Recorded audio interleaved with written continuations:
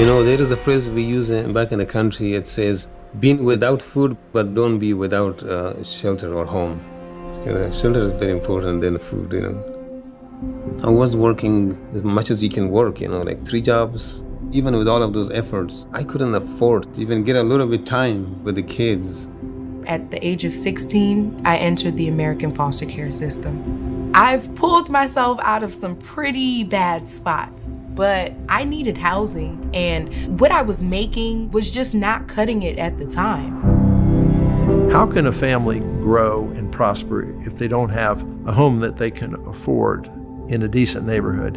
In the past several years, the situation has become more urgent than we've seen even 10 years ago. It has implications for people's lives. There are so many American families that don't have enough income to afford rental housing. Half of the renters in this country are paying more than 30% of their income for housing. The low-income housing tax credit allows investors to invest money in housing and get credits, and the result is funds to build additional low-income housing.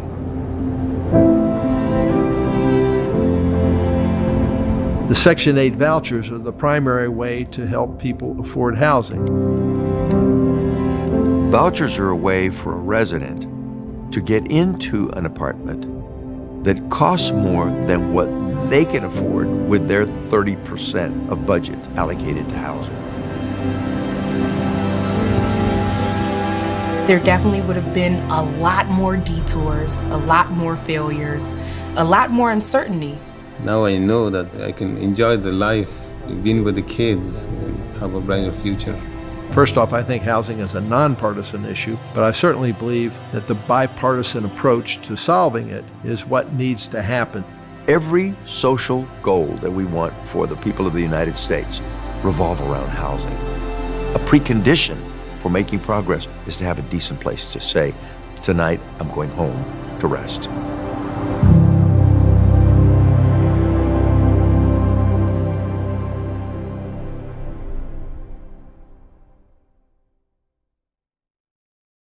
My father was a working class guy who came to Washington, D.C. at the end of We want to try to find a way to make a material difference, because I've had the pleasure of giving keys to homeowners, and for each homeowner, it's a life-changing event. My name is Ron Terwilliger. Incremental progress we can make, we should. My father named me Jackson Ronald after his boss. I think he was a brown-noser. My father was a working class guy who came to Washington, D.C. at the end of the Great Depression to find a job. And he found a job and he found my mother. Our parents loved us. My mother just doted on us. Her whole life was about her boys. And my dad, at night, he would work a second job. He never made a total of 10 grand a year in his life. I mean, times were different back then. My parents bought a house in 1941 for $5,000, and it was a tract house like everybody in the neighborhood. None of us had ever seen a golf course or tennis court or swimming pool. We didn't have access to any of that, but it didn't matter. It was just such a simple, confident life. We didn't feel threatened by anything. We were able to go to good public schools, have a lot of neighborhood friends, and had 2 supporting, loving parents. That got me to college. I was captain of the Navy's basketball team and an academic All-American my last year. When I was at the Naval Supply Center in Norfolk, I applied for the Harvard-Stanford MBA program. Harvard admitted me, and I went on my own. I took 1 course at Harvard on real estate that made me think, that's what I want to do with my career. And it just clicked that it made sense to me to figure out we need to find a way to build more affordable rental housing. At the same time, I think it's a disgrace that the richest country in the world has a housing crisis. So few people, including Congress, understand how desperate so many Americans are. There are so many American families that don't have enough income to afford rental housing, much less transition to home ownership. And, we have so many low-income families that are forced into neighborhoods where the schools are poor, they don't have access to health care or transportation to get to jobs. How can a family grow and prosper if they don't have a home that they can afford It's foundational for family growth. The 1949 Housing Act, this country said it was an aspirational goal for every American family to have a decent home and a suitable living environment. But we're so far from that goal. BPC is the right organization addressing a nonpartisan issue. The bipartisan approach to solving it is what needs to happen. You know, I came, as I have said, from a very modest beginning. I had no expectations, and when I became 55, I was wealthy by anybody's standards. And I thought to myself, what is my responsibility with this wealth? I concluded that I would take my wealth and try to make the world a better place from a housing standpoint. When I gave keys to a family that took ownership to a house, it was such a life-changing event for that family that I never forgot it. I continue to want to try to make it a priority in this country and across the world.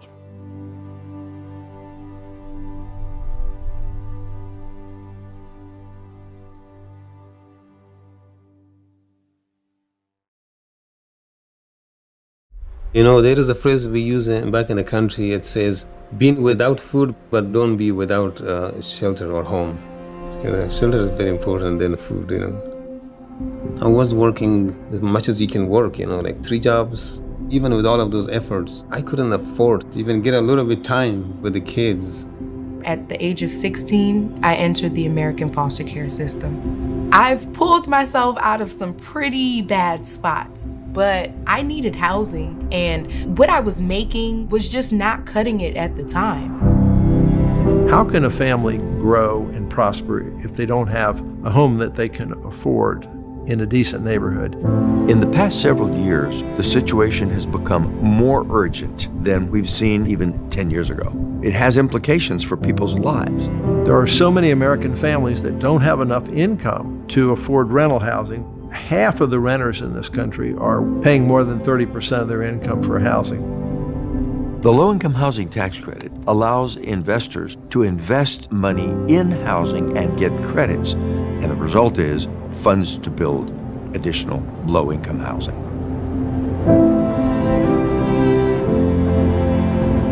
The Section 8 vouchers are the primary way to help people afford housing. Vouchers are a way for a resident to get into an apartment that costs more than what they can afford with their 30% of budget allocated to housing. There definitely would have been a lot more detours, a lot more failures, a lot more uncertainty. Now I know that I can enjoy the life, being with the kids, and have a brighter future. First off, I think housing is a nonpartisan issue, but I certainly believe that the bipartisan approach to solving it is what needs to happen. Every social goal that we want for the people of the United States revolve around housing. A precondition for making progress is to have a decent place to say, tonight I'm going home to rest.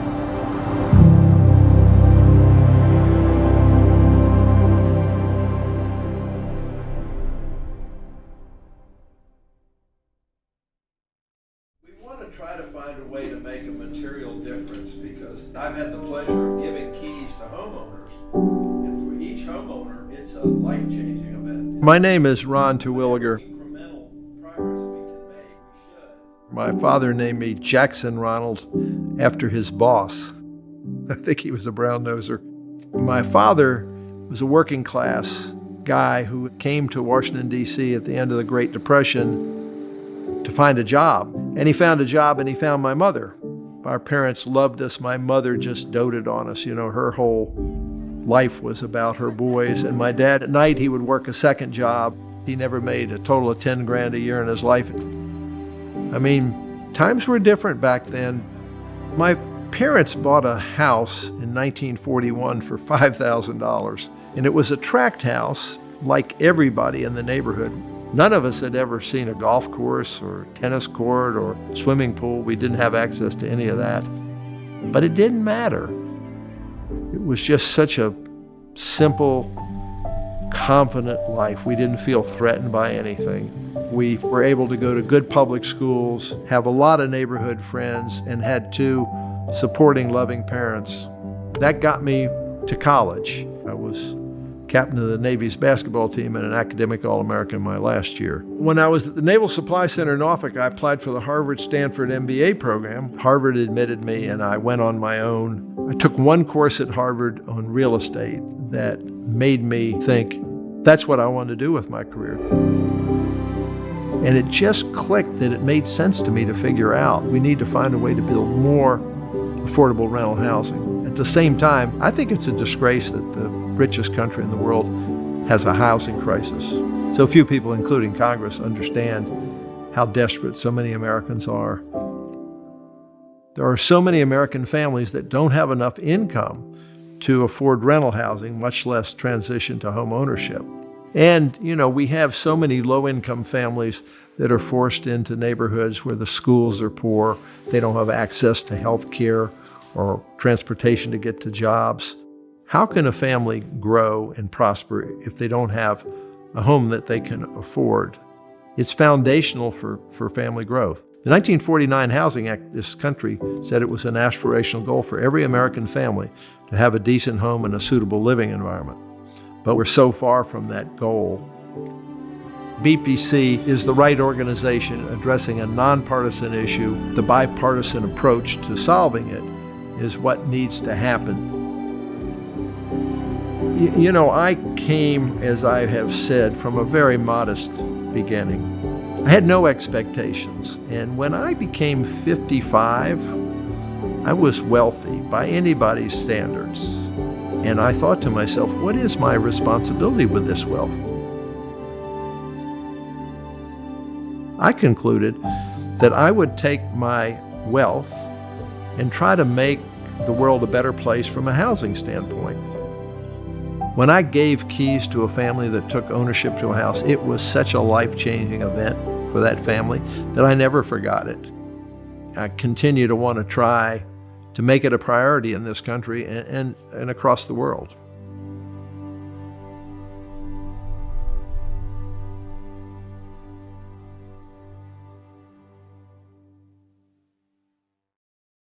And CEO of the Bipartisan Policy Center.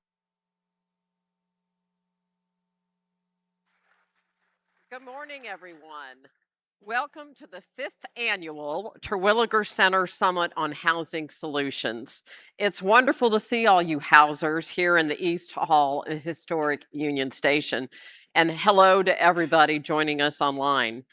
BPC's leadership is all about housing solutions. Our governing board has a deep bench of housing advocates: Pamela Hughes-Patino, Henry Cisneros, Hugh Frater, and Candy Wolf, and importantly, Ron Terwilliger, the founder of BPC's Terwilliger Center for Housing Policy.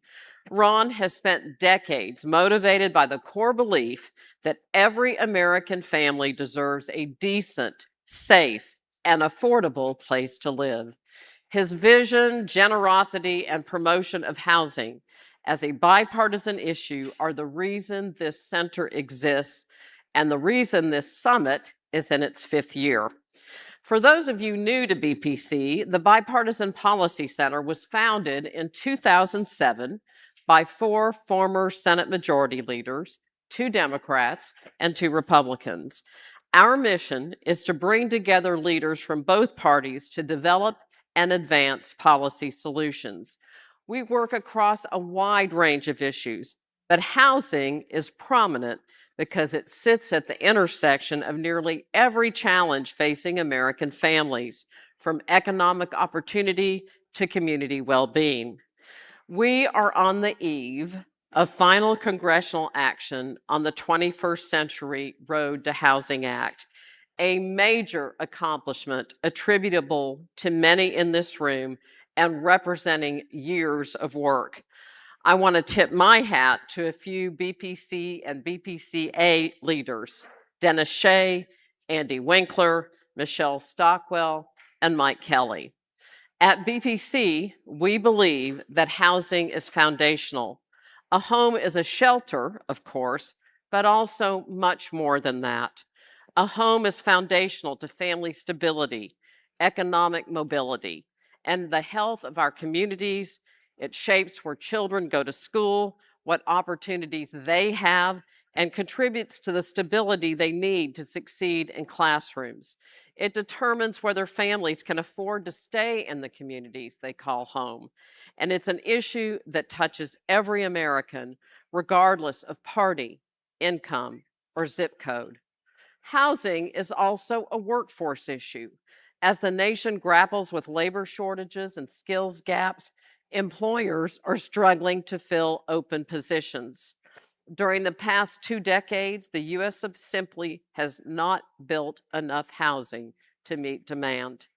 This supply-demand imbalance has led to soaring prices and rents in communities across the nation, with millions of households struggling to make their payments and unable to achieve the American dream of homeownership. That's why the work of the Terwilliger Center team matters so much. Housing policy is the long game. It takes persistence and sustained focus, trusted relationships, and people willing to show up year after year. And that persistence is paying off. For example, last year's low-income housing tax credit expansion was a big step forward and is going to make a real difference in what gets built.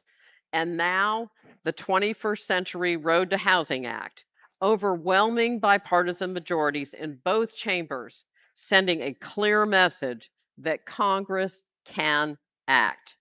Housing is now a top-tier issue here in Washington and in state capitals and city halls all across our country.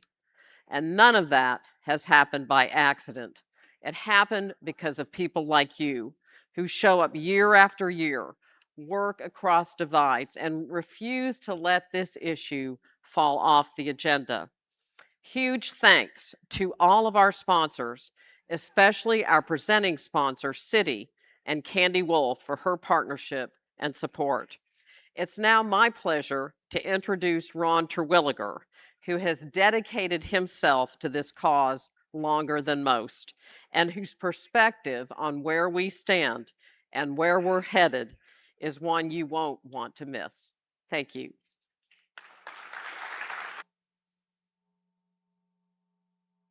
Thank you, Margaret, and thank you for that generous introduction. I'm sorry I can't be with you in person today. Believe me, there's nowhere I'd rather be than in that room. But I'm grateful to be part of the important day from a distance. To everyone who has made the trip to Union Station, and to those joining us virtually from across the country, welcome. The fact that you're here tells me something. You understand what's at stake, and you're committed to doing something about it. Housing touches everything. Where a family lives determines where their children go to school, how long their commute is, whether they can save for retirement, and whether they can build the kind of stability that leads to opportunity. There's no policy issue more fundamental to the daily lives of Americans than housing. For years, I called housing affordability the silent crisis, not because it wasn't real, but because Washington wasn't paying attention. The media wasn't paying attention. The problem was hiding in plain sight, in overcrowded apartments, in families doubling up, in young people unable to put down roots in the communities where they work. I'm proud to say that has changed. We are seeing real action in Congress, in state legislatures, and in cities and towns across the map to increase housing supply and lower costs for American families. That momentum is gratifying. But let's be honest with ourselves. We have a long way to go. That's what brings us together today, and that's what the BPC's Terwilliger Center for Housing Policy was built to address. When I partnered with BPC in launching the center, it reflected a deeply held belief that every American family deserves a decent, safe, and affordable place to live. And the best way to get there is through policies that can earn broad support across party lines. Solutions both sides can believe in. As I said before, housing is a nonpartisan issue, and the bipartisan approach to solving our nation's housing challenges is what needs to happen. The data tells us that Americans agree. A recent BPC poll found that 89% of voters want the House and Senate to work together and pass legislation to make housing more affordable. That's not a narrow consensus. That's a mandate. People across the political spectrum are feeling the weight of high housing costs. They know it's harder to buy a house or afford the rent than it was a generation ago. They want action. Today's agenda brings together government officials, housing experts, and leaders from the public and private sectors who have committed to finding real solutions. They come from different backgrounds. They don't always agree on every detail, but they share a conviction that this problem can be solved and that working together is the only way to solve it. I'll be watching every panel, every conversation, every exchange of ideas with enormous interest and pride. The lineup you'll hear from today represents some of the sharpest minds and most dedicated public servants working on housing right now. I have every confidence that by the end of the day, you'll leave with new insights, new relationships, and renewed determination. Thank you for being part of this. Now let's get to work. Please welcome to the stage Michael Kelly, Director of BPC Action.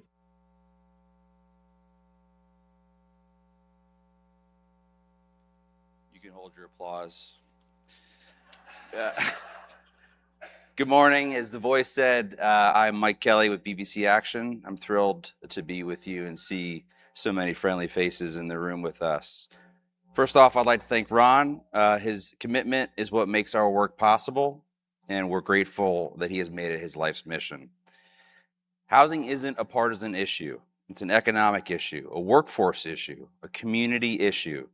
And the only way to move the needle is to find common ground between members and chambers who don't always agree, in case you have not noticed. That's the work BPC and BBC Action set out to do some 4 years ago with our own legislative plan, the American Housing Act. Since then, we've worked with Tim Scott and French Hill on reducing regulatory barriers and accelerating permitting. We've worked with Elizabeth Warren and Maxine Waters on production incentives and housing program reforms.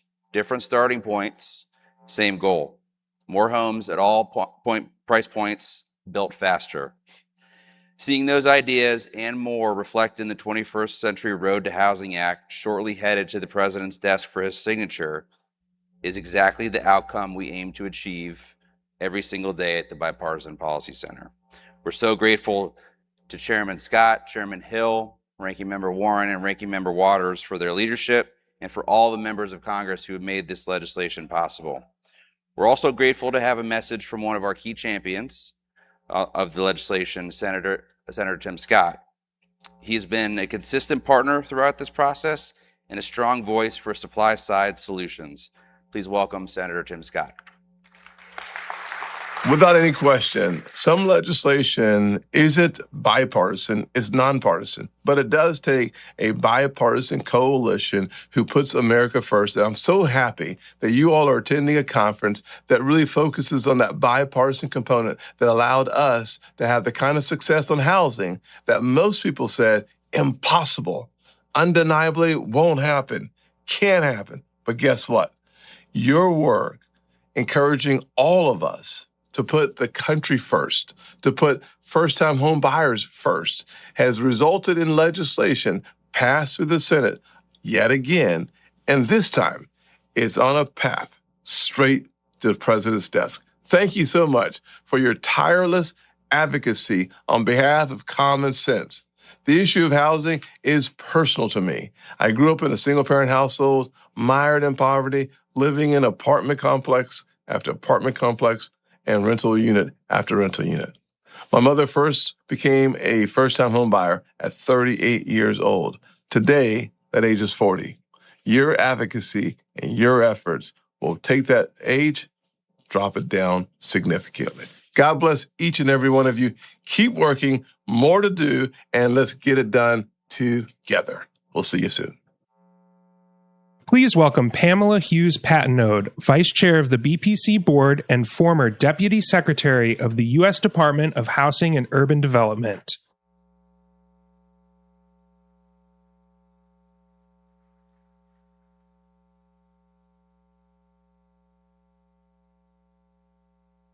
Good morning, everybody. Is this on?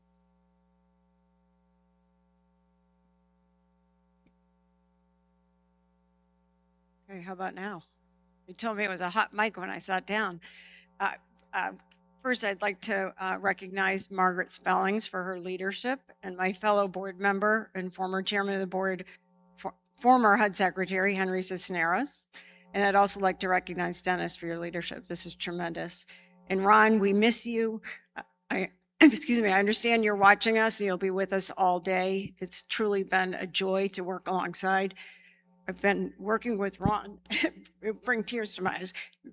Out of my 40-year career, I've spent 19 working alongside Ron Terwilliger. So thank you, Ron, for your leadership, and thank you for making all this possible.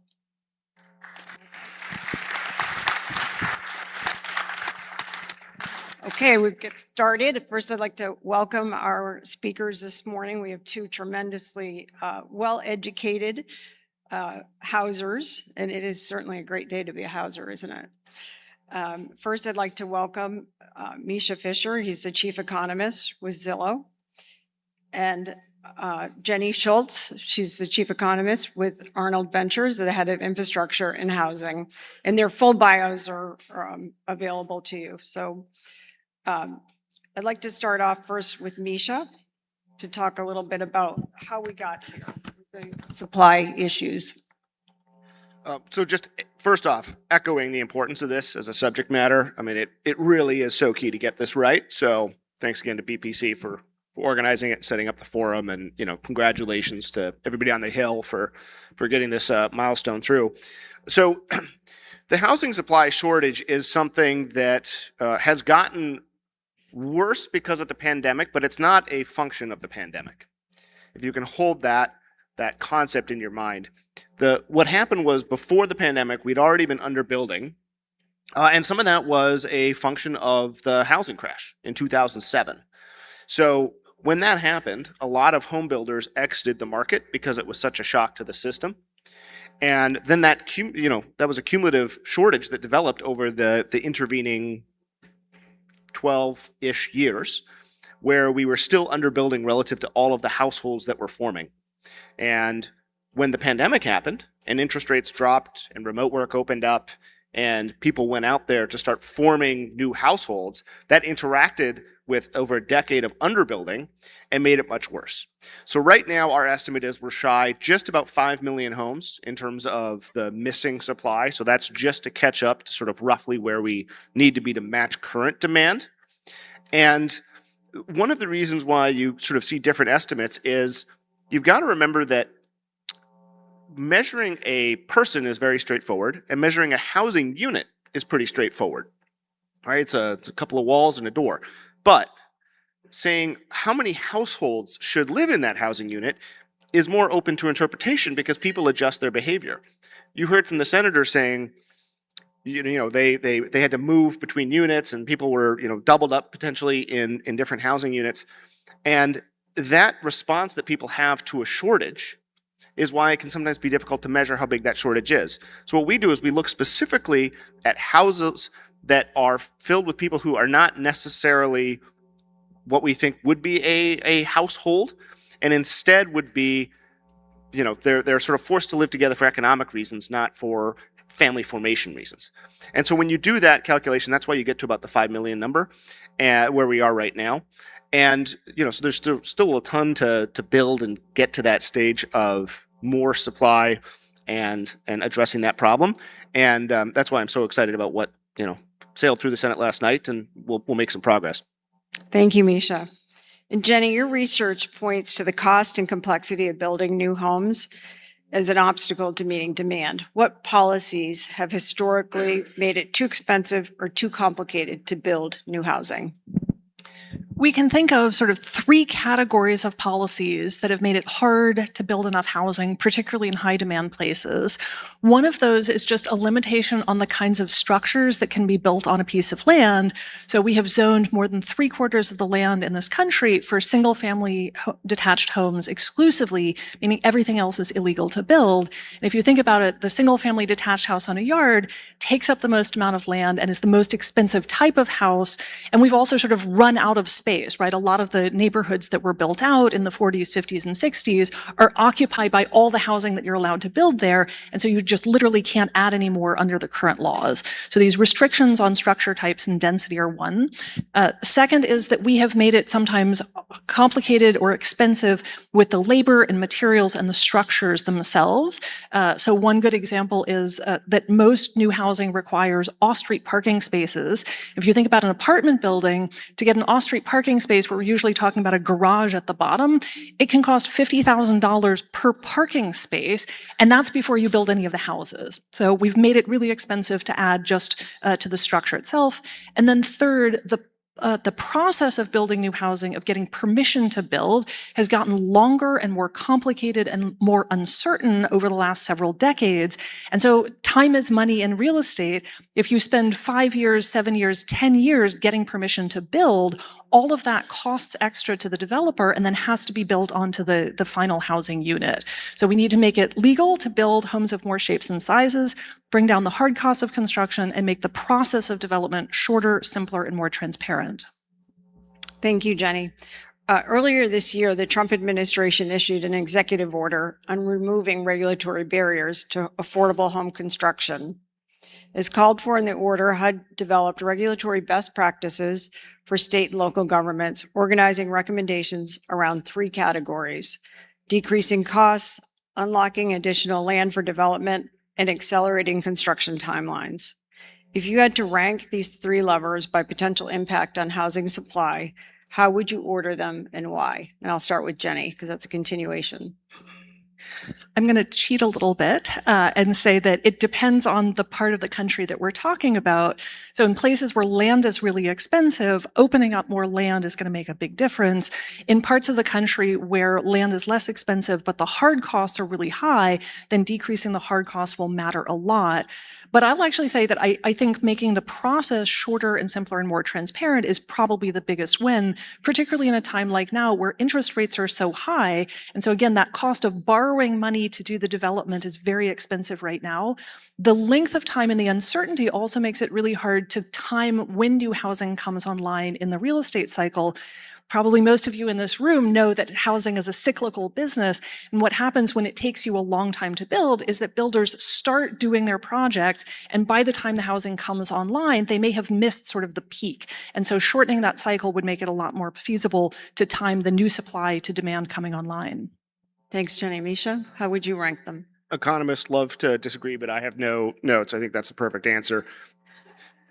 Amortizing the cost of building over a longer window where you're not actually having sold the unit, if you can shorten that, that's basically a free way to lower cost. Other forms of lowering costs are beneficial, and it's, you can find ways to improve that. But if you're just pulling excess time out of that, it's sort of pure savings. So I think that's a really, really powerful lever.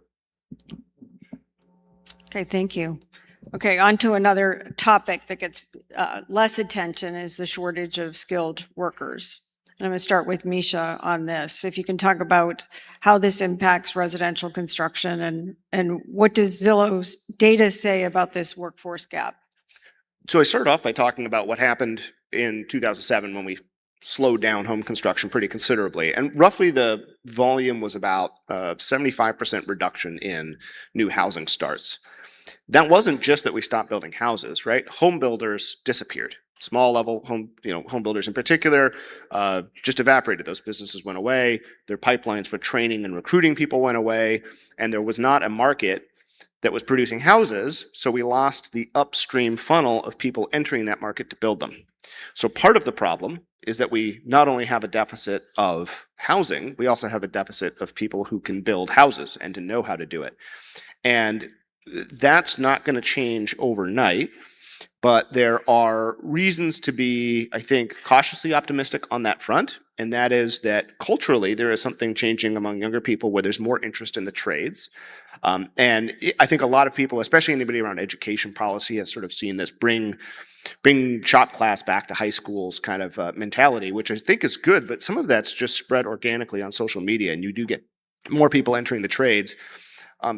But there's still a role for policymakers in terms of making sure that you've got an educational pipeline that supports it, making sure that you've got people fully aware of the benefits of working in these areas, and then making sure, you know, there's room around, you know, some states have looked at, say, licensing compacts to make sure that a labor force can move. If you're certified to do work in one area, you can go do work in another area, right? So there's a creative policy discussion around improving that. But the quick version is, we still have not got back to the level of residential construction workforce that we had 20 years ago. We are still below that level. That is not true on the commercial side. On the commercial side, we now have more people working in that construction space than we've ever had. But in residential, we're still short of where we were 20 years ago, despite the fact that we've got this housing deficit. So that has to, you know, we do still need to bring more people back. There is a wage premium for working in the trades. So, you know, that's true. The problem is the size of that premium is not as big as it's been in the past. So there's also still some room for, you know, for higher wages to attract more people and enter the space. What impact do you think AI will have on this workforce, on this skilled workforce? I mean, it's a great question. I think it's going to have the most impact on the production of more prefabricated building components. So you hear this quite a lot in the context of SIPs, which is an insulated panel, which you'll hear talk about. So rather than framing on site, you can frame off site in a factory with a CNC machine, throw the panel on a flatbed truck, ship it to the job site on a crane. You can put a structure up in one day. And so there's lots of room to improve there. I think some of the more intriguing areas are around permitting and compliance reform, to make that process faster and to make it clearer what, you know, is zoned in one area or what is required by code in certain areas because code requirements change. So there's area there. And then also in terms of faster training for people. So I think that if you are in the construction space, there's a lot to know in terms of, you know, how you frame, how you wire, how you plumb. And the tools are definitely something that are getting into the hands of production level contractors who are using those tools to get faster answers on terms of how you construct something if it's a particularly unconventional process. So that's a long-winded way, an economist way of saying it'll speed things up a little bit. Okay, thank you, Misha. Jenny, can you talk as an economist a little bit about how the housing shortage is affecting our national economy? Yeah, there's such enormous spillovers from the housing market, and not having enough homes, particularly in high productivity labor markets, has really held back productivity for individual households, for businesses, and for the country as a whole.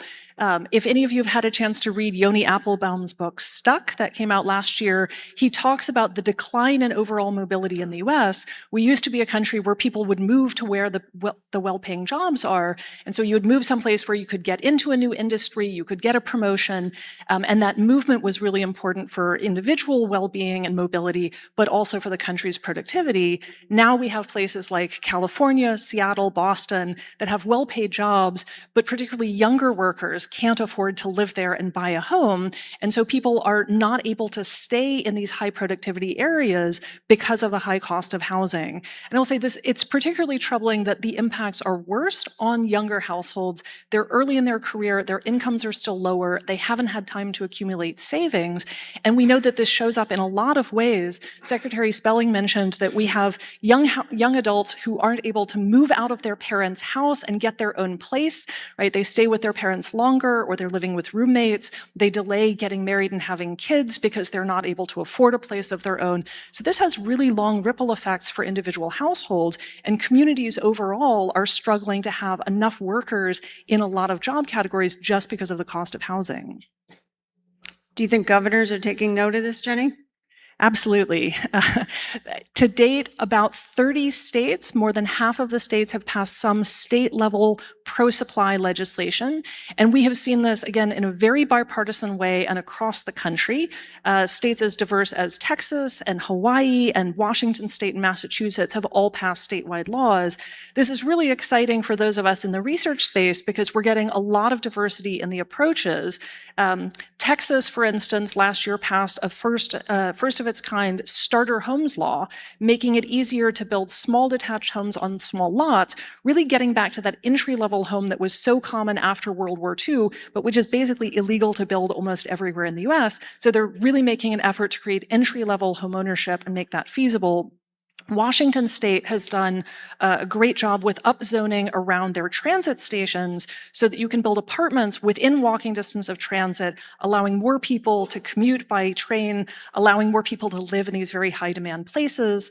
And I would point to also Montana is a state that has now required its larger localities to plan proactively for housing growth. So not just saying the people who are here, the houses that are here now is where we're going to stay, but every so often to go back and say, how many people are going to move here? How many jobs are going to be created? Do we have capacity under our zoning to allow for that, and keep updating that over time? So I think these are three of the really promising approaches that we're seeing at the state level. And at the state level, this is all showing up in the data. So if you look at what's happening in terms of rent growth and home price appreciation and sales volume, there's a pretty close to one-to-one mapping between where successful new supply is being brought online and where affordability is improving for people. So there's a couple of really standout marquee markets. If you've been living under a rock, maybe you've missed it, but rents in Austin are down considerably from their peak. This has been a national story, but there's a bunch of other markets that haven't gotten the same attention. In Colorado, the Denver metros, close behind in terms of rents being down 10, 15% from their peak because so much supply has been brought online, particularly around transit areas, and that's the case of multifamily. In the case of single family and townhouses and other to own structures, same thing, you've got flat to lower prices and improving affordability at a faster rate than in areas where supply has not been expanded at the same level. Great. So while we're talking about variation in markets, can you talk to us about some of the markets that are so undersupplied? Yeah, so undersupplied, it's some of the expensive coastal areas. So where Jenny was saying in terms of very high productivity, high wage areas, that's where you should see more supply. And we haven't necessarily seen that. So, pockets like, San Jose, San Diego are some of the standouts. Los Angeles is another one where we should have more supply than we've got, where affordability is acutely challenged. And as a result, we've got an absence of a lot of sales volume and sales growth because people can't afford to purchase there. And just echoing the point from the Stuck book, we've got research that shows that the number of lifetime moves we expect people to make has dropped by about 10% just in the last couple of years. Jenny, can you talk to us about off-site construction? And I know one of our board members, is Hugh Frater here yet? Hugh will be very interested in this subject and be talking more about it later today. But can you tell us what we've learned about off-site construction and the technology improvements? Yeah, I think the first point is that off-site construction is actually a really wide range of different housing typologies and technologies. And so people in the industry, may say factory-built housing. That encompasses everything from the traditional manufactured home built under HUD code, where the entire house is built in the factory, put on a chassis, delivered to the site, and put on a foundation there. But as you were saying, Misha, we also have more of the panelized construction, where you're building essentially the walls with all all of the things in it, and then doing the construction of the walls on site. And we're also interested in things like cross-mod, which is a little bit of a hybrid. The house is built within the factory, but then things like porches and garages can be added on site to give it more of the aesthetics of traditional stick-built housing. So we've seen off-site construction in some form or another for many decades now. And there's kind of always been the question, is it going to break open? Is it going to become bigger? There's some economic downsides. If you build something in a factory and you've got to put it on a truck to ship it, the transportation costs become more expensive. So you save money on the construction labor and the time, but then you're adding this transportation. So looking to areas that maybe be able to set up manufacturing facilities closer to the population centers. But I do think we're going to see more interest in these sort of hybrids. The road to housing, which I'm sure we're going to get to in a minute, lifts the chassis requirement for manufactured housing so that you can have more different kinds of structures and they look more like traditional housing. The GSEs have also been really paying attention to, can we provide traditional mortgage financing to manufactured housing on a plot of land that is owned? That gets you away from the chattel loans, which are much more expensive for households. So we're seeing a lot of kind of like chipping away at some of the limitations around the outside. I think there's a real potential for some of this to break open to scale, but we've also been waiting for that for quite a long time and it hasn't really happened yet. Have either of you seen the development in Austin? These were, I believe they were concrete poured homes. There's a subdivision of about 100 affordable homes in Austin. Are these the 3D printed ones? Yes. I have unfortunately not seen them in person, but I've seen pictures. Have you seen them? I haven't seen them in person. I've also seen pictures, but I do think that it raises an interesting point, which is there's a lot of very interesting technology that's out there, but in order to scale it, you also have to, of course, get the labor force right, because all technologies, you've got to have people trained to work with it. So these things are connected, and a lot of the times when you see a neat technology, you say, oh, that's very compelling, but if nobody knows how to work with it, then you've got to build up a pipeline of people so that you can actually get those benefits. And that's going to be different in different parts of the area. So the reason why I sort of echo the point about hybrid production and more localized is that you have to build differently in different parts of the country, and sometimes that knowledge is local, so it still ties back in the labor force, because some areas they build with CMUs, with masonry units for termite or moisture or hurricane reasons. Other places it's stick framing. Some places you've got seismic concerns, so you do still have to customize how you build for different parts of the country, and a lot of that wisdom and knowledge is built up in that local labor force. So in the back of your mind, remember, the neat technology has to be paired with a qualified labor force that knows what they're doing and how to work with it and how to actually get those widespread gains. And I will say this is another area that I think is ripe for regulatory reform at the state level to encourage manufactured housing to be done at scale. It helps a lot to have a standardized building code, right? And the standardized building code, say, within the state that takes account of weather conditions and soil conditions.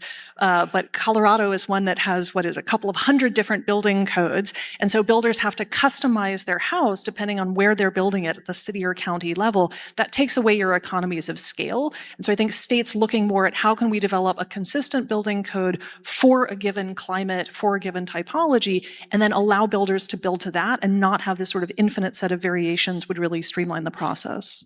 To not put a too fine a point on it, if you want just a really fun example of local variation and building codes, you go, what? In Colorado, if you want to frame something over the base slab, you have to do what's called a floating wall. So you have to actually, if you're in a basement, for example, you have to float your walls from your ceiling joists. And you do that by laying a bottom plate, putting a spike through it, and then the wall can float up and down.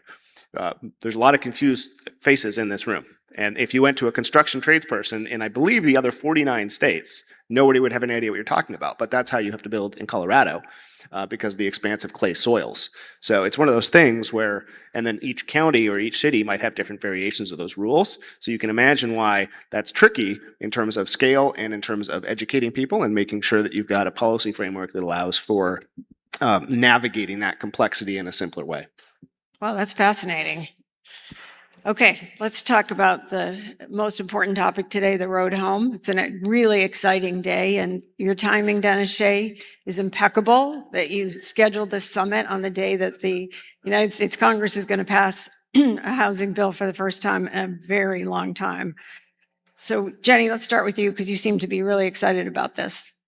Talk to us about what's in the road home and how this will make, if it will make a meaningful impact on the housing supply.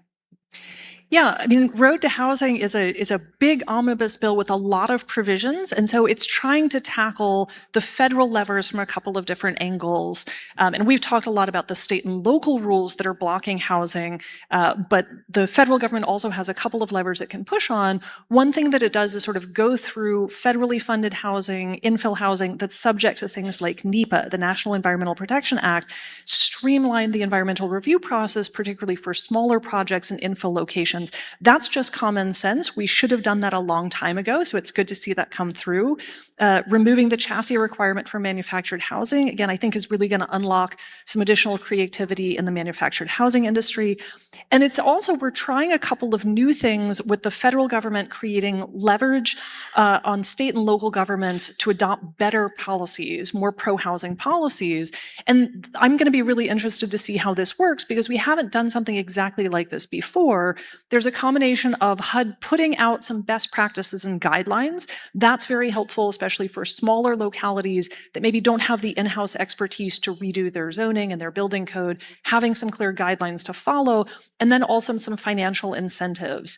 So giving top-ups of CDBG, the new innovation fund that incentivize state and local governments not only to develop better policies, but also to build more housing. And if these wind up being implemented well and turn out to be impactful, there's room to scale these up. A lot of them are pilot programs, but I think we're going to be really interested to see if these are good incentives that work well, then we can do more of them.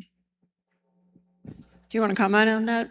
I mean, but again, no notes. I think it's a perfect answer. Jenny knows the space really, really well. The one thing I'll add is it is, something I think DC and policymakers in the country can be proud of, that we are focusing on supply. Other places that have had some of these affordability challenges have just done demand side changes. And you can do things and improve them at the demand side, but if that's all you do, then you probably won't get the actual affordability gains that you get by focusing on supply. So I just think that that's worth commenting on, that it is a success that the debate focused on good economics and tackled it head on.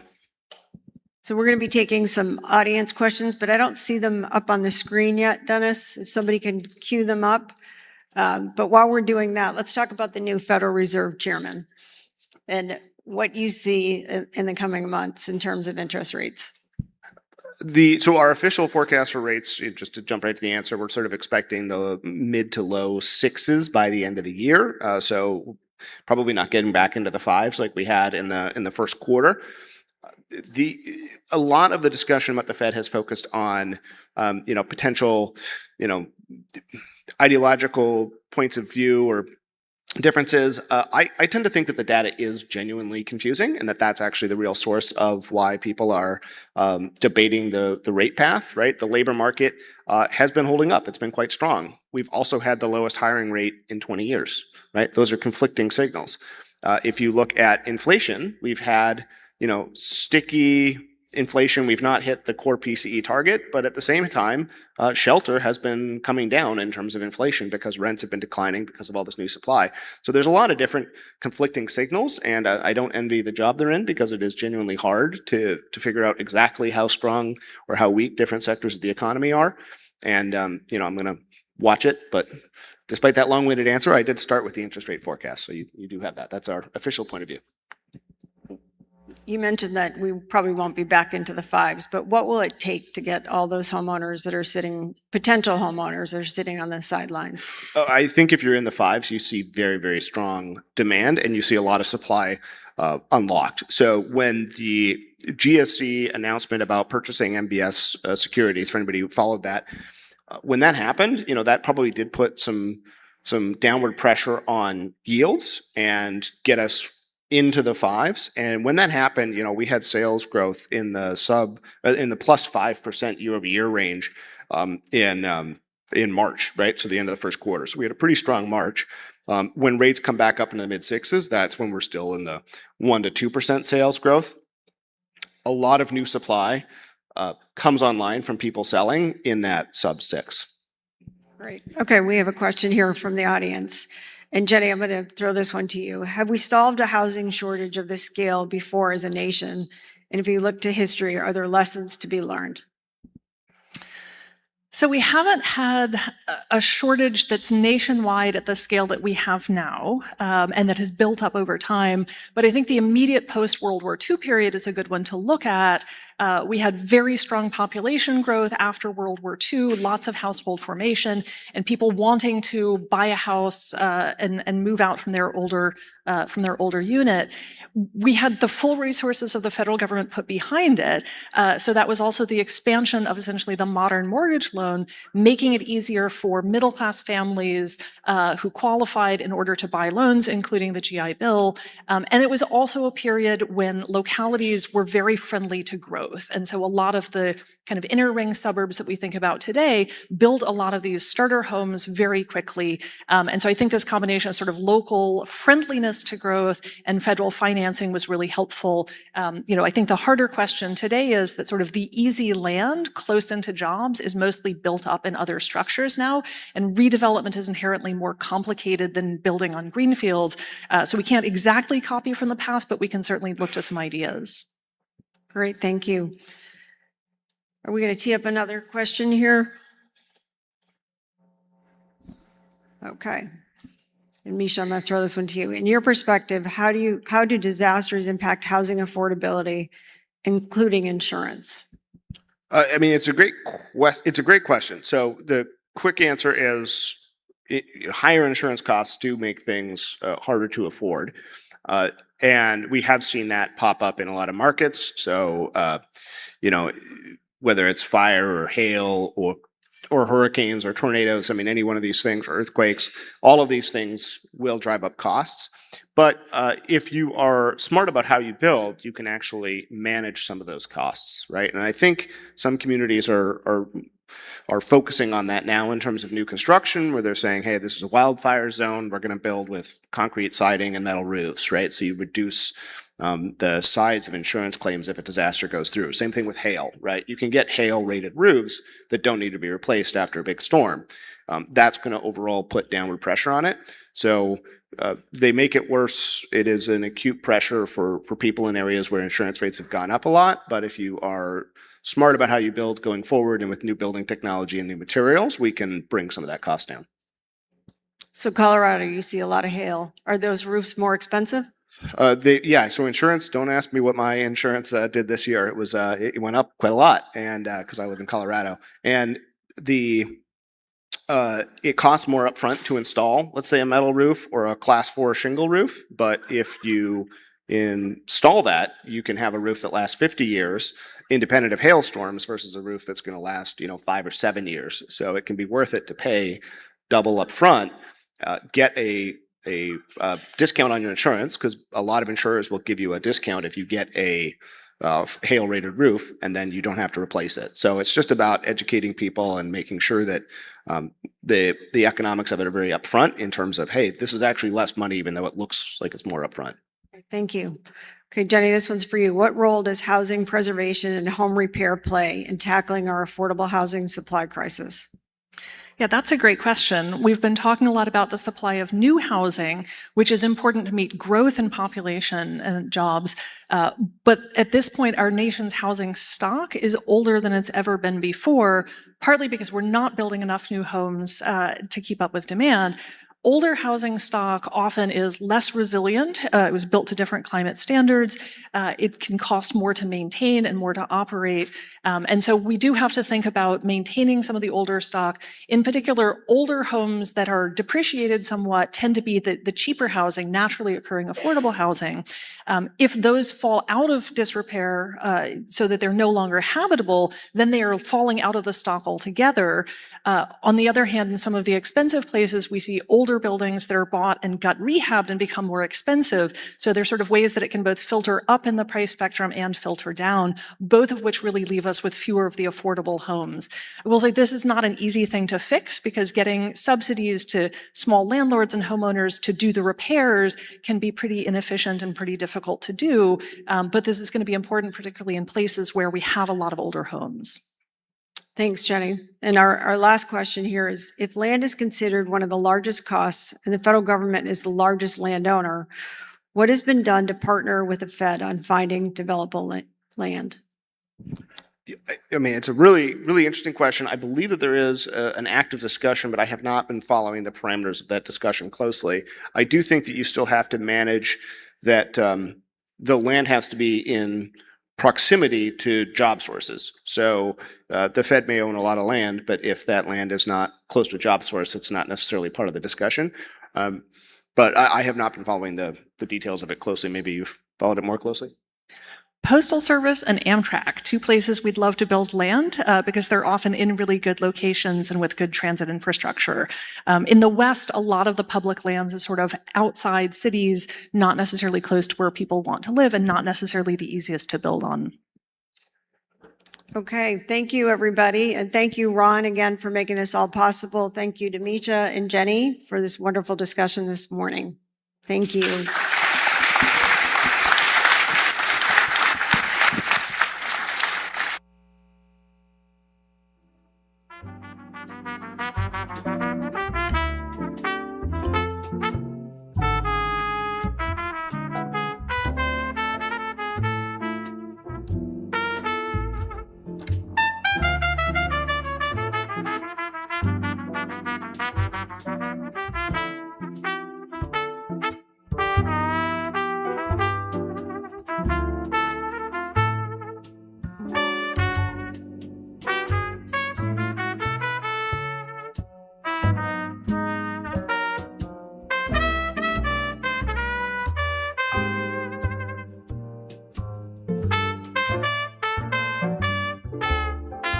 Please welcome to the stage Sasha Dudas, Managing Director of Deloitte.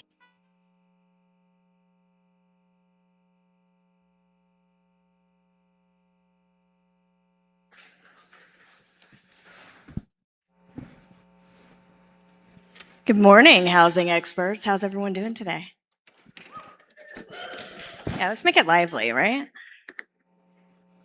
My name is Sasha Dudas, and I'm a managing director from Deloitte. I'm so excited to be moderating this panel today. I want to thank Dennis Shea and the Bipartisan Policy Council for having us. We're super excited to be moderating this important panel with 3 federal leaders who are instrumental in the supply of affordable housing to this country. First and foremost, Joe Gormley is the president of Ginnie Mae, and I believe the acting commissioner of the FHA as well. So Joe, you just let me know if it's Mr. President or Mr. Commissioner today. We'll decide on which question that is. Matt Jones is the Deputy Assistant Secretary for the Office of Single Family Housing at the Federal Housing Administration. Matt, excited to have you here. Good to see you again. And Patrick Zondervan is the Executive Director of the Department of Veterans Affairs Loan Guarantee Service. Patrick and I didn't want to brag, but we are the only 2 non-lawyers on the panel today, so we're super excited for that. Patrick's good to have you. The previous panel did a great job in setting the stage for the housing challenges facing our country. With one of my mentors and friends, Pam Patino. It's good to see you, Pam. We always end up meeting like this, don't we? Those challenges certainly can't be addressed by any single agency alone. But how do each of you think of your agency's role in addressing those challenges to improve access to safe, decent, and affordable housing? I guess I'll take the prerogative and go first. You know, when I think about the entities represented up here, Ginnie Mae, FHA, VA, they're some of the best examples of public-private partnerships in the government. You know, it's the government backing that encourages companies to make loans and investors to buy MBS, but we need the private sector to deliver those services. Over its history, Ginnie Mae has supported millions and millions of loans for first-time home buyers and veterans and active duty service members. Our portfolio is currently $2.95 trillion. I think we'll hit $3 trillion sometime later this summer, so a very big milestone for Ginnie Mae as an organization. Last year alone, I think we insured or Ginnie Mae backed loans for almost 160,000 first-time home buyers and something like 70,000 VA loans. So The Ginnie Mae guarantee, which, for 6 basis points, you get the full faith and credit of the United States government backing that investment. 6 basis points, like one of the greatest deals in the history of finance. It gives confidence to investors across the globe to invest in our mortgage-backed securities. The more investors we have, the better mortgage rates we can deliver to American homeowners. And we couldn't do it without our partners at FHA and VA. I'd just add more broadly, clearly supply is such a big component of housing affordability, and throughout our building a HUD from the secretary on down, we're laser focused on housing supply. And the good news is there's a lot we actually can do and are doing to help there. One thing that we proposed last week, and I think we'll get into this maybe a little bit later, is removing the chassis requirement on upper levels of manufactured housing. That could potentially be complemented by statutory reform that might be enacted as early as this week to completely transform the ability to build housing supply on the modular manufactured space. And really, we're going to see a supercharging of that particular channel of bringing new supply to market. Beyond that, a lot of the work we're doing is looking at what had actively harmed the development of new supply. And let's start by reversing some of those things. One thing we did a couple months ago was reverse the 2024 International Energy Conservation Code final determination, which was enacted by the prior administration, which basically says any FHA or USDA loan is ineligible for financing if it's made on a new property that doesn't comply with the 21 code, a code that only is implemented in 7 states right now. 33 states are on the 09 code. And the delta between the 09 and the 21 code is something like $20,000 to $30,000 of additional cost. So when we want to talk about how do we get first-time home buyers to come in and actually get the benefits of home ownership, which, by the way, 86% of FHA loans are still the first-time home buyers, we want to make sure that the supply is available there that they can actually find and go get, right? So there's so much work that we are doing, have done. One other thing we'd mention is I believe in the last 3 or 4 weeks, we put out a state and local best practices document, and that's encouraging localities. We know so much of this cost structure is not at the federal level, but at the state and local level.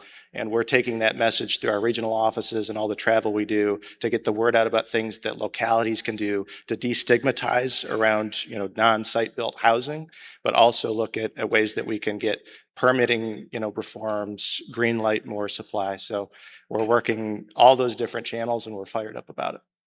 Love it. And Patrick and I are fired up too, but we laughed because it sounded like there was a mini earthquake underneath us as you were talking about those important things. Buildings shake? That's right. Well, I really love this question because it gives me an opportunity really to brag about how great the VA program is. We're talking about affordability. It is the single best option for veterans. So the veteran, it's an eligibility, it's a benefit that they've earned. And let me just brag on some of the great things. There's no down payment requirement. There's no primary mortgage insurance. So when you talk about affordability, those 2 factors alone make it so much more affordable for veterans compared to conventional shoppers. There are other things. I think one of you mentioned that it's a federally backed. So we give a 25% guarantee, which again helps with keeping the interest rates lower than conventional loans. There are many different parts of the program. I won't go through all of them, but it really is the single best option for a veteran who is considering buying a home. So what we're doing is we're looking at policies. We're working together on work groups within the agencies to identify areas where we can align and update our policies and regulations to make sure that we keep the program affordable. But I think the single biggest thing really is educating veterans about how great the program already is so that we can improve folks opting into the program. Currently, our portfolio is just a little over 4 million loans, and that's about 14.5% of the market, north of $4 trillion. So that's a significant stake in the market. About 40% of veterans are actually first-time homeowners when they opt for a home loan. So it is truly the single best option for a veteran who is looking for affordability and looking to buy a home. Amazing, thank you. And Patrick, you mentioned regulation. Matt, you mentioned that as well, or should I say deregulation, which has been an emphasis of this administration. Can you talk more about the deregulatory challenges that you've looked at, the changes that you've made, and maybe what FHA is arming to do in the months ahead? Absolutely. So, I think post Dodd-Frank, which now is 15 years in, the mortgage industry has become a bunch of compliance companies that happen to do mortgages. And when you look at the closing costs, everything that gets baked into a home purchase, we're talking about thousands of dollars of costs that many of which are new costs in this. I guess we can't call it a new environment anymore, but looking at FHA in particular, lenders are still making the decision whether they want to participate in this program, whether they want to expand their participation in the program. And ultimately, the question that they're asking is it worth it? What is the regulatory corpus around the program, and is it worth it for us to actually spend the time to allocate resources, to deploy staff, to learn it, to get good at it, to master it? So our job as policymakers is to figure out how we can tackle that cost structure so that we get more participation in the program. Participation benefits consumers. It's no secret FHA has a legacy of overzealous regulatory enforcement. So we want to create clearer rules of the road, greater expectations, understanding about how we think about nuanced issues rather than a gotcha regulation by enforcement environment. And at the same time, one thing that we've been really focused on is on the servicing side, which doesn't get as much attention on Capitol Hill, but I would argue the majority of the cost structure opportunity right now is in the servicing side, because in the post-COVID landscape where the program really changed, that cost structure has improved or increased rather, and there's a huge amount of opportunity for us to tackle that. We have tackled that through an announcement last year, and there's a lot more to come. We're actually announcing today a series of additional policy changes across the program, about a dozen new changes, and we think folks will be pleased to hear about them. Again, we want to make it as big of an opportunity to be an FHA lender for whether you're a large bank, community bank, credit union, non-bank. We want everyone to look at our program and feel like they can actually compete and participate in it, and therefore extend the benefit to the American people. We're approaching 100 years since FHA has been around. And just in this administration, we've already helped over 1 million first-time home buyers. So that doesn't just happen. There's a lot of blocking and tackling, and there's a lot of thoughtful thinking around how we make the program better. We're laser focused on it. Wonderful. Breaking news here today. We'll all be tuned into HUD's public affairs website this afternoon for those announcements. Thank you for that. And Joe, you have the privilege of securitizing both those loans and Patrick's loans. You've organized your priorities at Ginny in 3 main areas: stability, adaptability, and efficiency. Within those areas, what have been the biggest challenges, but more importantly, I think, what are the opportunities that you see within those 3 buckets that you've led there? Yeah, so when I think about stability, our program's been around since 1970, or issued the first mortgage-backed security in 1970. In those 56 plus years, we've never missed a pass-through payment to investors. That's a record we're incredibly proud of, and something we as an organization focus on every day, ensuring that we continue to make those payments, so investors continue to have the confidence to invest in the securities. So we're doing a lot of work around building more resiliency into our platform. Cybersecurity is very important to us as an organization. Not only our own cybersecurity, but the cybersecurity of our issuers. Over the last few years, there have been a few operational incidents in the mortgage industry, ransomware, other cyber attacks, where issuers, were locked out of their systems. And fortunately, the timing of those didn't prevent them from making the pass-through payments, and we were ready to step into their shoes if we had to. But we want to make sure that they have best-in-class systems, they're protected from those types of attacks, and also looking at our own platform. What investments do we need to make? We have a really forward-thinking IT team at Ginnie Mae. We've gotten great support from the administration and Congress to make IT investments. So very happy with the progress there. And then adaptability. I think a really big success story for Ginnie Mae over the last couple of years is the increasing amount of production that's going into what are called REMICs, real estate mortgage investment conduits, also sometimes called CMOs or collateralized mortgage obligations. Last year, almost half of our production, $250 billion, went into REMICs. And that's really addressing a market need. Investors are looking for structure. They're looking for access to different payment streams. So basically, you think about a REMIC, all it is a fancy way of taking the payment streams from a group of mortgage-backed securities. One investor will buy, a priority stream where they get the first payoffs, and then so on. It gets tranched downwards. So there's a lot of appetite for that in the market, and we have a small but mighty team, just a few folks at Ginnie Mae that help put those transactions together. I was in Asia a couple weeks ago representing Ginnie Mae, and all those investors want to talk about is REMICs and their desire for more. So that's one area of organization where we've been able to be really adaptable and meet an investor need, which helps drive affordability for homeowners. And then with efficiency, a couple success stories. So e-notes are very important to Ginnie Mae as an organization. They're a growing percentage of our production. They're also popular at Fannie and Freddie. But what issuers tell us is when a consumer or when they use an e-note in a transaction, consumers can save up to $400. An e-note is just a digital facsimile of the paper note, but it's just so much more efficient. And for $400 for an FHA or VA borrower, that's real money when you think about it. That's a mattress or a set of furniture for a new home. So those are real savings and something we're really excited about as an organization. And then finally, with efficiency, as I mentioned, our portfolio is almost $3 trillion, but we're a small organization, about 220 people.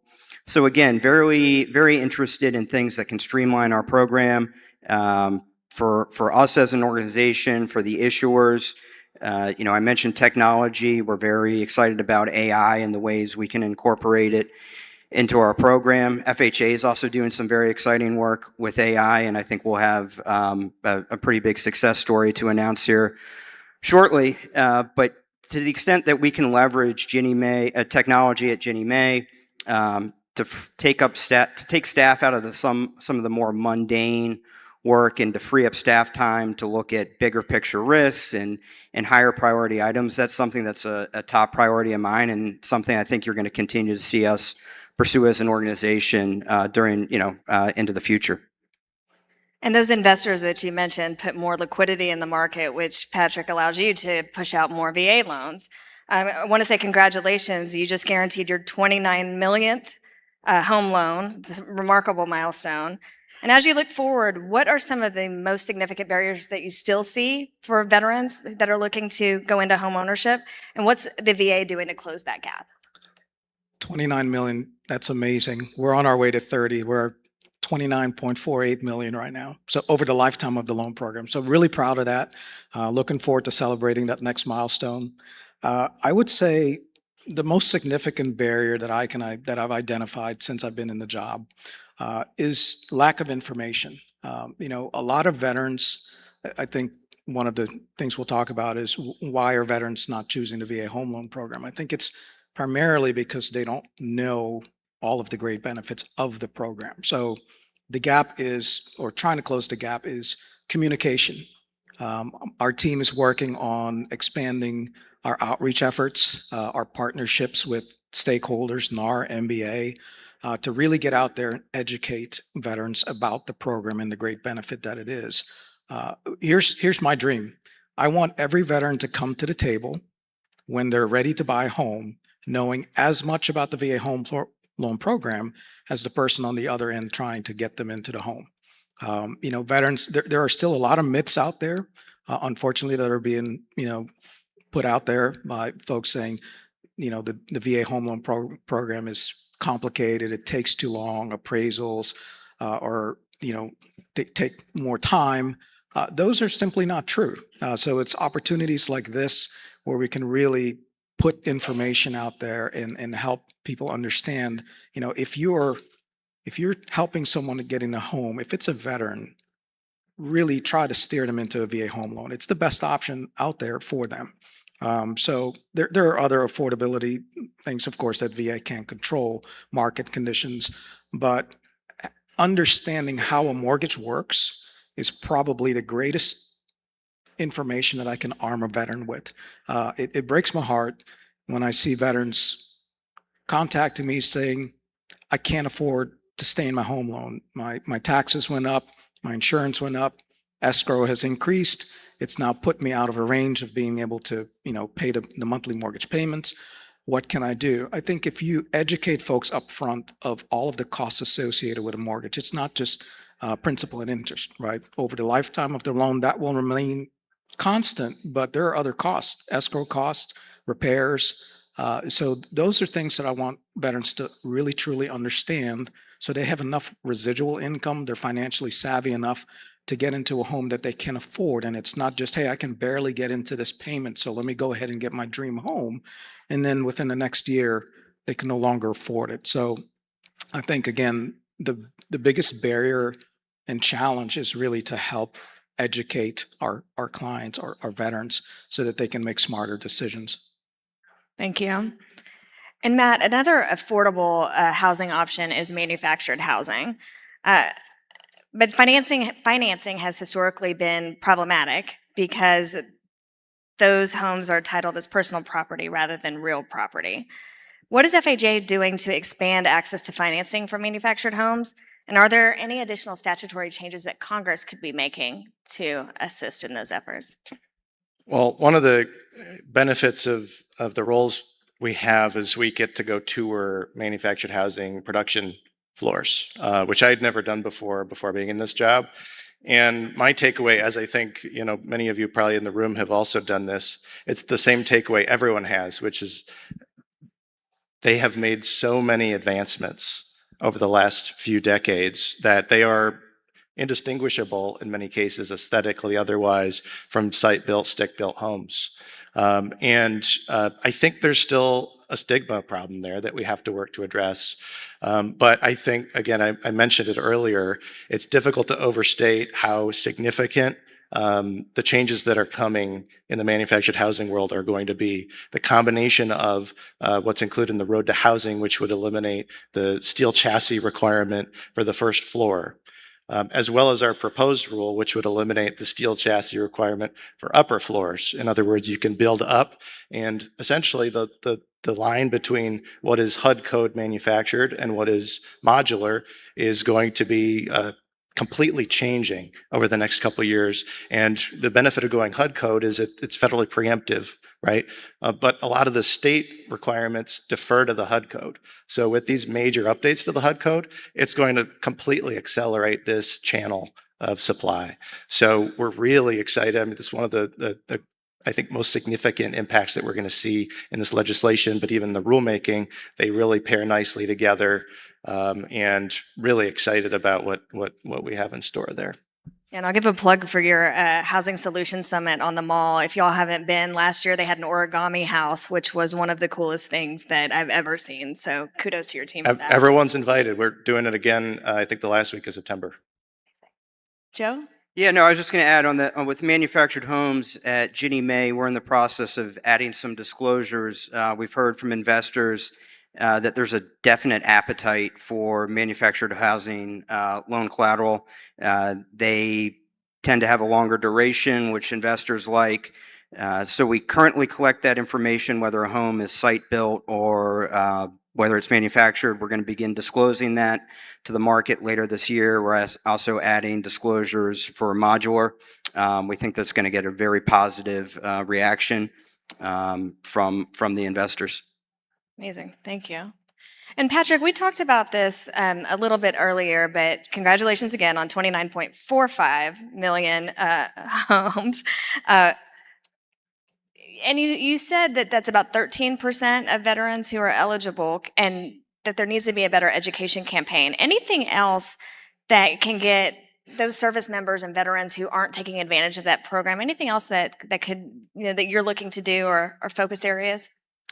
You're right. I did speak to that. I would say that our focus, I mean, not every veteran, just like not every citizen is ready to buy a home, right? Not everybody wants to buy a home. So that percent of veterans, I think it's about 13% that are taking advantage. To me, that's just a number. My focus is that next veteran who feels that they are ready, I want to make sure that they're considering a VA home loan, right? And that will eventually increase the number of veterans that choose it. It is a reusable benefit. That's the other thing that I think some folks don't understand. They think it's a one-time use. They can reuse it as many times throughout the lifetime. So really, pushing that same narrative of making sure that veterans are educated and that they choose it when they're in the right point of their life to make that decision. Again, there are some, things that we can do to work with the industry to make sure that they are also not perpetuating those, false ideas about what the VA home loan really is. And I think that, I think back to, I'm a veteran. When I went and bought my first VA-backed home loan, I didn't know much about it. And the person sitting across the table with me was the real estate agent. And I had a really great real estate agent who basically helped me understand that a VA home loan is the best option for you as a veteran. And that's what we're looking forward to. We want to make sure that that happens for every veteran out there, but also that the veterans themselves, as I stated earlier, are educated. So, and I'll mention some of these myths. Conventional loans are easier. That's not always true. Large down payments are needed for a VA loan. That's not true at all. There's no down payment required. There's not even a credit limit or credit score necessarily required for a VA home loan. So those are all of the great things that folks just need to learn and repeat and make sure that everybody is on the same page. Loans, the turnaround time for closing on a VA home loan is as fast as a conventional loan. And we're also working on updating our appraisal process and eliminating some of the minimum property requirements, which will help speed up the appraisal turnaround time. The other great thing about the VA home loan program is that an appraisal is different for a VA home loan. A veteran has a chance to ask for a reconsideration of the notice of value if they don't agree with the value that came out. On the conventional side, that would cost you more money if you had to go for a new appraisal on a home loan. So we're really, just trying to get the message out there about why this is the greatest option for a veteran. And then that should drive increased usage. I've actually seen, since I've been in the job, I think we've grown at least 1.5% in the portfolio. And I've been in the job for 10 or 11 months. So more veterans are actually choosing the VA home loan. And we do have a campaign that we're working out on to reach veterans. And that's the other difficult part of the job is how do you reach veterans? There are certain veterans that they're not on social media, they're not on the internet, they live in rural areas. How do we penetrate every market and make sure that we get the message across? And I think the answer is really to work with our partners within the industry because they're everywhere. And that's how we can get our message out. So I think that will help elevate the usage of the program over time. Thank you. Joe, you mentioned that Ginnie Mae is undergoing a large-scale security modernization, transitioning its security platform from pool level to loan level operations. The agency described this as the biggest change to the platform since Ginnie Mae issued the first MBS in 1970. Can you talk more about why this is so significant? And are there any other modernization efforts underway that will have meaningful implications for borrowers? Yeah, this is kind of in the weeds for those who aren't in the mortgage servicing rights world. And this, to be clear, is really a change for the issuers, not the investors. So since Ginnie Mae started issuing the first mortgage-backed securities in 1970, the program has, issuers have issued pools of loans into the securities. Sometimes those pools are relatively small, 3 or even sometimes 1 loan, but generally they're hundreds or even thousands of loans, right? So the issuers take all the loans they made for a month, they package them up, they put them in a security. But once those loans go into the security, once those, they can't come out unless there's an early termination, like a payoff, or if the loan goes seriously delinquent and the issuer has to buy it out of the pool. Consequently, there's less liquidity in the Ginnie Mae MSR market than there is in the conventional or private label space. The ability to trade individual mortgage servicing rights has existed at Fannie and Freddie now for decades, also in the PLS market. When I was in the private sector, I operated a mortgage servicing rights exchange. It was all conventional loans, but I saw people do a lot of interesting things with that. Regional banks aggregating loans in their footprint. Others, like a specific type of collateral, like all New York loans. So there's a lot of interesting things, mortgage servicers or issuers can do there. So this has long been on the roadmap at Ginnie Mae. When I came in, I made it a priority to speed up this transition. We spent last year kind of architecting, thinking about what this was going to look like. So at the end of this process, which all told should take a couple years, the goal is for Ginnie Mae mortgage servicing rights, all those loans that are out in pools today, issuers are going to be able to take individual mortgage servicing rights and trade them between each other. As I said, I think this is going to really increase and improve the market for Ginnie Mae mortgage servicing rights. We've gotten really good feedback from the industry on this initiative, along with some of the changes the federal financial regulators are contemplating right now around bank capital. I think these two things could be very positive for increased depository participation in government lending and Ginnie Mae servicing in particular. So something we're incredibly excited about. We have a team at Ginnie Mae who's focused on this. And for me, I'm really excited because over the next few months, we're really going to begin to see some of the fruits of the work we've been doing over the last year. Certain requirements we're going to start aligning as kind of foundational for this loan level initiative. There's work that has to go on with the document custodians, which are a very important part, kind of this tucked away corner of the mortgage industry, but a very, very important part. They're the ones who keep the collateral on behalf of all the issuers. So there's a lot of work that needs to go on with them because we're going to need to be able to track final certification, not only at a pool level, but at an individual loan level.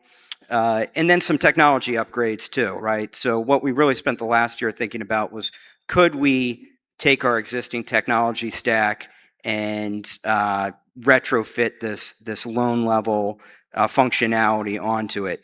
And we think we can. We're doing that work right now. But all together, I think the next couple of years are going to be very exciting for the Ginnie Mae program. I'm confident over the last year we've made more progress on this than we have in the last decade. And it's something we're really looking forward to working with the issuer community on implementing. Thank you.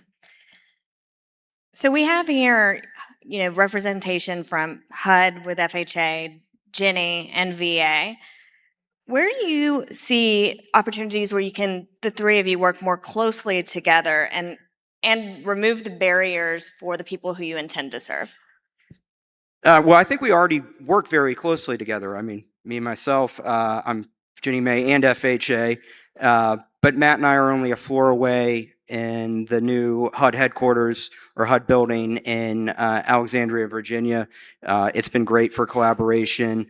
For like the last decade, Ginnie Mae was down the street from HUD, so a lot of times we were running back and forth or Teams call, but now it makes the in-person collaboration so much easier. I talk to Patrick and his colleagues regularly. We have a regular cadence of meetings between Ginnie Mae and VA. They've served as kind of a great forum for sharing information, things we're seeing in the securities market that impact the VA borrowers, things they're implementing in their program that you could have implications for the Ginnie Mae program.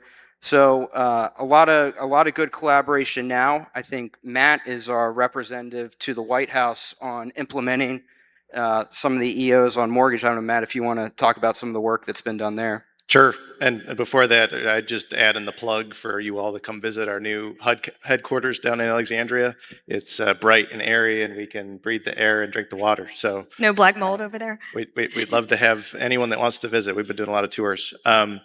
Yes, as Joe mentioned, so under the President's executive order on mortgage credit from a couple months ago, we are tasked with collaborating with our partners at VA on aligning our appraisal requirements. And so we've had a working group that's met on, gosh, probably a dozen occasions at this point.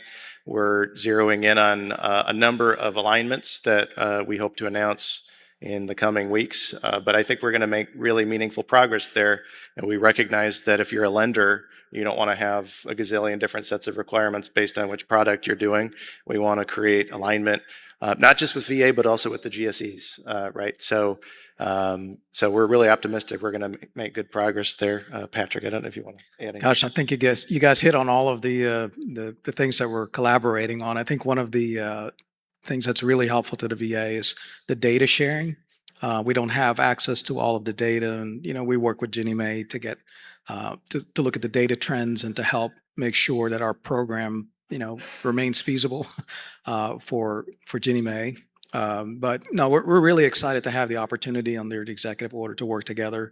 The group is definitely making some progress, and I think we've found areas on both sides where we're able to align. So definitely looking forward to that. But we're all in the same space.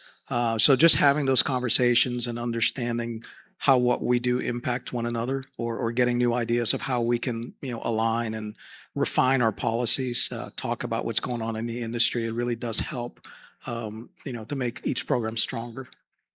And I'll end with my last question here, which maybe is a wish list for y'all.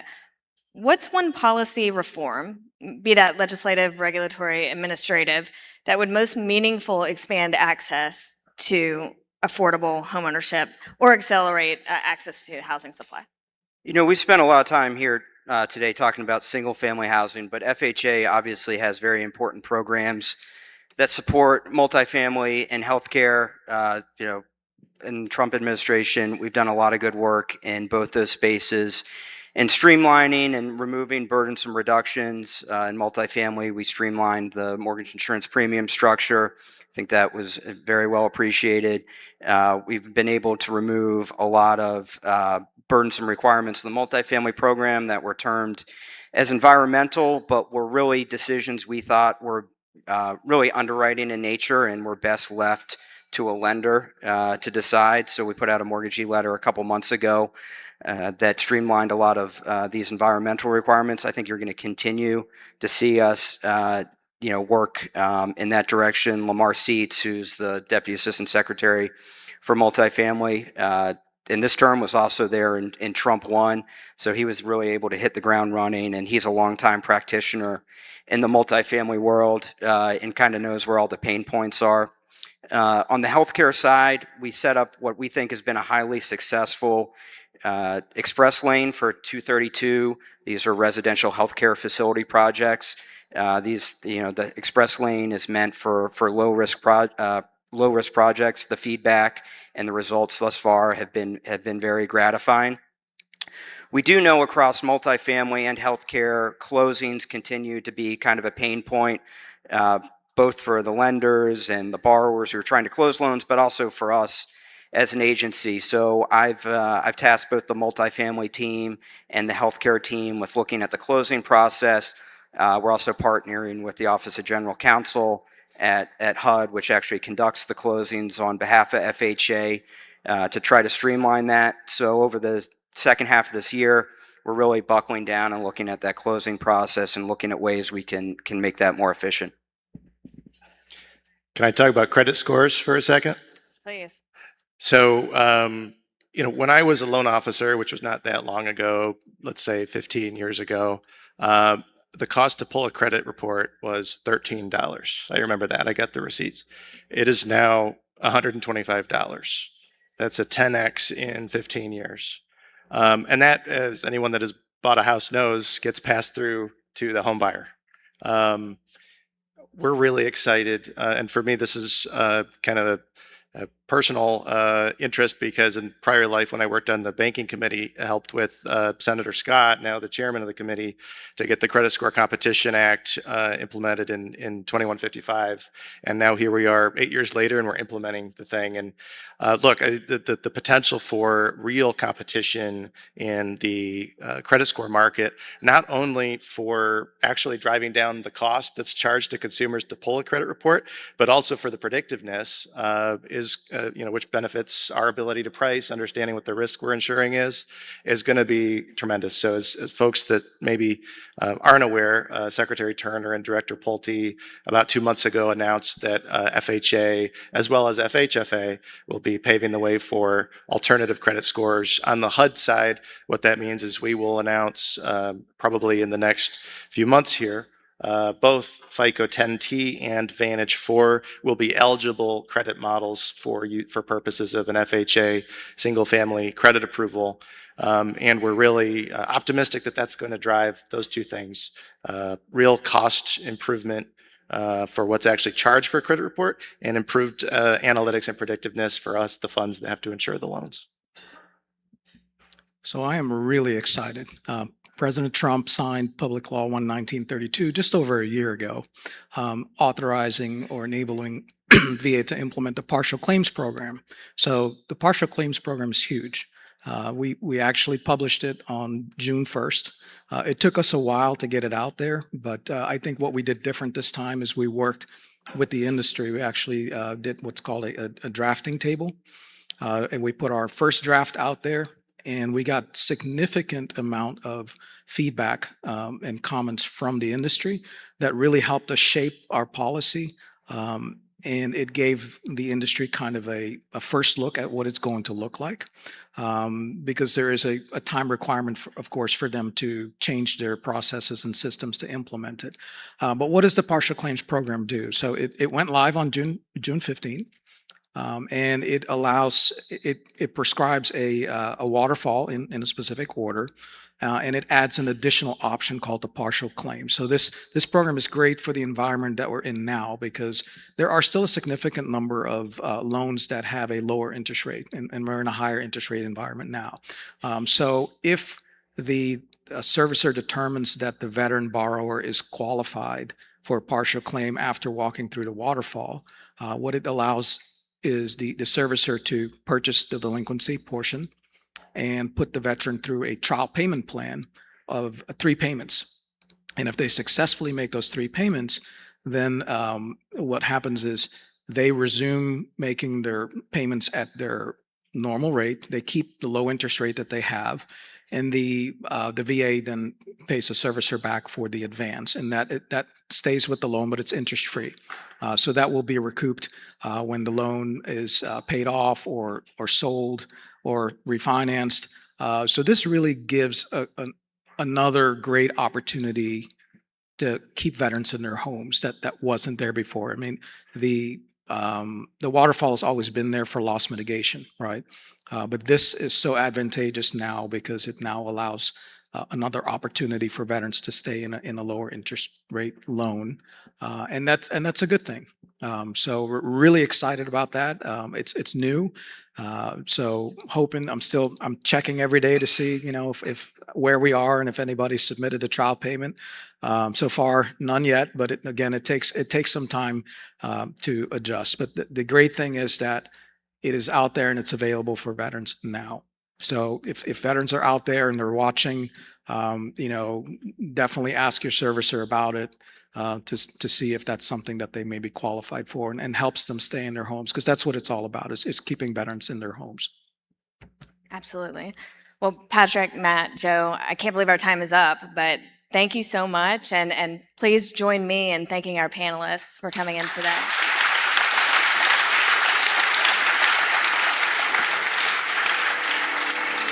And a programming note, you're going to have a 20-minute break right now. Please return to your seats at 10:55. You're going to hear from 3 great mayors, Todd Gloria from San Diego, where the weather's always beautiful, so we can chide him about that.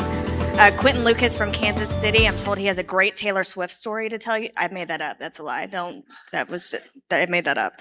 And Daniel Rickenman from Columbia, South Carolina, home of the Gamecocks. So please return to your seats by 10:55. Thanks, everybody.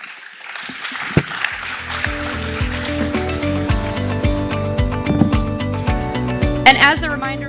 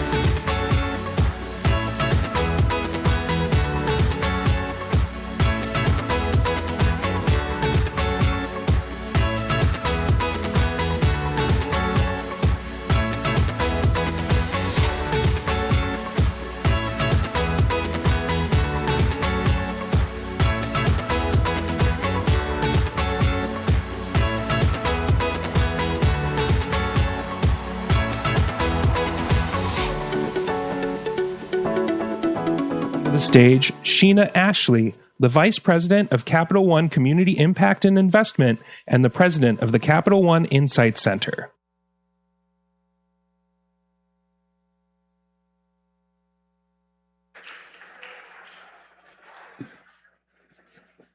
And we're back. Good morning, everyone. We'll let people come in and take their seats. We'll jump in and get started. We have 3 mayors here who are excited to have a conversation with us. Yoo! We have 3 very dedicated mayors. One flew through a storm. One drove all the way up from Columbia, South Carolina when the flight was canceled. So we are here to bring a little bit of this discussion down to a local level. We understand that affordable housing and housing affordability overall is a national issue, but it touches down in the places and communities where we live, and no one else is at the coal face of that problem solving and the testing of solutions than our mayors. They are at the ability to be able to know when something is working, and if it's not, they will hear about it. So we know where the things are that are working, and they're going to come to tell us a little bit more about what is working, what challenges continue, and what they would love for the folks in this room to continue to do to make it easier to advance housing affordability in their communities. We are going to just sort of jump right in. I am always pleased to have this kind of conversation. This is our second time doing this for Capital One being in the room. We have found it really important for us as a leader in community development financing to bring the voices from the communities to the stage and to elevate this work. This is our second time doing a study with BPC on the voices of mayors and understanding what they're doing. Last year, we did a survey. This year, we have some case studies for you to learn a little bit more in depth about what is going on the ground. But we'll jump into our questions, and we'll start with just a grounding question. Tell folks, you know, the cities you're representing, a little bit about what housing affordability looks like on the ground today, what some of the issues are, and how this sort of trend and issue of affordability has changed a little bit over the past couple of years in your community. Mayor Gloria, we'll start with you and work our way down. Sounds good. Well, good morning, everybody. Todd Gloria, Mayor of the City of San Diego. After this housing conversation, we'll talk about your weather after the panel. I also serve as the president of the U.S. Conference of Mayors and thrilled to be here with my colleagues. So very quickly, San Diego is, as you might expect, a very expensive housing market. Average sale price right around $1 million. Average rental about $3,000 a month. Horrifically expensive and very challenging environment. What our state of play now, though, is we, I think, are a national leader when it comes to housing production. Very quickly, historically, throughout my entire lifetime, the city has averaged about 4,400 new home permits per year. We're knocking at about closer to 10,000 a year right now. That's a series of policy reforms, permitting reform, staffing changes, et cetera. I'm happy to talk more about that. And I think in the midst of an affordability crisis in our country, this is the primary way that we can address that. Yes, gas prices, yes, grocery prices, but let's be honest, the number one cost in most people's household budgets is housing. And when we can bring those numbers down, that helps more people make ends meet. San Diego has now out of the top 10 most expensive markets. We have been historically in it. We're now out of it, and that's because we're producing more housing that people can afford. Way to go. I mean, that's some progress that we could really see and feel and translate. You're out, you're like, how do you follow that thing there? I mean, come on, bringing down one of the most highly expensive cities and making it more affordable. I know you have it going on in Columbia. Good morning, everyone. Daniel Rickman, Columbia, South Carolina. Look, housing is the number one issue across America, right? I mean, we're somewhere about 3.5 million units needed. Just in my community, just to catch up, we need 16,000 units. We're building about 1,800 units a year, just trying to catch up, but yet we're growing by 28 people a day as well. So our needs are drastic. We're still affordable, but we've had to change a lot. Across America, you'll see mayors are changing zoning, right? They're doing middle market studies, understanding what our future needs are because it's changed. It used to be single family homes, and now the need for townhomes, duplexes, quadruplexes. higher density areas, changing the landscape, making it more affordable, making it easier, right? And how are we doing that? Well, we have to be creative. We have to create partnerships. Collaboration right now is probably more important than anything else. And some of the things that we're doing to create home ownership, I mean, less than 46% of the houses in my community are homeowners, right? So we're trying to not only keep up with the housing stock that we need for the growth that we're having, but we also want to make sure, A, there's affordable units. We also want home ownership opportunities. So we've evaluated and taking the lots that we have and created first-time home ownership opportunities. We own the water and sewer system. We're using that as a crutch to get through to help affordability, but also raising the standard, saying that we're not accepting the words durable, right? And vinyl-sided housing is an excuse because it's low income or attainable. But at the same time, also investing heavily in our core, making sure that our workforce has affordable options within the city limits so that they're not commuting, that we don't lose that segment of our community. So there's a lot going on. I know we're going to talk a little bit more in depth. We're going to get into it. We're going to get into all of that. I love that you brought so many different types of housing stock to bear, that you're focusing in on the population and what they need to meet them at different parts of their life cycle and making sure that our housing stock keeps up with that. All right, Mayor, tell us a little bit about Kansas City. Well, good morning, everybody. I am Quentin Lucas. I'm the mayor of Kansas City, Missouri. You are with some of the most expert mayors, these two gentlemen to my right, on the issues of housing. Just a little bit of a primer on Kansas City and housing, although I will make this point early. While we have a very clear housing issue, there is also a wages issue as we talk about affordability in America. I know this isn't necessarily the panel for that, but I think that is something we want to continue to encourage as we're thinking about strong policies long term. On housing in Kansas City, a few different things. 48% of our city just about are renters, 52% of course homeowners. What that has meant for us is a lot of our policies have been, how do we produce more housing supply? So Todd referenced numbers, $3,000 a month for rent, which to someone from my part of the Midwest seems astounding. But where our average rent is probably about $1,100 a month, the people there are still saying this is awful, it's terrible. And so it's a problem, and you have to realize it's a problem in almost every American community of different sizes. When I first became mayor, it was kind of this budding topic. More and more you have people saying that we aren't able to make ends meet with housing costs right now. So we look to housing production, a housing trust fund that has developed thousands of units in the city. It seemed like a cause celeb a few years ago, but transit-oriented development is still exceedingly important, creating access for your citizens, making sure that all of the things in good urban planning that you're doing are working out well. And then finally, I think demysticizing some of the things like homelessness itself. When I was growing up, I experienced homelessness, and recognizing that it comes in a number of different forms, educating your public on how we get to housing first solutions, the need for social services with it, all things we'll discuss, but all things that have been part of, I think, the policy toolbox that we're using to address it.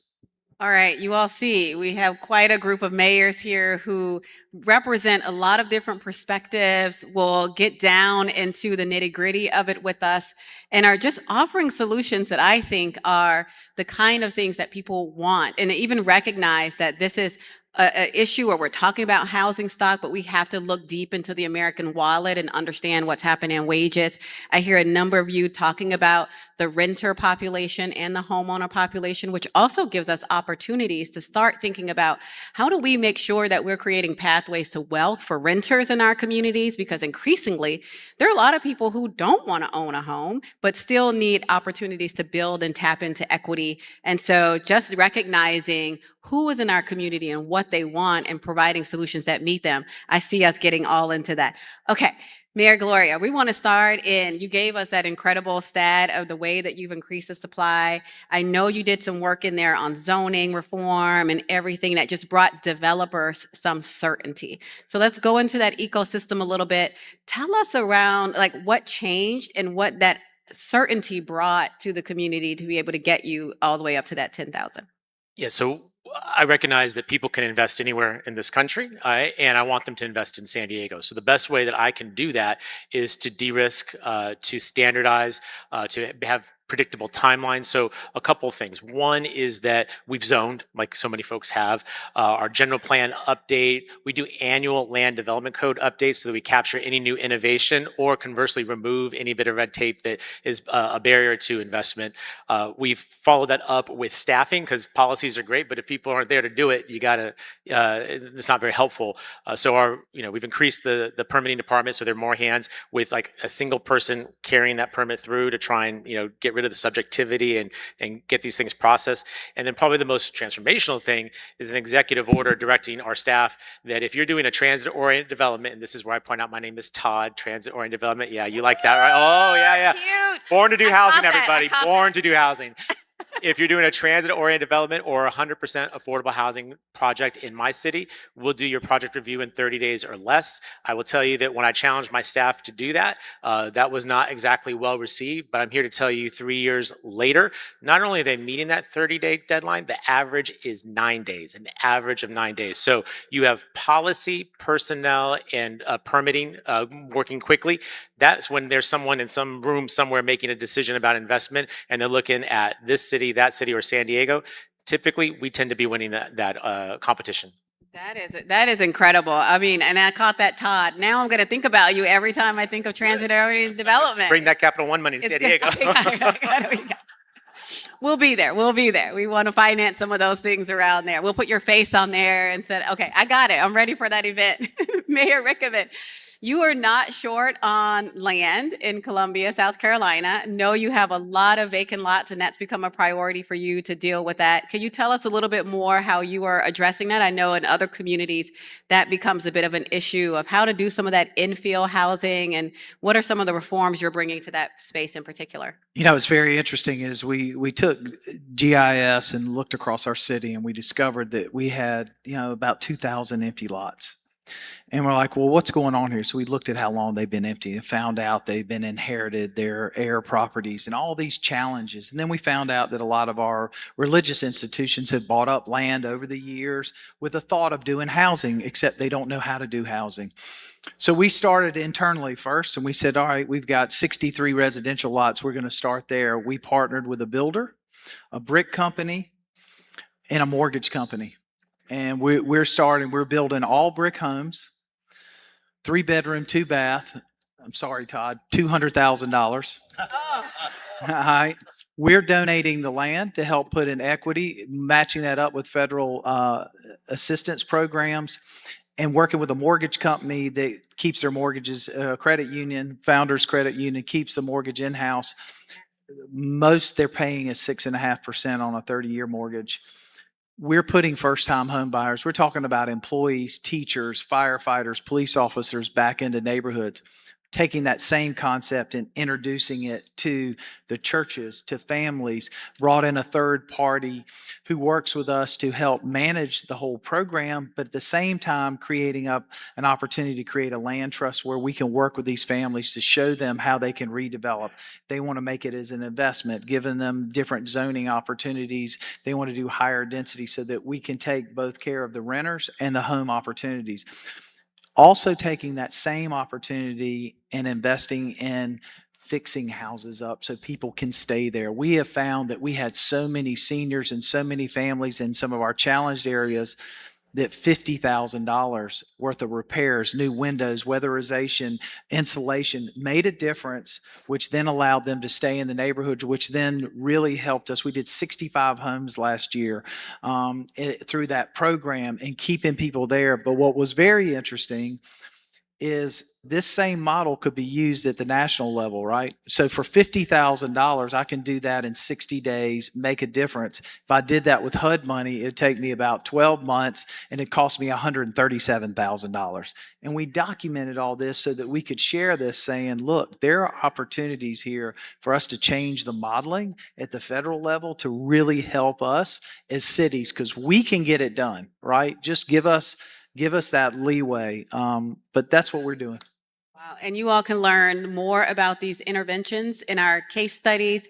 There's a QR code for that. And in mentioning QR codes, you'll see it blasted around where you could start to submit some questions for these mayors. So get your questions queued up at that QR code. And if you're listening in on the YouTube, there's a link there to submit your questions. We love to hear from you. I know we're dropping lots of gems on this stage. And so if there's anything you want to get into a little bit deeper, you have an opportunity to ask some questions.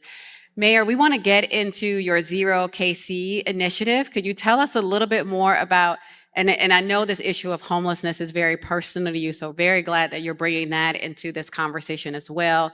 The combination of housing supply and services and why you think that those have to go together in order to advance that area. If there is a fundamental mistake made in government at every level, is when you stop thinking about people as people and see them more as widgets or some sort of very predictable function. A failure of housing policy, and I'll admit I've been in office for a little while now, was that in the early years, at least when I was in office in homelessness crisis, we would say we have this number 1,000 people who are homeless. We will provide this many beds. It should all work. And we thought that we were living in the world of a math equation. The economics and the numbers are an important part of it, but if you do not, in connection with a housing first approach or others, have a realistic recognition of the need for services, even at certain low levels, fundamental ones, then you are missing out on the work you need to do in addressing homelessness issues in your community. So in Zero KC, it was largely built on a housing first model. Let's make sure we have enough shelter space. Let's make sure that we have spaces for people to go. Great. But it was also making sure that our alternative first responder program called REACH in Kansas City, but that was part of how people get services almost instantly. We paired it with our Zero Fare Transit initiative, which was vital to making sure that people had access to where they needed to go, including medical appointments, work opportunities, and others. And also making sure that you are funding social workers or programs that can do that work in enough areas, truly trying to reach the people. I'll give one brief vignette. I was at a community event and this large man comes up to me, tatted up, neck, face, all of that, and really like excitedly. He's like, Mayor Q, Mayor Q. And I'm just like, well, good to see you, We're all ready for the picture or something. And he says, yeah, man, I just got out of jail like 2 months ago. And I'm loving the free buses and the housing you're doing and all of that, right? I saw a true policy success. We want more situations like that. And again, core points, people, and then back to demystifying homelessness. We have to make sure that we're seeing our populations where they are, that we're actually reaching out to them with the services that they need. And I think that's why we have been able to see real trend success in that important area.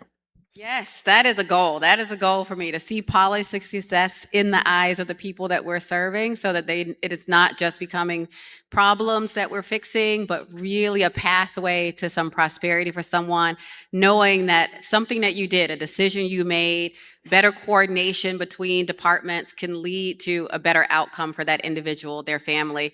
That's why we're all in this work. That's why you all are doing more than just the work in your communities, but are dedicated to sharing these lessons all across the country, making sure that others get it.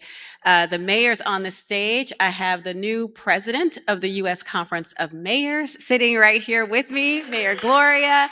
And also Mayor Rickaman is the second vice president of the U.S. Conference of Mayors.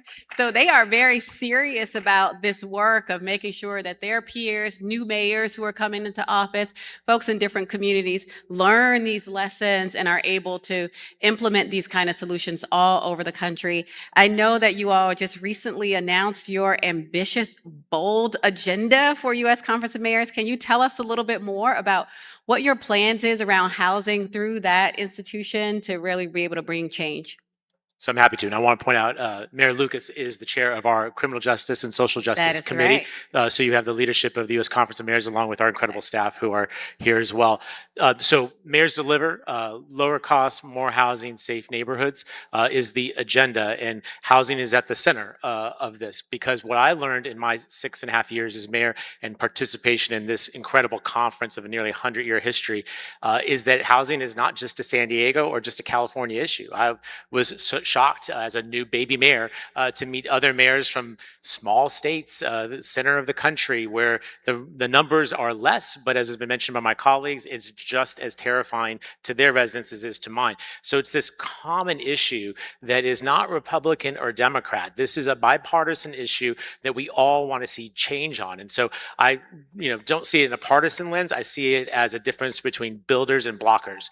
And mayors are builders. We are the folks that provide permits and zoning and the staff to actually get people a roof over their head at a price they can afford. And so the conference's agenda is focused basically external and internal. So external, we're rooting for 21st Century Road to Housing being signed into law, the first major piece of housing legislation in decades. The mayors have been behind this every step of the way, and so that's an external priority, number one, for our conference. But it's also internal, and understanding that when mayors come to the nation's capital to ask Congress for help for funding, our hands have to be clean, right? And that we have to have our internal houses in order. And the way I think of it is we as mayors, we know our crime rates and our homicide rates by heart, right? Weighs on your heart when you're police chief. Unfortunately. Correct. It comes with the job. Well, my aspiration as president of this conference is to make sure that our mayors also know their permitting numbers, that they understand their building code numbers, that they know what the production is. If you care about your folks, you're going to keep that close in. I keep this card in my wallet or my pocket how many homes are we building? What is the production? I want to keep as close an eye on this as I do about the crime rate, because both are equally important to my constituents. That is just incredible. Love that dedication. And let's celebrate that we have policy progress right now, finally. Okay, as a moderator, you get a point of personal privilege to sneak in a question that is important and give a lesson to me. I know that we have all these case studies that are out there to give lessons to all of you, but this is a question for me. Want to know, mayors, and this is a question to all of you, what can private capital do to help? You got banks represented in the room as well. What are the opportunities for collaboration with private capital and in working with the private sector? Financial institutions, we're here to learn, to figure out what the path forward is. Is there some ways in your particular places that you feel like you can advance with financial institutions to help with the housing supply? Sure. I mean, I think the first thing that I will note is exploring new markets in our community is something that is really essential for us. So whether it be federal brownfields cleanup areas or frankly, areas where we have land banks, having your cooperation, I think, is an important part of what we do. In my city and many other major American cities, we've created these housing trust funds, capitalize them with several $100 million. Our goal fundamentally is actually to be more of an investor in it. We don't always want to be the lead in government. And indeed, to Mayor Rickman's point, right, if the federal government's slow, we're faster, but you can be really fast. And so to the extent that you actually have someone who gets an innate understanding of our market, who has that opportunity to visit with us and see us as an investment resource rather than a lead, I don't want to build. And there's a debate really on the, I think, political left on housing policy. Should we invest more in social housing? Should we instead do something different? I'm not a huge social housing advocate. I'm more of a private market driven solution for it, where the government is a strong supporter, I think, in what is being done. And so for you all, I think that is the work that I would look to, that research and understanding of the market. Frankly, as Mayor Gloria also mentioned, where are the impediments in our market? So let us know where the challenges are. And we don't just want to hear about it on the gigantic projects. Like, we love a super project and building a baseball stadium or whatever, but that's boring, right? We really want to build thousands of housing units because that changes our community fundamentally. So it's in some ways shifting the relationship. It is getting to know us from a policy perspective, and it is looking at more, I think, housing development opportunities that are private sector led. One final point on it. We have talked about bipartisanship, and it is really a thing. The senior senator from my state is a gentleman by the name of Joshua Hawley. You may know him from a fist pump on January 6th. But the thing that's interesting is every time we visit with each other, we talk about housing. Really, it's a conversation that is how your children, okay, fine. And then it is how can we do more housing development? That recognizes how it is a challenge, not just in the largest city in the state, which we are, but any number of smaller communities. You have a chance to be incredible advocates, both with every level of government, all political parties, if you're central to that conversation in the private sector. I love that. And this is an issue that is important to our customers, right? Like this, when we talk about being a bank that is viable in their wallet, that's helping build financial resilience of our customer, being able to make sure that they're living in a place that they can afford is a pathway to them having a better life and a thriving community. So we want to surround, so we have an incentive to make sure that is the truth. And so making sure that we're working with you, bringing investment where it matters. I love that one. Mayor Rickaman? Creating partnerships, we got to be creative. Look, the reality is that yes, you can loan money, you can do this. We need the business community to engage at a different level. And looking at it, there's a great example in Charlotte, North Carolina. A group of former hedge fund guys got together and said, we're going to attack the housing issue here to make sure we have affordability downtown from a different perspective. And what they did is they created investment funds to help fill the gap, because LIHTC and everything else there's not enough of that to fill those gaps. There's a gap. Every time somebody comes to us, there's a gap. How do we fill it? What they've done is created what they call a goodwill fund, which they're asking the business community, the banking community, to invest in a fund where they get a return, but it's a lower return, right? You get a 6% return instead of a 9, 10, 12, or 20%, right? But you're making sure that the employees, the future workforce, is affordable within the city limits. If it's taking over and doing a total renovation of an older property and bringing it up so that it can be kept and the rents can kept low, building, investing, making sure that when you're building a complex, there's mixed income built into that complex from day one. So if you're asking for a tax incentive, then we want something back from it. So creating more partnerships and being more creative. Traditional financing and banking is not going to help us at this point. Take that. Yeah, LIHTC is an important policy tool for us, and it's a real key to making our community development financing business work, but definitely understand those gaps.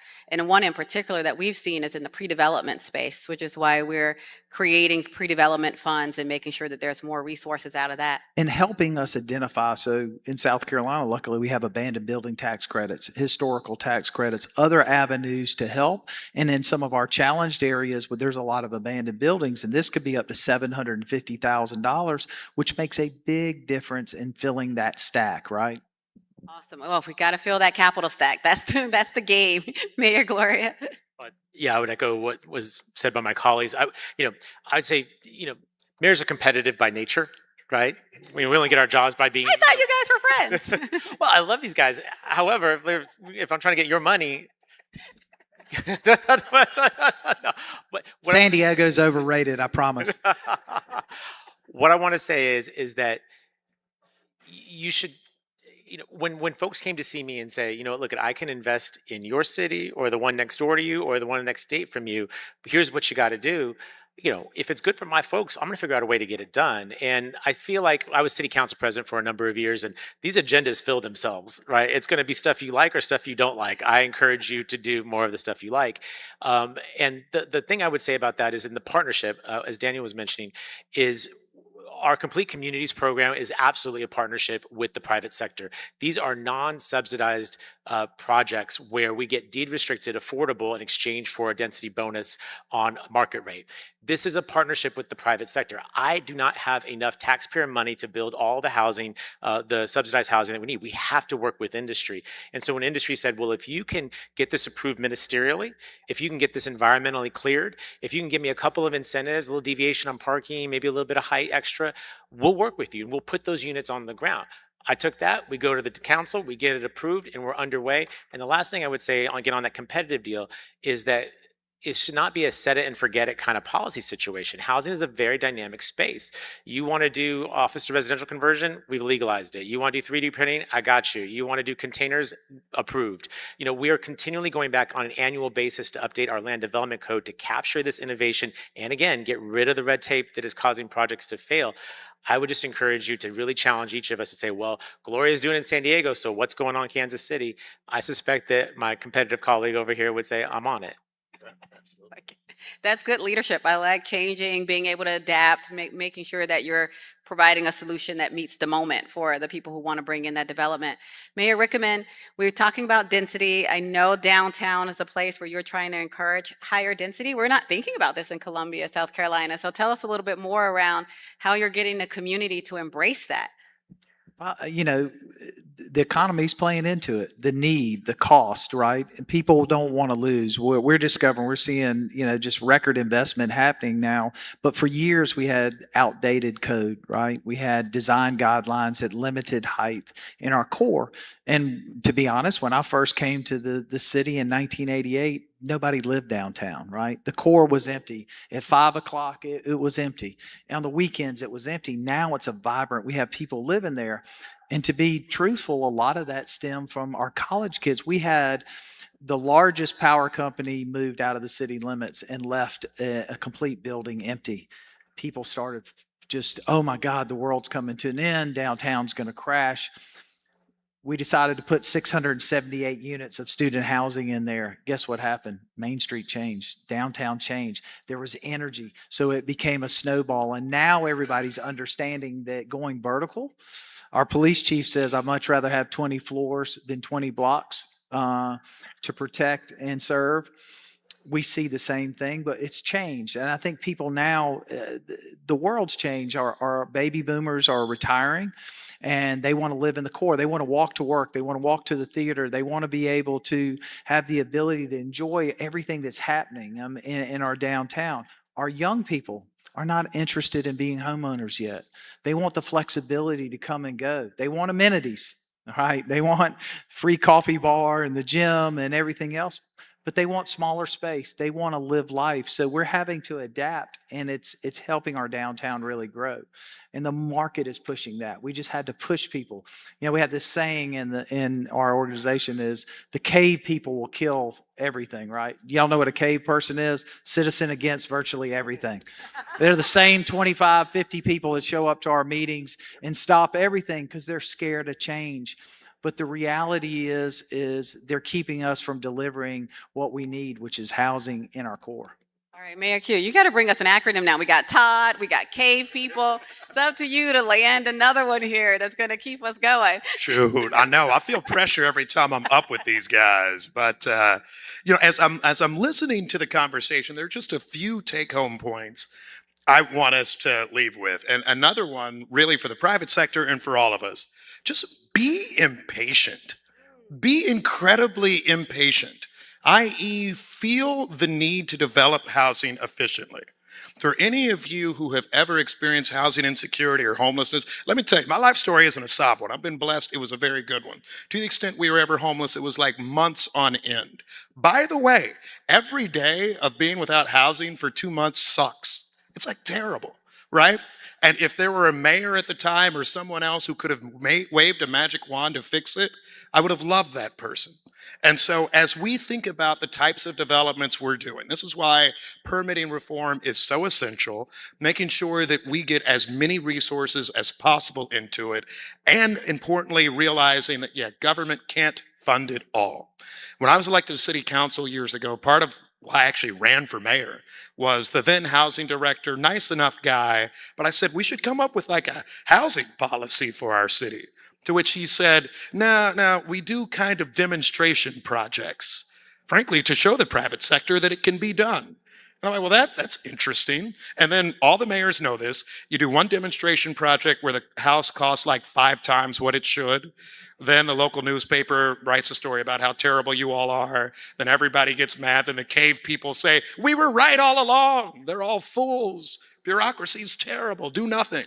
right? Instead, what we need to actually make sure we're doing is one, right, pushing and advocating for every effective policy possible at all of our different levels to make sure that we are developing more housing, to make sure that we're removing regulatory burdens. Second, and by the way, a thank you to all of you, because you're a room full of people who care about housing.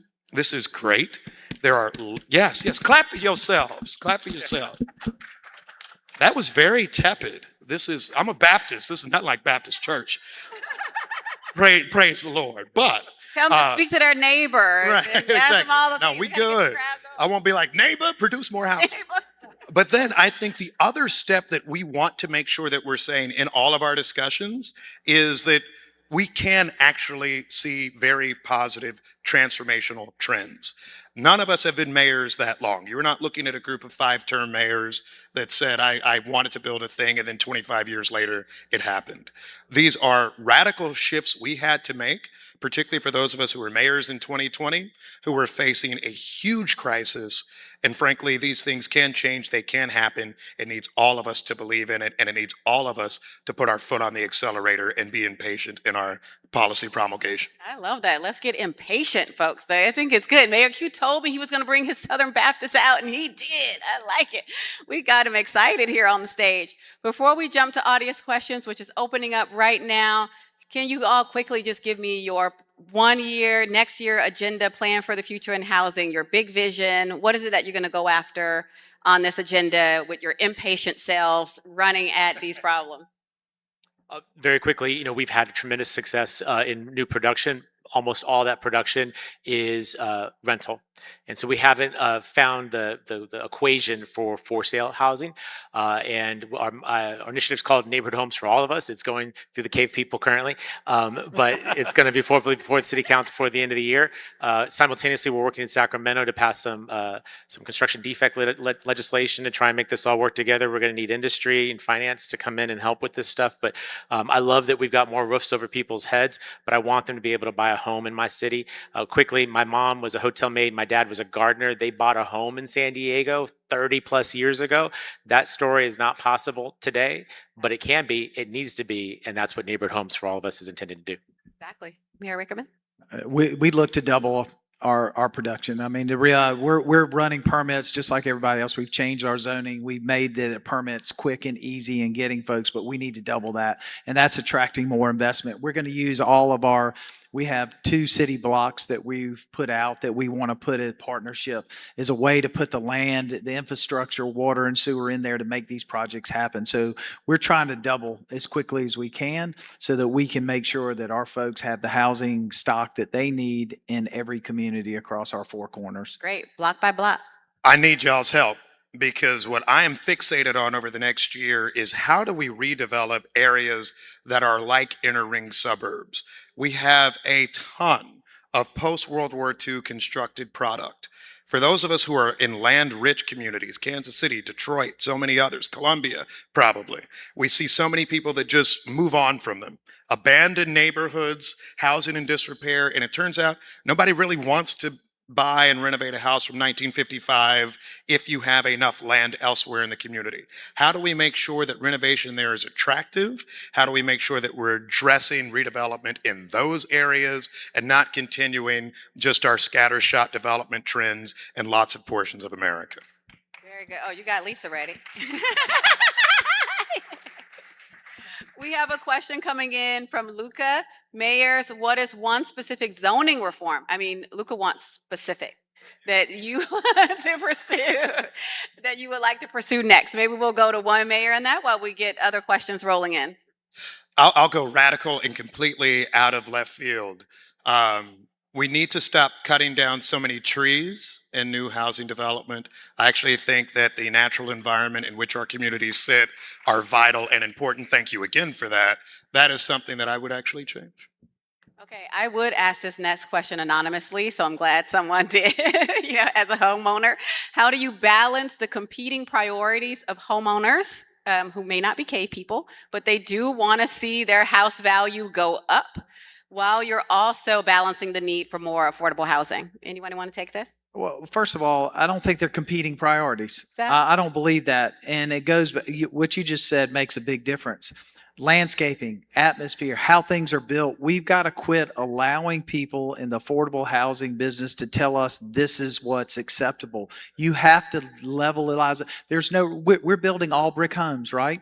Why are we doing that? Because of value. It helps bring up and keep growing all parts of the neighborhood. So this idea that vinyl siding and something that lasts as long as the tax credits is acceptable, we have to change the standard. And it can be done. It doesn't cost any more. It lasts longer. It elevates all parts. So they're not competing, in my opinion. Exactly. Especially the places that we develop are so beautiful, have so many amenities in them, libraries on the bottom, veterans working there. You can't tell the difference. And in many communities, the homeowners want to move into the places that we have developed as affordable housing, and having that dignity, that whole thing where you say, I would live there as the standard, is exactly what we believe in. We have another conversation. Maggie wants to talk a little bit about changing demographics in this nation. By 2030, there will be more seniors than children under the age of 18. So we definitely have a new generation of housing supply we need to focus on. The senior housing shortage crisis is enormous. What can and should be done? Wow, we're not getting easy questions for you, mayors. These are not softballs. It's a room full of housers. That's how they works. want the real. Can I make just a connection? The part of why there's fewer kids is because people can't afford the housing, right? Right. Like, you have a 1-bedroom apartment that you can barely afford. You're going to get a 2-bedroom that you can't afford either, with all the expenses of a child. We've set this up. So if we solve this housing crisis overall, this will get better. But I think a part of it is about having the portability. I shared with you a moment ago, my parents are in their 70s now. They bought a home. It's a ranch style, 1950 something from San Diego. I was there with them this weekend for Father's Day. I'm worried, right? It's a lot of house that they don't need, right? But how do they go somewhere else in that market where they can't move up to get something else? They want the portability for their taxes. And so it's very complicated. We've tied ourselves in a knot where they are occupying a space that probably should go to my brother and his 3 kids and wife, right? Who are still renters in our city. We have to sort this out. But I would say that this is a circular situation where I know a lot of my friends are not having kids or are having less kids because they just simply don't know where they're going to live. And if their job is tied to the city of San Diego, but they can't afford that house in the city of San Diego, they don't have the kid. And so it's all about, and back to the previous question, first off, I agree. It is not a binary choice. But secondarily, do you want to see your grandbabies? Do you want to see them? Because if they can't afford to live in your town, I'm glad that your home is appreciated so much, but what good is it if you only see your grandkids once or twice a year on the holidays? This is what we've gotten ourselves into. We've got to get ourselves out of it. We've been housing ourselves for millennia. We can solve this problem. That's right. Affordable housing is not a solution for somebody else over there. It's your grandchildren, their families, the students, people who want to be able to stay in the communities that they were raised in. A really good point to make that personal. We have another question. Do you partner with other cities, your competitors, you said, to address housing from a regional perspective? How do we bring that regional lens in partnership to housing supply? A short answer to the second part of the question is yes, you do. To the first part, we need to do vastly better. Our suburban communities have to be part of the conversation. We had a U.S. Conference of Mayors event in the San Diego area. Before I went out there, there was a suburban mayor close to Todd who was on a cable news channel saying, "We have solved homelessness." You do not solve homelessness by shipping everyone somewhere else and doing hostile policing to ensure that no one can be there. And so what is core to every regional community, and heck, we need the help with it. Our core cities handle a lot of it for our region. Is the best place for people to find stability is in neighborhoods they know, places they grow up, where their network actually is. And that may be in a community 30 minutes outside of my city. So we need to have far more good regional collaboratives. Most of our agencies in regions talk about it.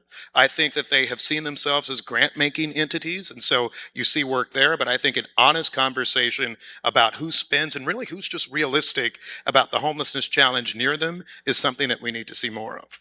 Absolutely. This is great. We're getting some wonderful questions in here. We got to wrap it up pretty soon. Mayor Rickman, this seems like it's pointed to you. You were talking a little bit about the infrastructure that you're weaving in there. What challenges have you experienced in ensuring there is adequate infrastructure to support new housing? Well, first of all, we're pushing a lot of development or incentive-driven development where we already have the infrastructure. You know, revitalizing those neighborhoods that have been empty with those abandoned lots or buildings, you know, pushing them to where we already have the investment. Secondly, when someone chooses to build outside of those areas, they're putting in the infrastructure to our standards, right? Before we take it over for maintenance.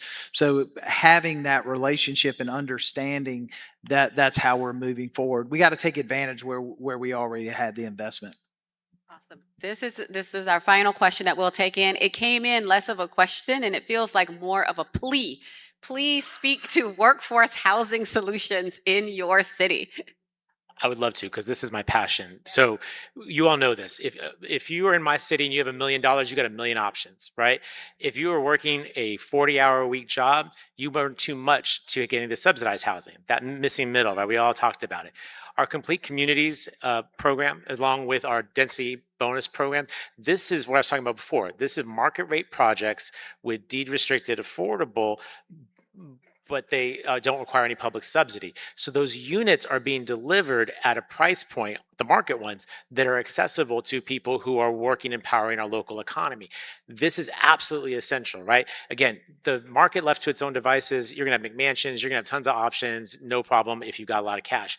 I worry so much about the folks who get the message from general policy is that if you're very low income, we're going to create a policy that helps support you. But you know, if you're working and you're pulling down some money and you're doing the best you can, you're following all the rules, did all the things right, there's no place for you. We've got to figure out this middle part. I think what we're doing around density bonus and complete communities is a way to do that. Again, not just providing housing for the folks who are required by law to get it for low and very low, but that middle part, the people who are working and powering our local economies. Right, you requested and we did. Thank you, mayors, for bringing such an incredible conversation to the stage. Thank you all for having us.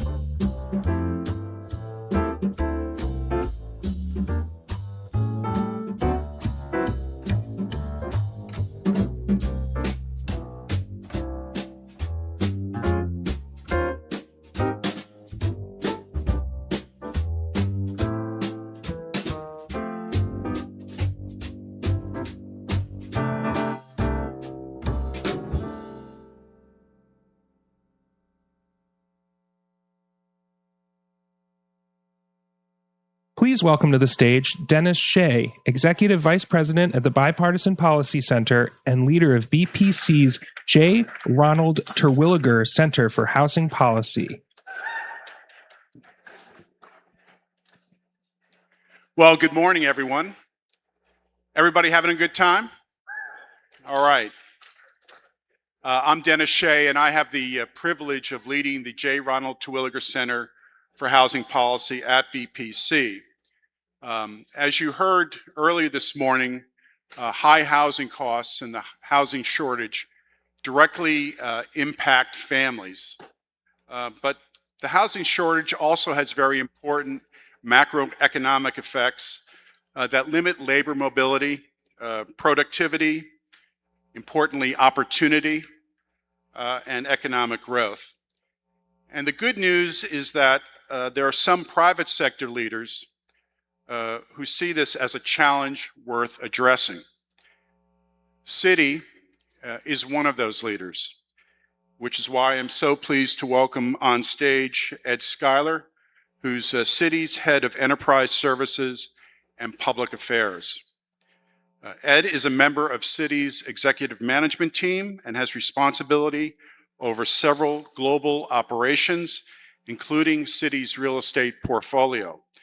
He also oversees functions that shape Citi's reputation and community impact, including communications, government affairs, sustainability, and community investing and development. Ed, you're a busy man. That's what we're going through that. But prior to joining Citi, he served as deputy mayor for operations for the city of New York under Mayor Bloomberg. And let me take this opportunity to congratulate you on the New York Knicks victory earlier this year. Thank you. 53 years. And I know Henry Cisneros is in the room, so I apologize for that, Henry. Ed, thank you so much for being here today and for helping make this summit possible through cities presenting sponsorship. We really appreciate it. So, at the Terwilliger Center, Ron constantly reminds us that the private sector is an essential component of responding to the housing shortage and the housing affordability problem.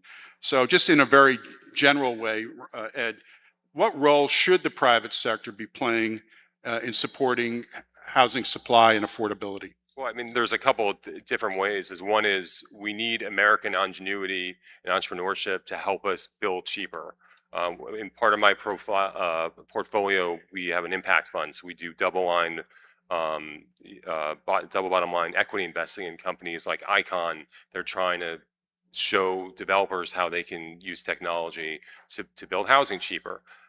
So we need to apply some of this great intellectual capacity we have that is doing wonders in fields like AI and tech and healthcare, and we need to allocate some of that brain power to housing because it is ripe for innovation, and the impact it would have on communities and Americans across the country would be really transformative. We've been playing our role for many years. It is a source of pride for the company as the country's leading financer of affordable housing for the last 16 years, and that's something we're actually leaning into and going to do more of over time. But we will continue to play our role as providing capital, whether it's investment or lending facilities. But I think there's a lot more the private sector could be doing to help solve some of these problems. I think it's fair to say that city doesn't just talk the talk, it walks the walk. Earlier this year, city announced its blueprint for housing opportunity initiative, in which you commit to finance $60 billion, and I repeat, that's 60 billion with a B, to support the preservation and construction of at least 250,000 homes. Tell us about the blueprint and what led city to pursue this initiative? Sure. Well, we want to really challenge ourselves because we know that this is an issue that is really harming Americans across the country, and it's not just in urban in big cities. It's really go to communities across the country. We see it. We do business in 30 to 40 states, financing deals in any given year. Last year, we financed about 35,000 units at about $7 billion, so a little bit more than in previous years. And we wanted to put out a goal for us to see if we could double down on it. So in the previous 5 years, I think we've done about 32 billion, and under the blueprint, we would do 60 billion, so it's almost double. And that 250,000 unit reached would be really have an impact. And but there's two other legs to it too that we could touch on. Sure. One is on how we support nonprofits in the sector, and also how we can support policy efforts. And want to congratulate you for the role you and BPC played in the road to housing. And clearly you scheduled this conference pretty propitious presciently. time. Yeah, it's amazing timing. No, so I mean, our folks at City, you have this goal of at least 250,000 units. We're seeing like governors across the state, across the country, setting housing production goals. Are you keeping track on an annual basis, or about how many units? Oh yeah, our latest report card for last year, I think, is going online today, where we tell you what state and what types of deals, whether it's veterans housing, supporting housing, what is new construction versus rehab. So we go pretty deep into it because when you put out a goal like this, obviously you want to hold yourself accountable too. Right. And so that's part of the benefit, is that transparency. And I think that's why we have the credibility we have. That is for 16 years running. Every year, we don't take it for granted. We're not complacent about it. We're pushing ourselves. Right. So you mentioned that the City Foundation is also investing in philanthropic grants, and $50 million in philanthropic grants to support housing nonprofits. So let's get into that. Can you tell us more about that, and what do you hope to achieve? Sure. So for us, the the real force multiplier is the commitment from our business and also the commitment from community investing, where we have the nonprofit support through our foundation. So we've already given $1 million to the Center for Affordable Housing lending, just so we can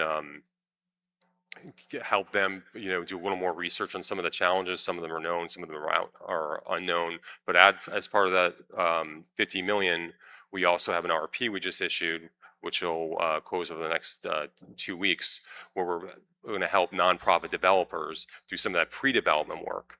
And give them some of that seed funding to go through due diligence, engineering, architecture, zoning studies, some of the things that financiers want to see in place before they're going to commit to a deal.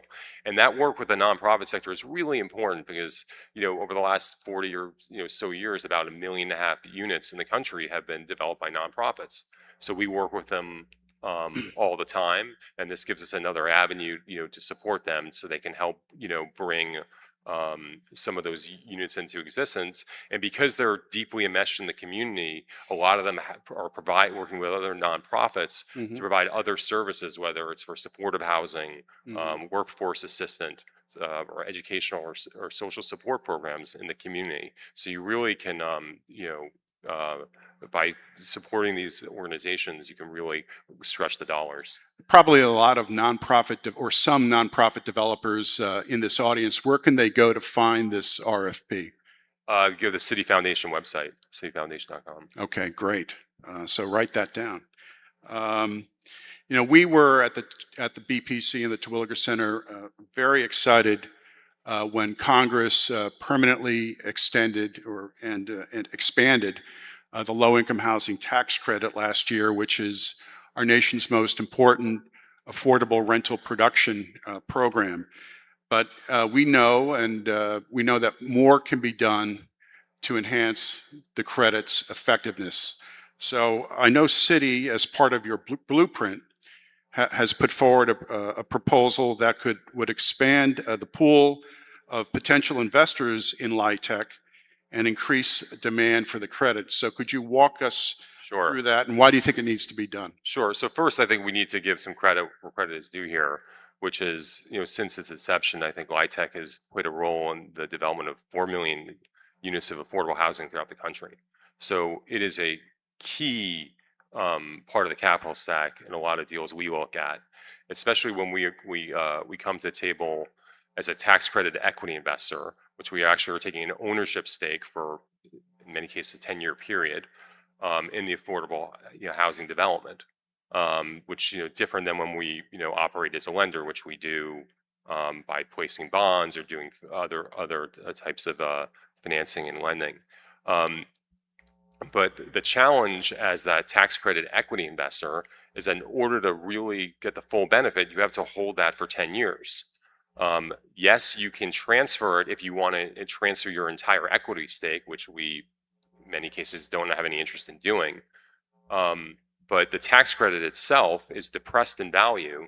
One estimate had it at about 40 cents on the dollar because it's not transferable and there's no market for them in any real sense, which means that us as taxpayers and us as advocates and people who care about this issue, we're seeing a lot of money being left on the table here.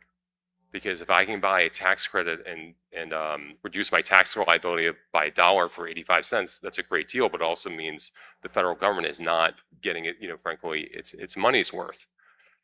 So our idea is simply to make the tax credit transferable and try to create a market for them so that other investors, and in many cases a lot of corporates, could buy these credits and offset their federal tax liability.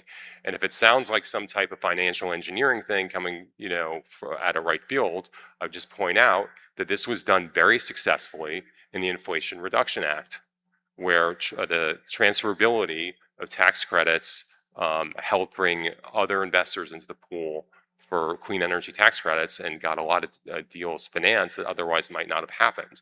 And we've seen those tax credits are trading at something like 96 cents on the dollar. So they're about 12 cents, better than LIHTC.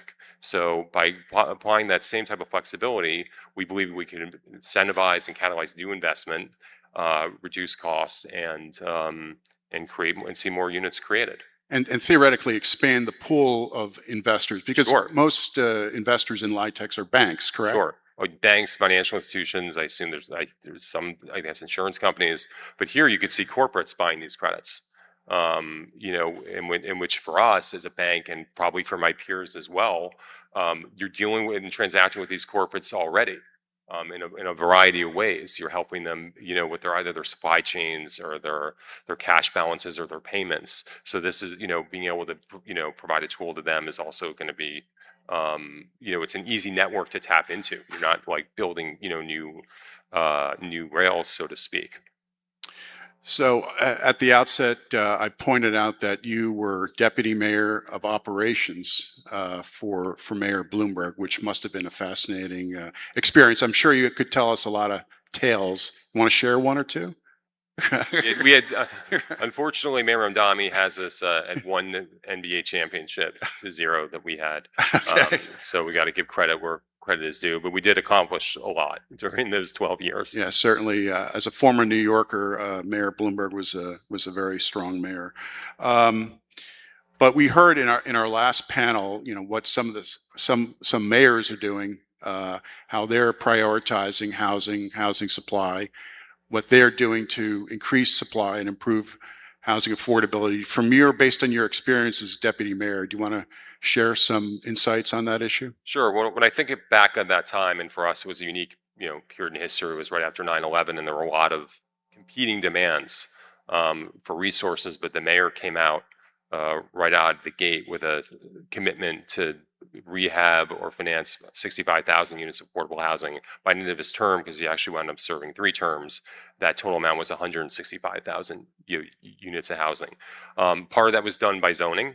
Part of that, was done through just, essentially the balance sheet of the city and working with entities like the Housing Development Corporation and the state.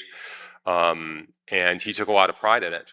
But what it also makes me, when I think about that back in that time, you just recognize that the challenge of affordable housing has been one of these sticky things that has been gnawing at society, for years, and we just haven't been able to truly tackle it. And when you look at New York's experience recently, it was complicated, by COVID, where since I think housing costs in New York City have gone up by about 74% faster than the rest of the country, and New Yorkers are spending, I think, over 30% of their income on housing. And a lot of these, the challenges that mayors face do come down to some of the things that the Road to Housing Act is focused on, or other things that are just sort of more localized, which is competing demands, regulatory burdens, a 7-month process, which in New York City we affectionately called ULURP, which is meant to create transparency, but also creates these lead time for investment that some developers have the patience and the financial resources to see through, and other smaller ones don't. Right. So, I don't think New York City's challenges are unique. They may be exacerbated in some senses, but it's been, I think for every job that's been created in the city, only 1/2 of a unit of housing has been created over the last 20 years. So it's been, in a way, it's sort of like running on a treadmill. You think you're doing well because you're breaking a sweat and your heart's pounding, but you haven't moved anywhere. But it's a real drag on economic growth, right? If people can't move to where the jobs are. Sure. And if you look at New York, is lost from a net perspective, I think about 400,000 people since COVID. It started to recover, and then last year it dipped again. So more people are leaving New York than going to New York. New York's strength has always been being that magnet for people all over the world, and that's been, that is less the case. And people are going to other places where they see the quality of life is better, and part of that quality of life calculation is affordability. It's not all wealthy people moving to Florida. When we look at the stats, the travel from New York is in some places sometimes 100 miles away, and sometimes could be Seattle or Nevada or other places. And the city is a place where immigrants come. My grandfather immigrated to Brooklyn, but they had affordable housing. Housing was generally affordable when they arrived. New York used to do big things. You know, if you go look at the housing built after World War II, and if you look at the chart of new units created in New York City over the years, I mean, the trend line is not encouraging. You know, I was thinking about this yesterday when I traveled here because I went through Moynihan Train Hall, and Beautiful. and it is beautiful, and it took years to get done, but it finally got done. But it was, you know, Penn Station's been an eyesore forever, and it just felt like, I'm glad, you know, it's amazing we got to this place, but it shouldn't be so hard. And that's when we think about some of the regulation that Road to Housing is trying to remove, or some of the local burdens that cities and counties face. We make it really hard. And there's no clear beneficiary to making it hard, but we know who loses. Yeah, the Road to Housing contains a number of provisions that try to accelerate construction timelines because time delays equal higher costs. So, well, Ed, I think our time is running out, but I want to thank you so much for this conversation. I want to thank City for its housing leadership. And I want to thank you again, City, for being the presenting sponsor of the summit. It's now my privilege and good fortune to announce lunch. So a buffet is available in Palm Court, which is located near registration, and the presidential suite, which is on the other side of East Hall to my right. And you can also find additional seating on the second level at the Columbus Club. And that will be it for the morning, and we will resume at 1 p.m. sharp. Thank you very much.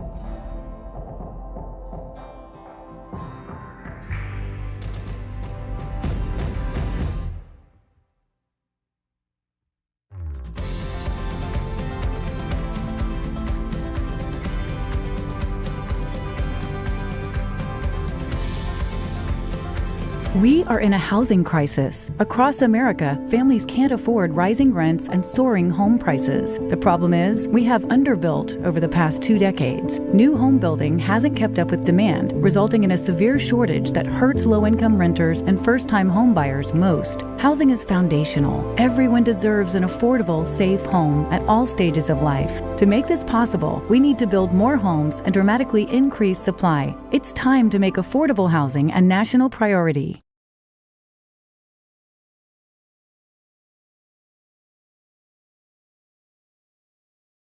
Local zoning and land use regulations dictate what can be built and where. While often intended to keep heavy industry away from homes, these regulations have, intentionally and unintentionally, kept people apart, concentrating neighborhoods by income and race. Today, they're also a key driver of America's housing affordability crisis. In communities across the country, it's common for 75% or more of the land zoned for residential development to welcome only single-family homes, even when other housing options are needed. Even where multifamily apartments are allowed, height restrictions, parking requirements, lengthy permitting, and other regulations limit the number and type of homes that can be built and account for over 40% of multifamily construction costs. The result? Fewer new homes are built, reducing supply and driving up costs for buyers and renters. We created these regulations and we can change them. Visit the Terwilliger Center to learn more about how zoning impacts housing affordability. Communities across the country are taking action to increase housing supply and enhance affordability. In 2020, Minneapolis became the first major U.S. city to completely eliminate single-family zoning. It also prioritized new developments near transit stops, removed on-street parking requirements, and made critical investments in new, affordable rental homes. Actions that tripled the housing capacity of some neighborhoods. And Minneapolis isn't the only place discarding outdated regulations and taking concrete steps to expand housing supply. In 2021, Utah passed a law protecting homeowners' rights to build accessory dwelling units, also known as in-law suites, on their property, a change that's expected to generate thousands of units of affordable housing. Visit the Terwilliger Center to learn more about how community leaders across the country, whether in City Hall or the State House, are tackling our housing crisis head-on.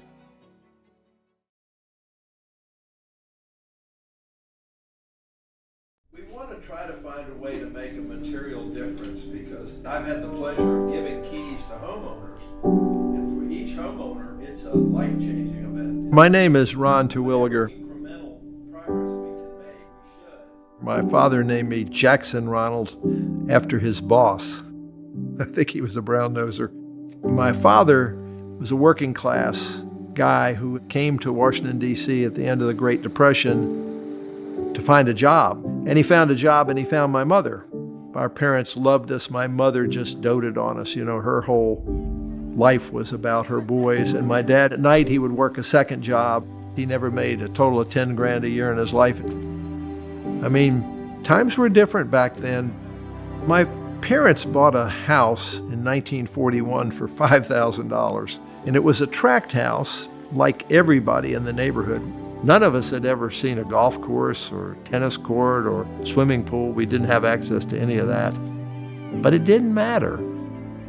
It was just such a simple, confident life. We didn't feel threatened by anything. We were able to go to good public schools, have a lot of neighborhood friends, and had 2 supporting, loving parents.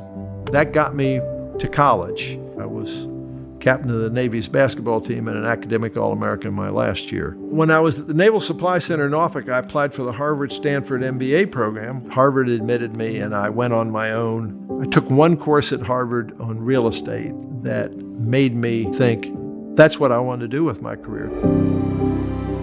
And it just clicked that it made sense to me to figure out we need to find a way to build more affordable rental housing. At the same time, I think it's a disgrace that the richest country in the world has a housing crisis. So few people, including Congress, understand how desperate so many Americans are.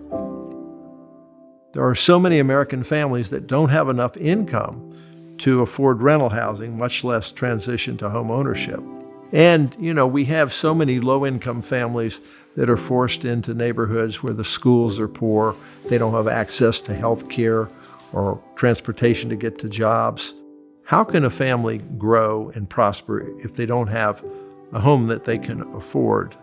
It's foundational for family growth. The 1949 Housing Act, this country said it was an aspirational goal for every American family to have a decent home and a suitable living environment. But we're so far from that goal. BPC is the right organization addressing a nonpartisan issue. The bipartisan approach to solving it is what needs to happen. You know, I came, as I have said, from a very modest beginning. I had no expectations, and when I became 55, I was wealthy by anybody's standards. And I thought to myself, what is my responsibility with this wealth? I concluded that I would take my wealth and try to make the world a better place from a housing standpoint. When I gave keys to a family that took ownership to a house, it was such a life-changing event for that family that I never forgot it. I continue to want to try to make it a priority in this country and across the world.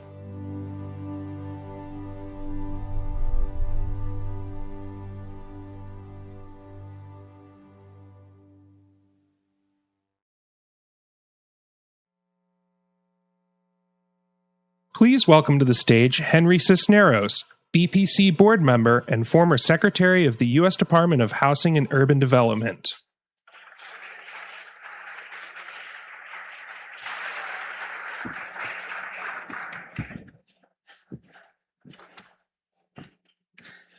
Good afternoon. I hope you had a good lunch and are ready for the afternoon sessions. I thought the morning sessions were really, really great.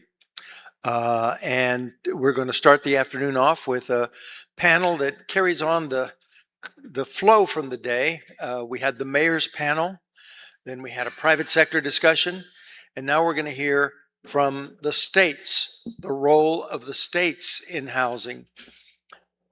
Over the course of American history, the states have not been directly involved in housing. We know the involvement of states in things like roads and higher education and health policy across the country, but not many states have had a role in housing. There have been a couple, like New York, for example, Michigan, to a lesser degree, perhaps California, Pennsylvania, but it hasn't been a 50-state proposition that the 50 states are involved in housing. There is something happening, though, in the country, and today's panel sort of indicative of what we're seeing. These are, in many respects, new offices of housing in the states. And as I introduce this panel, you'll recognize what I'm saying. Let me start with, to my left, Olivia Ortega, who is with the state of Illinois and Governor Pritzker's office. It's a division of housing solutions, and it includes a special new effort called BUILD, B-U-I-L-D, Build Up Illinois Development. Please join me in welcoming Olivia to the panel. Next to Olivia is Michael Hendricks, who works with Governor Lee in Tennessee. He is the policy director for the housing field. And he comes with special credentials in that he's been in the housing field at the national level. He worked with the Manhattan Institute in New York, many of you know it, a conservative voice for land use and housing issues, and he brings up that perspective to our panel today. In addition, number 3 here is Yannicka Ratcliffe from North Carolina, where she works with Governor Josh Stein. There are Tar Heels in the audience, I can tell. She's a senior advisor to the governor, and she too brings a kind of a national perspective in that she was, for a long time, a researcher at the Urban Institute, and before that, the Consumer Financial Protection Bureau. But I raised the Urban Institute because it has been a consistent voice in housing for 50 years or so, and it's that perspective that Yannicka brings to the governor's office in North Carolina. And finally, at the end of the panel here is Akbar Hossain, who is the secretary Cabinet Officer, to Governor Shapiro, Secretary of Policy and Planning in Pennsylvania. So please join me again in welcoming these folks individually. We'll use the same system for asking questions. In about a half hour or so, we'll get to your questions, and we'll use the QR code device to get there. But let me begin by asking a general question of this group.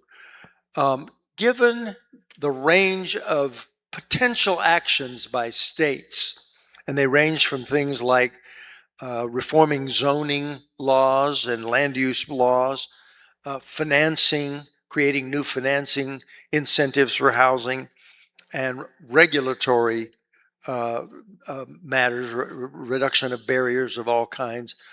Which of these general themes have you prioritized in your respective states? And at least for this first round, we'll start by going down the line. Olivia, please. Thank you. And thank you for having me, BPC. It's great to be here. I really enjoyed the mayor's panel. A lot of good takeaways there. I think in Illinois, our approach really on housing has been, this is our first bite at the apple for statewide housing reform in Illinois in any sort of major way. And really the approach has been about what can we tackle that's necessary, but definitely not sufficient at solving the full problem. First bite at the apple in the sense that the governor's created a new office and you are the person for that office. Yes, that's right. And a first bite at the apple in terms of a comprehensive legislative reform that would impact the state and really is targeted toward boosting housing production. So our build plan is both legislative and capital components. The legislative side really is about what are the barriers, predominantly at the local level, that are stopping our state from producing housing in the amounts that we need to produce it. And that has been a difficult or a challenging conversation, I think, to advance, but is, I think, indicative of this necessary but not sufficient principle in that there are blockers that we simply have to take care of if we want to first legalize the types of housing that people need, like middle housing, for example, a duplex or a small cottage cluster, and also, allow for that housing to and sort of create the environment for that housing to exist in our state. Down the line, we have some long-term investments that we're thinking about with housing paired with our capital component of the build plan that really can, amp up and incentivize some of that development. But the first step for us were what were the sort of legislative permitting and zoning reforms that we have to focus on to get to the place where we have an environment that allows for housing. And Governor Pritzker is directly involved in this. He's made his intentions clear with respect to housing. Yes, he's a houser now. We've converted him. You were in the housing office of the mayor of Chicago, and now your perspective is statewide. So I presume, although Chicago is by far the greatest population center in Illinois, there's many other communities across the state that you bring these policies to bear. That's right, and they will never let you forget it. And the housing issues exist in these other places? That's exactly right. I mean, housing has been a challenge for decades in Chicago, but across the state, we are seeing communities that are unable to attract any new housing development and that haven't been able to build housing in over a decade. Thank you. Michael, same question. The choice that you've made in terms of how to direct, how do you diagnose the problem in Tennessee, and then what are you thinking? Well, as you know, Tennessee is the best state in America. No offense to other states, but we're pretty proud of Tennessee. And a lot of people are moving to Tennessee. And Tennesseans, I mean, it's a booming place. And so, in fact, when Governor Lee was running for his reelect, somebody came up to him. He just moved his family from New York. And he said, I feel like, Governor, I feel like I've moved, like Tennessee feels like moving home. And so, whether you're a Tennessean or you're a new Tennessean, you need a home.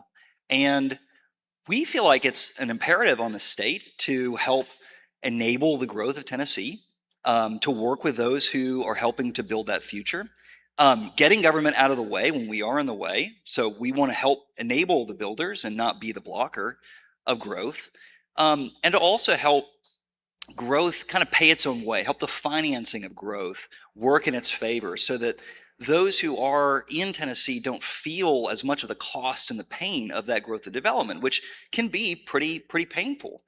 And then at the very least, as a foundation, making sure that we're doing the basics. When Governor Lee first ran for office, he talked about good jobs, safe schools, good jobs, strong schools, safe neighborhoods, making sure that those basics are available so that as we grow and as we enable growth, help build and not block, that we have the opportunity for everybody to feel that sense of Tennessee feels like coming home. So, Michael, we were talking earlier about the three sections of Tennessee, Western Tennessee and Memphis, Middle Tennessee and Nashville, Eastern Tennessee and Knoxville, and many, many communities in between. Talk about how you think in your policy terms about making the housing issues extend to all of those places. Yeah, so if you look at the map of Tennessee, there's 3 stars on the flag. Or sorry, if you look at the flag, there's 3 stars on the flag for West, Middle, and East, the 3 grand divisions of Tennessee. And each of those, they have their own histories, their own industries, their cultures, all of that. But also, I think crucially, each one of those grand divisions of Tennessee are leading in their own way on housing, and it's going to look different for each of them. And so our role is not to come in and mandate particular outcomes, but as they lead, help enable them. And sometimes, yes, it does mean working with them to establish guardrails and permitting, and we'll talk, I think, a little bit more about that. But if you're Memphis, they're leading by having preset approvals for particular housing plans, so that we can streamline those approvals. Fast-growing, rapidly growing city. Yeah, and they've reformed their building codes. That's in Memphis. Even if the population growth hasn't been as sky high growth as you maybe see in Nashville, even as the households have shrunk, the same number of people can need more housing units. So you still need to build in Memphis. And by the way, there's a lot of ingredients for growth going on in Memphis right now. But also Nashville allowing ADUs citywide, getting rid of parking minimums in downtown as well. Knoxville, Chattanooga, all doing housing reforms. We can help enable that kind of growth in their particular ways. Michael, your background with the Manhattan Institute, how does some of the concepts that Manhattan talks about nationally inform your direction in Tennessee? Well, Manhattan, I felt so lucky and privileged to be able to work with people like Raihan Salam, who leads Manhattan Institute, Ed Glazer, who's now at American Enterprise Institute, but used to be at Manhattan Institute. One of the great thinkers on the need for greater housing supply to meet demand. And, that gave me the vantage point to think about even just things about how do we talk about housing reform? This is not about housing units as if it's some mechanistic process. These are homes for hardworking families. How we talk about it matters. But I also think it matters to think about how we can get government out of the way, do permitting reform. We've done some of that in Tennessee. And then also lean into some of the financing side. We worked with people like David Schleicher out of Yale Law School, who's talked about how we can make housing financing for residential infrastructure, be able to bond out some of the cost of roads and utilities and things like that so that the new residents can help pay their way, but not make it onerous and not have the cost of that growth fall on incumbent residents. So a lot of that kind of work helps set up what we now do as a state. But let me be clear, it's not me or Manhattan Institute alone. Sure. It's very much in partnership with the General Assembly and the governor. Yeah, got it. Yannicka, you are an example of the fact that this is a new movement across the country because you started the job in a new position on May 19th. You're coming up, we're just finished your first month working for Governor Josh Stein. Talk a little bit about, as you answer the question of priorities, how Governor Stein came to create the office and bring you aboard. Okay, thank you. Thank you for the question. Thank you for having me. And I thank the BPC on behalf of the governor for inviting us to be in this conversation. It feels like a signal, that North Carolina has joined the ranks of the states who are really going to be focused on housing as a priority. And as you said, May 19th, Governor Josh Stein issued the executive order. So that is a month in the job. So also thank you for having me because I'm going to be sitting here taking notes from my seasoned fellow panelists who have trod this road before and hopefully can learn from all the other states that have been undertaking these efforts to accelerate North Carolina's, progress along those same dimensions. So I will say North Carolina is the third fastest growing state, which means faster than Tennessee. One thing I've learned in this month. It's a little bit of competition there. It turns out that when you're working at the state government level, comparing states to each other, best and worst, and who you're doing better than matters a lot and gets people's attention. So you might see us doing some of that here. But we grew 5.3% population growth over the last 5 years. And then strangely enough, we've had even faster household growth. So the number of households has gone up by 11%, and our housing has only gone up by about 6.9% over that same time period.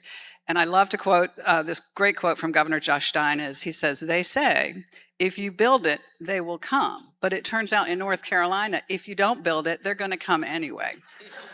Such a good point. It is a good point, and it really helps the residents who sort of embrace the idea of job creation and commercial growth without question, but like sometimes have some discomfort with the idea of the additional housing growth. So this helps, I think, put that in perspective, that it's you don't want to be people that live in the state to be priced out of being able to stay and raise their families and see the next generation stay in that state. So, we're building, but not fast enough. There's some really great things going on in some of our cities.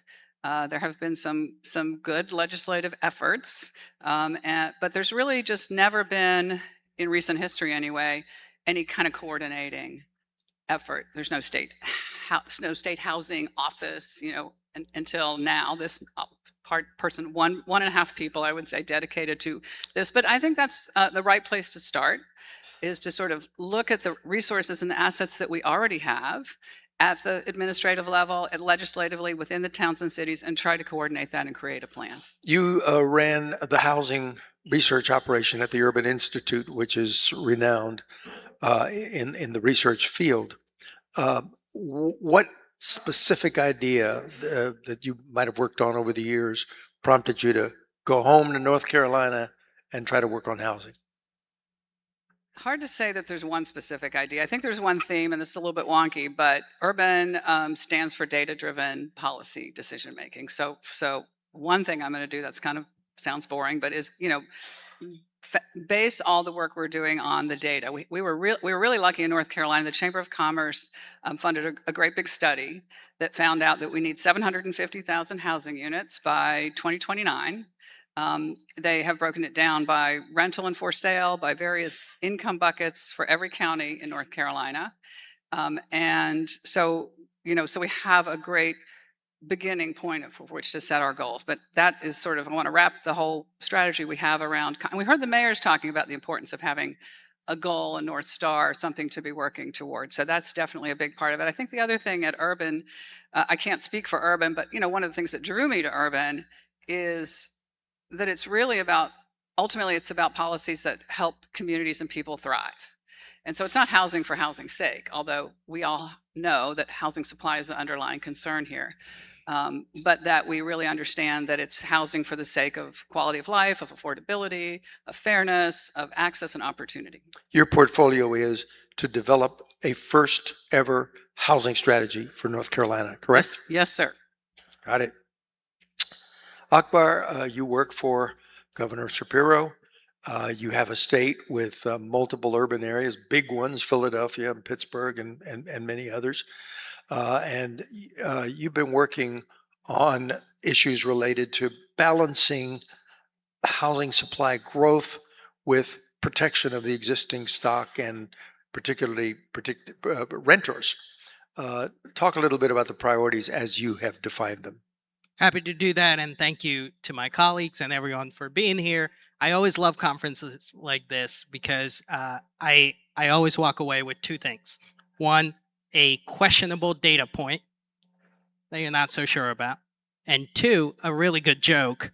So I appreciate my colleague Michael kind of combining both of those into his questionable statement and joke about Tennessee being the best state in the country. Shots fired. But yeah, I want to say, like, as we think about, so, and again, I've known Michael for a while. We've worked on this. I have to get into this conversation. I'm from Texas. There you go. There you go. So and Pennsylvania is also the only state in the Northeast, so this is how we divide up, what we're good at or not. We're the only state in the Northeast with a growing economy. And you've probably heard the governor say often that he wants Pennsylvania to be a place where everyone should have the freedom to chart their own course and the opportunity to succeed. And one of the only ways you can do that is to ensure that people are housed, okay? Whether it's affordable housing, whether it's workforce housing, moderate housing, whatever it is, you need more homes. And in Pennsylvania, we realized that the problem, and I know there's a bunch of experts in the room, and I often get in trouble for telling experts what's important, so I appreciate you indulging me. But in Pennsylvania, what we have realized that our problems can be solved into or put into two different sections. One, there's just not enough new housing. And two, the housing stock that already exists is way too old. Take two numbers, for example. If we do everything possible correctly in Pennsylvania, we are still in need of more than 400,000 units in the next decade. Across the state? Across the entire state. And then on the other side, we also have Pennsylvania's unique in the sense that we have one of the largest, oldest housing stocks in the entire country. 50% of every single home that exists in Pennsylvania is older than 50 years old. So all of these homes require a lot of repair and a lot of keeping up with. So those are the two big things that we have kept our focus on. One, how do we ensure a comprehensive strategy around building more? And by building more, it's like, how do we do everything more? And two, how do we ensure that individuals who are already in their homes, and again, the cheapest home you can live in is the home that you already have. So how do we ensure that we can provide the resources so that people can repair the homes that they're already in? That's how we focus our strategy on. So what does that look like from a strategy standpoint? Does it look like budget from the legislature for these purposes? Are there laws that need to be passed? Yeah, and I think it's a comprehensive strategy around all of it, right? Like there has to be a legislative strategy around how do we ensure that we're unlocking the full potential of our codes, our zones, and everything else. And again, Pennsylvania is an interesting place, at least amongst the folks who are here, because we're a commonwealth. So we have a lot of local control and local power. There are 2,562 municipalities. Every single one of them have their own zoning. Every single one of them have their own codes that we have to address. And that becomes, as you can imagine, a really unruly situation. So yes, there are legislative measures that we have to take. And then on top of it, we also need money, right? Okay. I want to get into some issues that are unique to states. And rather than go person by person, I'm going to throw out a subject, and I'd like you, whoever feels like it, speak to it, okay? Not everybody needs to speak on every one, and we'll move on quicker that way. First, what can states do that the federal government cannot? Why is it important that the states be involved in housing when the federal government has played so large a role? Quick answers. Well, I'll go quick because I'm just learning this. I spent so much time looking at the federal, right? And so I will use the forthcoming Road to Housing Act as an example. Hopefully it's forthcoming. I don't want to jinx it. But so many people in this room have worked on that. I know the BPC has been really instrumental in that. One quick example. So it's not like a state does, it's either or. It's more that it's a complex interaction of state, local, regional, and federal, not necessarily in that order. So in the Road to Housing Act, just as one example, it removes the chassis requirement for the HUD code for manufactured housing. Okay. So that's done. That's the federal. That's the federal step. That has to happen first. Okay. Next, the states have to do something at the state level around certifying to HUD. And it sounds really simple, but I hear it's going to be pretty complex. So the states need to figure out what do they need to do to get that. That's the next step. But that still doesn't mean people are going to be building manufactured housing. Then the municipalities need to respond to all that, the new design flexibilities, et cetera, and start Okay. relieving So on zoning. you're saying it's an entire federal system. Yeah, and then that the has to- feds come back in and maybe they provide financing opportunities. Okay. So it's Is there another thought here around on the panel about the particular role of the states? I think generally, whenever we talk about housing, states also have a big space, and of course, federal government's involved when it comes to individuals who are unhoused, or homelessness populations as well, right? And as we recognize, in especially spaces with much larger cities, Philadelphia and Pittsburgh, in Pennsylvania, for example, our homeless populations are rising. And how do we ensure that we're providing the right amount of resources in coordination with the federal government? Because we rely on the federal government. That's good. That's a good point. All right, another question. What is this particular role of states versus municipalities? In many states, there is a really tough red-blue conundrum where the cities tend to be blue, the states tend to be red, and they seem to be at war over basic things. How are we going to do housing in that environment? Thoughts?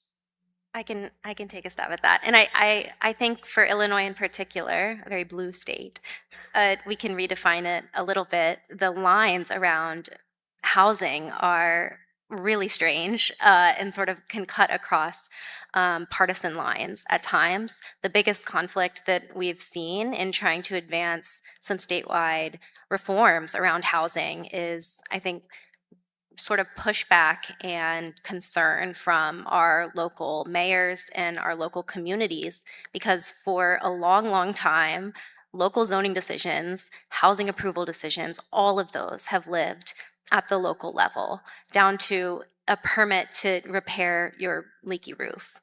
And so this is a departure from that. What is a departure? Our broader effort to set some statewide baselines that allow for the types of housing that we need. So state, for example, Illinois might say you have only so much time before you need to decide a permit, and you can't let it rest for 6 months or something, and slow down the construction of housing.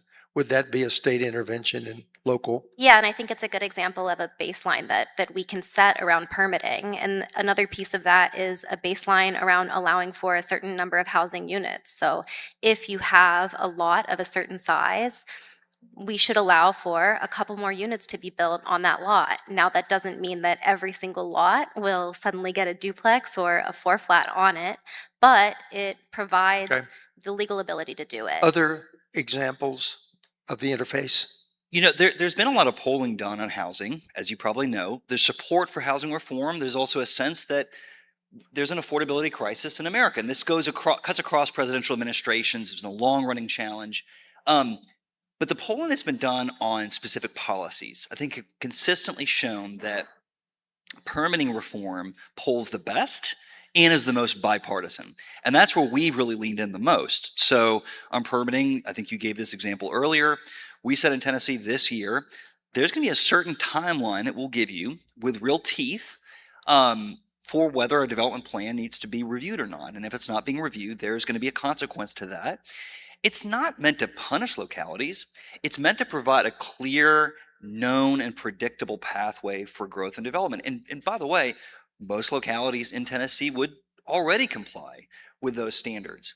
We just want to make sure that everybody's operating on a level playing field, and we know you and I have a known pathway, even just as an individual homeowner, of whether you're going to get approvals for the addition you want to make in your house. The assumption is the state wants more housing to be built and wants to push the process along. We want to protect your property rights. I Right. think that's key. We want to protect your property rights. We also want it to be a clear democracy, not a vetocracy, where it's just impediments all along the way that don't empower you as an individual homeowner or property owner, but empower others out there, special interests and others. We want to enable you to have the freedom to build your American dream. I think that's very important to us. Okay. And that's important across all the things we do. So I'm going to jump in with two things I've learned about in the last month. And I won't go on unless you ask me more about this difference between what is a Dillon rule state and what is a home rule state.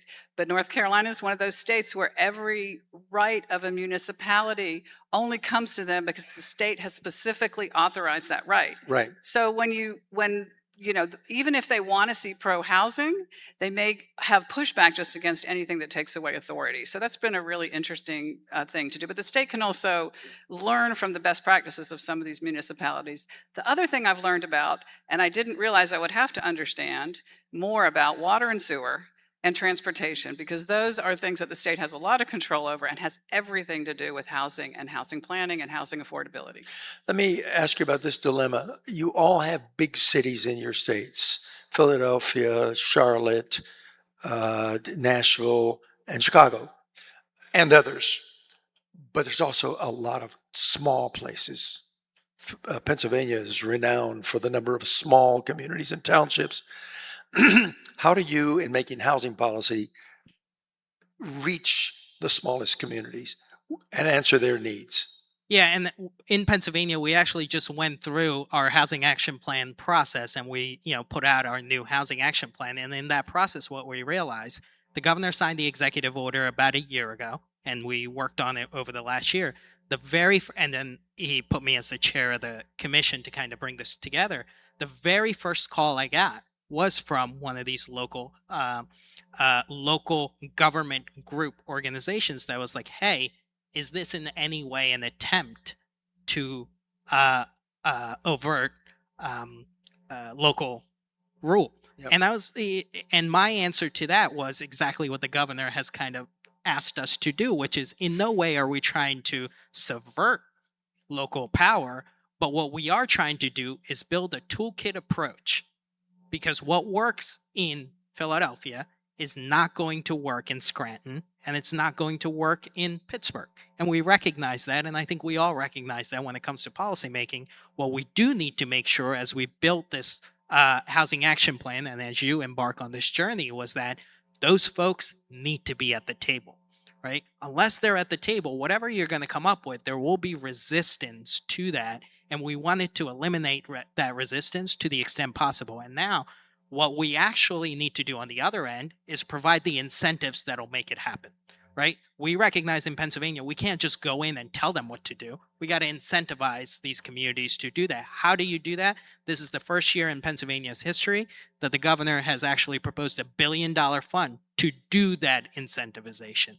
Now, the legislature has to agree to do that, and Pennsylvania, famously, we're a pretty divided legislature. Our House is controlled by the Democrats by 1 vote, and our Senate is controlled by the Republicans by 2 votes. So we'll see where that $1 billion goes. So you've introduced the subject of financing. Just say a word about how much of policy, as you see it in your purview, requires incentivization programs, other sorts of financing tools, as opposed to, just the kind of permitting and efficiencies that we've talked about, financing strategies. I think someone shared this before, but I mean, this has to be solving for the lack of housing in our states has to be an all of the above approach. And so, yes, we are focused, I think, on the regulatory reforms that will make Illinois a more certain, a less risky place to put money behind housing. But we have also put together a capital component of our build plan that signifies that we really, really understand how expensive it is to build right now. And as the state, there are a couple different ways that we can plug in our investments to help close that gap. Talk about those. Yes. Or So is it money to builders? What is it? So as part of our legislative session that just wrapped up, we passed a $250 million capital package for housing, and that's broken down into a couple different buckets. It is exciting, I think, in this budget environment that we did something like that. Part of that is direct assistance for home buyers, I think, in recognition of the fact that to put together a down payment in this environment when there is such a shortage is really, really hard. but 200 million of it is directly for housing development. So that's infrastructure grants to communities that need to do the below ground work to make land readily available for housing. And then that's things like a revolving loan fund for the more middle housing projects that we Got have. it. Are there financing dimensions to any of others of you in your states? So in terms of infrastructure, I mentioned earlier, we created these residential infrastructure zones where you can bond out the cost of infrastructure. So that takes away a big barrier to growth. Texas has been a great leader in that with their MUDs and PIDs, which we can get into if you want to afterward. But also expanding our use of TIFs and pilot programs and just creative financing for the infrastructure. That's incredibly important. Two, we've done a lot to help incentivize more accessible and affordable housing. Some of it just affordable, some of it capital A affordable. On capital A affordable, we've authorized the first state low-income housing tax credit. And Senator Blackburn has been a big proponent of expanding federal LIHTC, so great support there too. And then for the past couple of years, we've been pushing for a starter home revolving loan fund. You know, in the version that we proposed, it didn't pass, but General Assembly came back and basically passed a version of that with some slight twists, but just basically saying, like, if we can take the cost of construction and the construction loan off the table for those starter homes, that will be incredibly important for workforce housing. We're not even having to directly subsidize it. We're just making it more accessible for those more accessible housing types to be built. And I think we can make a lot of progress. I presume you have studied the Road to Housing Act that is in process. Hopefully a vote as early as perhaps this evening, which would be a great thing. And I understand they're looking for a date very soon for presidential signing. Speaks explicitly to the role of the states and encourages the states. Are you sort of gearing up in the expectation that you'll have new power and new functions at the state level? Anybody got a thought on that? I think one of the more exciting parts about what's coming up through the federal process is that, you know, Senator Fetterman from Pennsylvania had proposed within the bill that hopefully will be signed is a whole home repairs program. This idea that we have kind of tried in Pennsylvania, which is how do we repair these old aging homes and do we put enough money in there? That proposal is within what's being discussed. And I'm hopeful that once that gets some kind of traction at the federal level, we too can do more in Pennsylvania. We have questions coming in from the audience. The first one is, it touches on something we've already discussed here, but if we all agree that removing blockers to new housing development is a key piece of the puzzle, what's the best way for the state to handle local municipalities who may not be fully on the same page? I can talk a little bit about our legislative approach to this. A big part of our build plan is saying that if you have a lot of a certain size, you should be able to build up to 4 or 6 housing units on that lot, given all of the other sort of permitting requirements and local code requirements are working out there. Now, that is a departure from the 99% of our residentially zoned lots in Illinois that are zoned just for single family homes right now. And so I think the concern really comes down to the change in a neighborhood's feel and character, and the concerns from folks that have lived in these neighborhoods for a really long time and have a lot of their wealth wrapped up into their home as an asset. So really that sort of favors the status quo. Where we've tried to meet them at is emphasizing that as the state, we're trying to solve this large production issue. So can we set a baseline around the number of units that are allowed on a lot? But as a local community, you have the power, the authority to set sort of these objective, clear standards around form. And so if you have, and I think the mayor of Kansas City said this earlier, a community that is historically all brick, single family homes, but there's an empty lot, what we want to see there down the line are community standards that allow for new housing to be built, maybe a duplex or a 4-flat, or even a cluster of small cottage homes that fit within the existing sort of design and personality of that community. The next question I think is to you, Akbar. Pennsylvania Governor Shapiro oversaw an incredibly fast reconstruction of I-95. What lessons from that can be applied to housing? Yeah, of course. And for those of you who don't know, after I-95, there was a collapse. There was a collapse there, and the pundits told us, and even our engineers told us, it would take close to 6 months to a year to get that back rolling. We actually ended up getting that through in 12 days.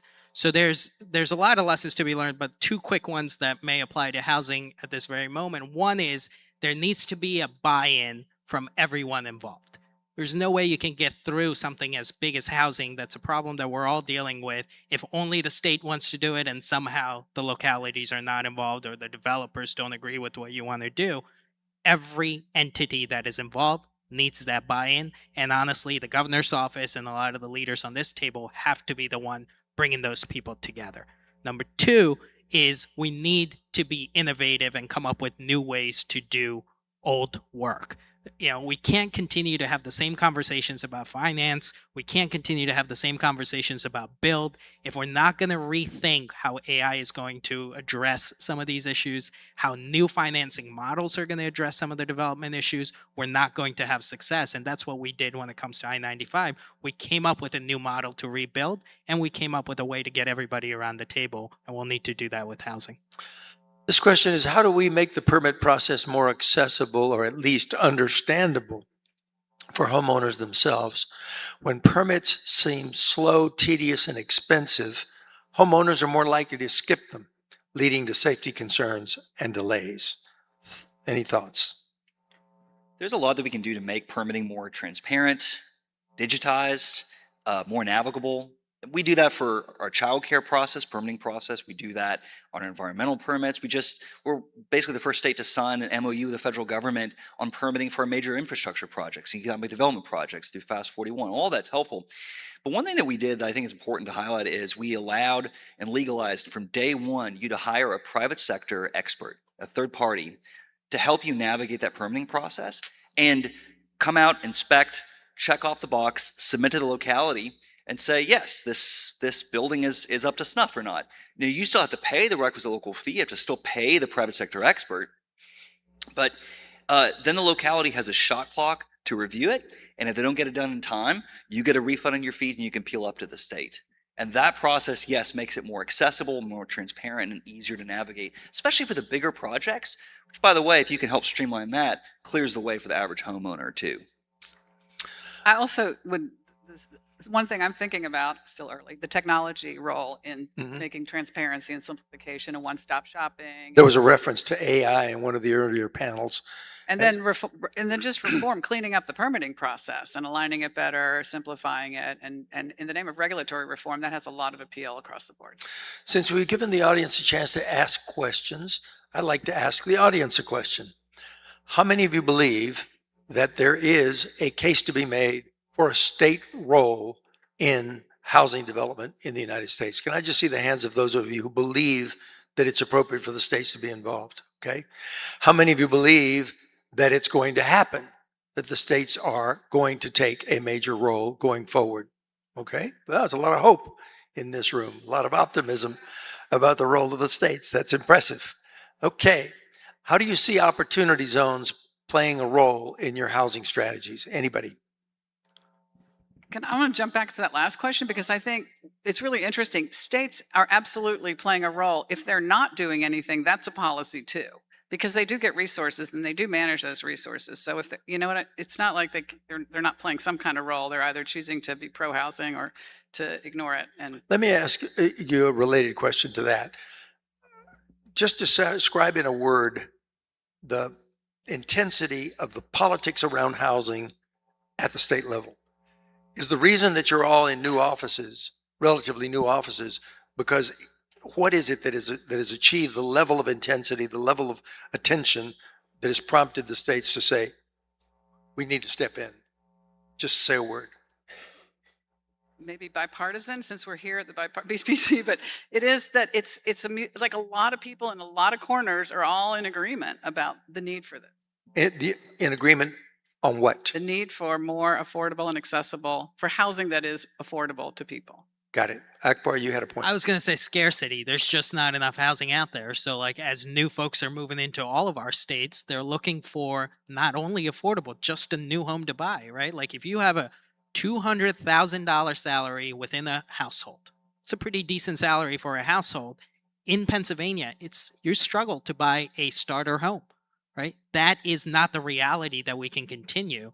And that's what I think gets everybody around the table to say, as we encourage more folks to come in and as they're making more money, they should be able to buy their starter home. Yeah. Do you think that people understand the social significance of changing the access to home ownership? Absolutely. And I think they see the reality of how long, as you're growing and as you're getting older, how long you're waiting until you get a house. Our parents had the opportunity to buy homes by the time they were 30, 35 years old. Yeah. Those folks at the same, at least in my, age category, we do not have that opportunity. And it has an implication for marriage age, of course, early dates on which children are born, ability to create net worth, all kinds of things. All kinds of things. Yep. Thoughts, anybody? No, I think it's important. We care a lot about keeping Tennessee. And if we're going to do that, we have to have a plan for homes for residents today, for their kids, for their grandkids. They want to live in the same community, to be neighbors near each other. We need to have a place for them to live too. And we need to be able, as the government, to not stand in the way of that opportunity, which is what, again, makes Tennessee and why people move there to begin with. We can't lose that. And that's part of what we're fighting for. And I think why there's bipartisan support, and there's different coalitions at the state level versus the local level, with different partisan leanings. They may have different solutions too. But ultimately, I think we can head in the same direction. We are heading in the same direction in Tennessee. Well, we're sitting here on this stage straddling a vote in the Senate yesterday that was 85-5 for the Road to Housing Act, and a vote that will likely come this evening in the House. There's nothing more bipartisan than sitting on this stage right at this moment as this is unfolding before us. I think we come to the end of the time that was allotted us. Ladies and gentlemen, please join me in thanking these folks for their participation.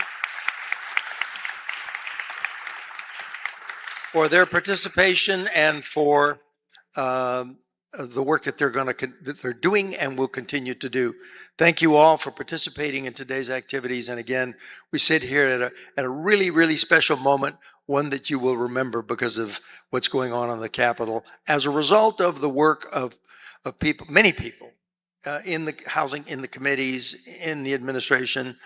But I'm very proud of the role that the Bipartisan Policy Center has played, and particularly the Terwilliger Center, led by Dennis Shea and his team that are right over here. Let's thank them all.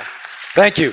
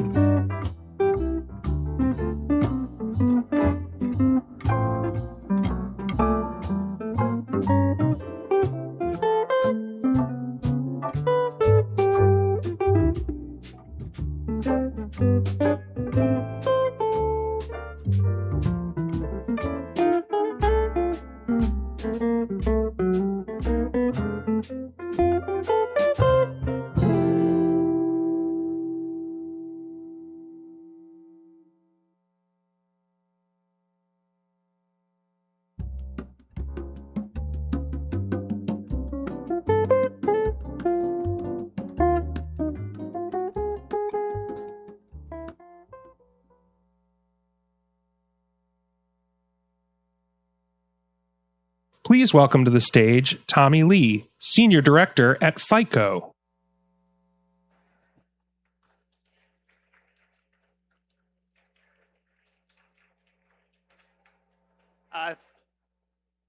Hello, thank you everybody for joining. I really wanted to thank BPC for inviting me and FICO today. It's a pleasure to speak to you. So during this session, we're going to be talking about the consumer and whether borrowers are financially prepared to take on new mortgages. And so one of the things that we at FICO have available to us that we provide to you is a FICO Score Credit Insights report that you can download with this QR code. It gives you a lot of great content about consumer credit trends over time, the average FICO score by state, payment hierarchy, industry trends, a lot of jam-packed information. So I encourage you to check that out at your leisure. And so as we talk today about consumer credit, one of the things that I want to mention as we think about borrowers and their readiness for a mortgage, there are 4 key pillars of consumer credit risk management, the 4 C's of credit: credit, collateral, capacity, and conditions. So we focus firstly on the first C of credit in terms of the FICO score and how that has trended over time and how borrowers are behaving with their own personal credit history. We see that since the Great Recession, the average FICO score nationally for all consumers has generally trended up by about 20 points over the last 20 years or so. But however, if we think about mortgage borrowers, right, those who are able to obtain a new mortgage, in the aftermath of the Great Recession, we did see a huge spike in the average FICO score, all the way up over 750 in the aftermath of the Great Recession. As you can imagine, stricter underwriting standards went into place after the Great Recession. And while we've had something of a pullback since then, you see that the average FICO score is still in the 730 to 740 range historically since the 2013 time period. And so we are still, mortgage underwriters are still expecting high quality credit borrowers, generally speaking. You do see a spike, of course, during the pandemic. That was, of course, related to the refinance boom and a lot of high scoring consumers taking advantage of low interest rates, as the data here shows, both purchase and refinance loans. But this is just one part of the story that you'll need to keep in mind, again, because it's only one of the 4 C's of credit. One thing that we see, of course, with higher interest rates, higher home prices lately, we see that each year for the last 3 years or so, about 3% of the FICO scoreable population is able to obtain a mortgage.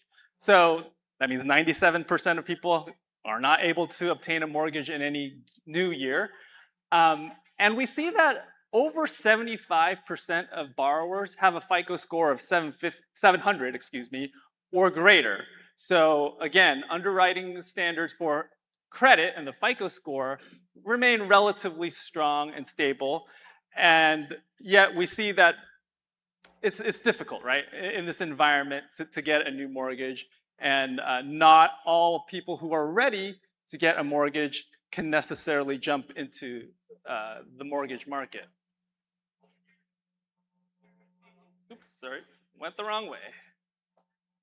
And then if we think about these mortgage underwriting standards and the impact of having high credit quality borrowers get into the mortgage market, we do see, of course, as you're all aware, the extremely high mortgage delinquency rates, whether it's 30 plus, 60 plus, or 90 plus day delinquency in the aftermath of the Great Recession.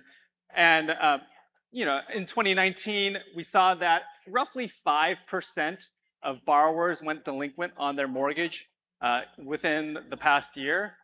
And we saw in the COVID pandemic historical lows in terms of mortgage delinquency. In 2021, with the payment accommodations and government stimulus, the accommodations are not being counted as delinquencies here in this data. And so what we see in the aftermath of the pandemic now is a slow and steady increase in mortgage delinquency rates. It's being led by FHA, but there are still, we're still at a point where the mortgage delinquency rate is roughly where we were pre-pandemic. So somewhat back to historical norms in terms of mortgage delinquency rate. So while it has been increasing over the last few years, nothing to be overly concerned about yet. but definitely something to me as a credit risk person is definitely monitoring. Okay, so this is probably the slide that is going to make everyone jump out of their seat. So I talked about the 4 C's of credit earlier. So the second one, capacity, is often summarized in debt to income, right? So how much is your monthly mortgage payment compared to your wages? And so we see that since 2019, in 2019, 2020, 2021, first-time home buyers, their mortgage monthly payment was tracking toward inflation, which was quite low in 2020. But we see that inflation has, the blue dotted line, has risen 30% cumulatively, not year over year, but total inflation for all goods and services since 2019, 30% overall in the system.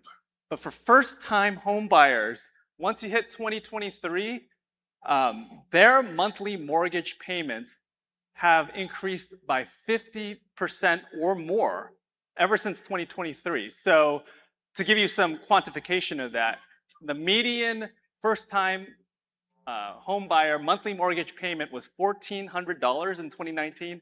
It is now about over $2,200. So that is a huge, huge increase. And it's kind of like a defining number for all the discussion we've had today about affordability. And that's just the monthly mortgage payment. I'm not even talking about increases in insurance, repairs, all of the other expenses that go into owning a home.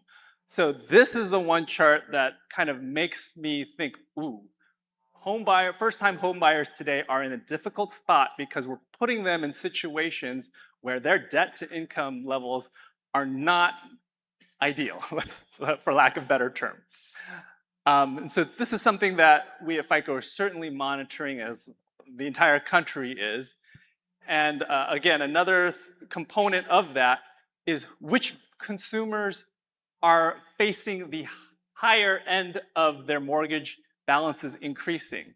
And so if we split the data by by their FICO score range, what we see that it's the lower scoring consumers who are being asked to take on more mortgage balance. So I mentioned early, on the last slide, 30% inflation on all goods and services since 2019. For borrowers who are scoring 620 or higher, they're, and this is not including, this is not just the first-time buyers, but the repeat buyers as well. When you include all those consumers, their monthly mortgage, mortgage balance is roughly tracking inflation.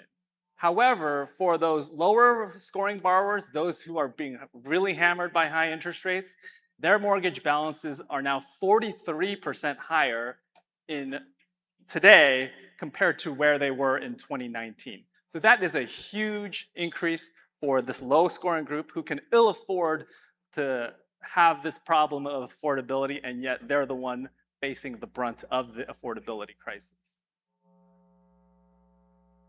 So that's kind of a short and quick summary of the mortgage credit ecosystem. I definitely strongly encourage you to also check out the FICO Score Credit Insights Lab. Here you could break down all of the data that you saw on the previous slides, looking at it by product, looking at it by time period, FICO score version, you name it. There's a lot of great tools in there if you need to see some of this more data more granular for your research. So definitely check it out, and thank you, and we'll have the rest of the team come on board.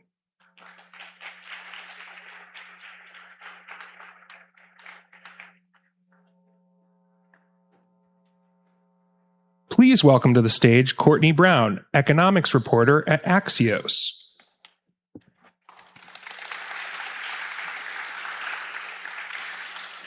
All right, so you know who I am, you know who Tommy is, but let me introduce the rest of our panel. We have Heather Battaglia.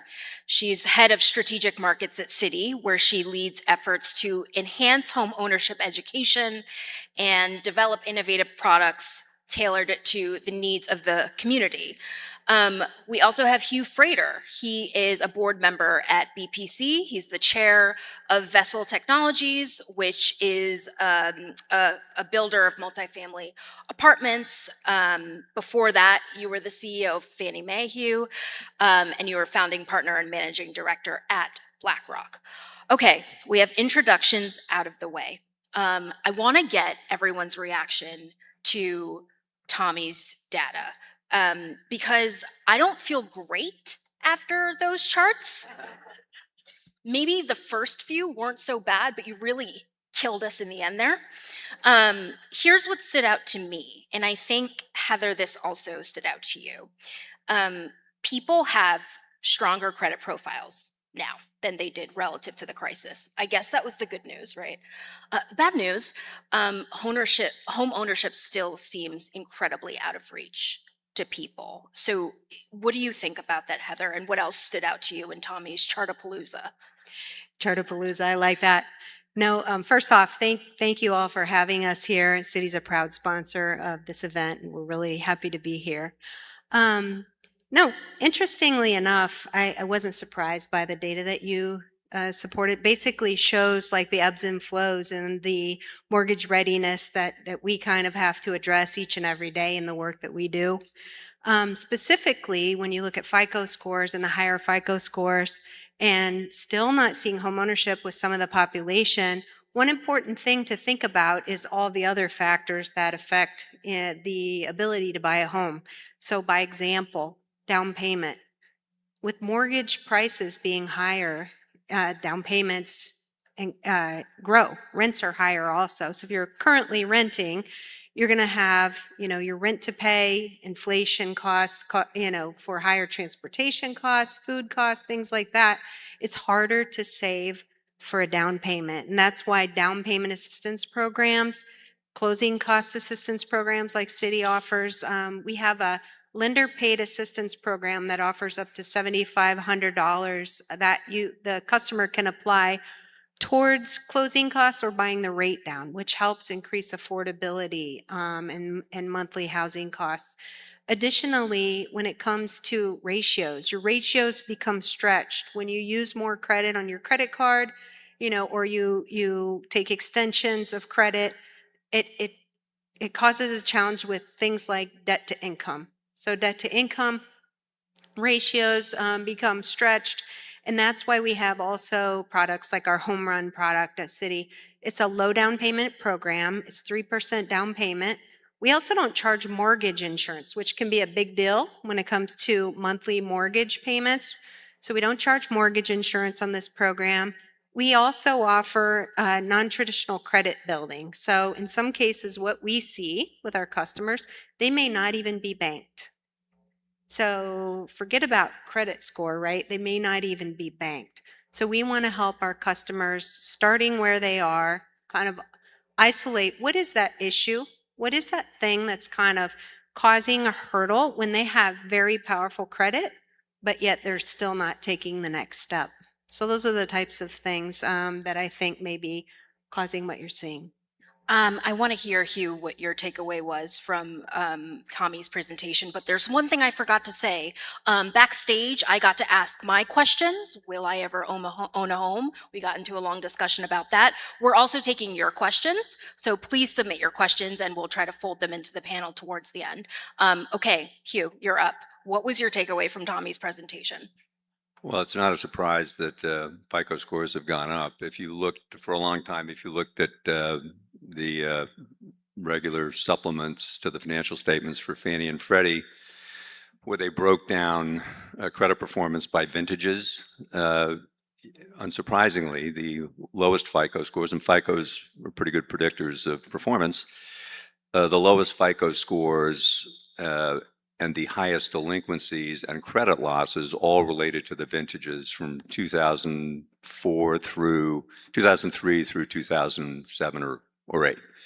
And so, unsurprisingly, the federal agencies, which are the principal source of liquidity for the mortgage market, needed to change the way that they thought about the kind of borrowers that they wanted to have in their portfolio of insurance effectively. So what's happened is that FICO scores have gone up, debt to income has gone up, actually more than FICO scores, because the agencies are looking for borrowers that have strong credit profile, and they're comfortable that they can handle a higher level of DTI.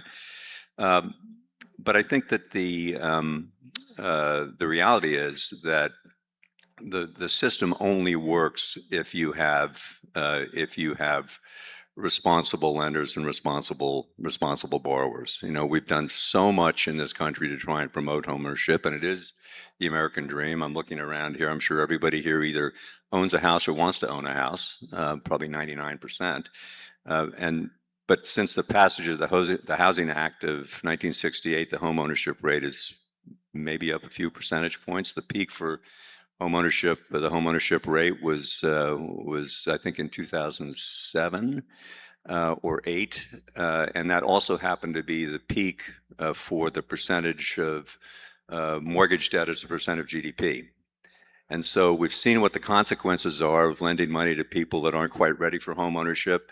What I always used to say is, why would we, unless it's a responsible rent-to-own program or the type of programs that the city's just talking about here, why would you want to extend somebody credit that they can't maintain? You're just ruining their life. And so I think the response you've seen from the mortgage market and the industry is a rational response to an irrational extension of credit during the boom. But hopefully we can continue to get creative and find ways to get people onto the home ownership ladder, because it is, without a doubt, it's heavily subsidized by all of us as taxpayers. It's without a doubt the best way to get into the wealth creation ladder. That's my burning question for you, Hugh, just as a follow-up.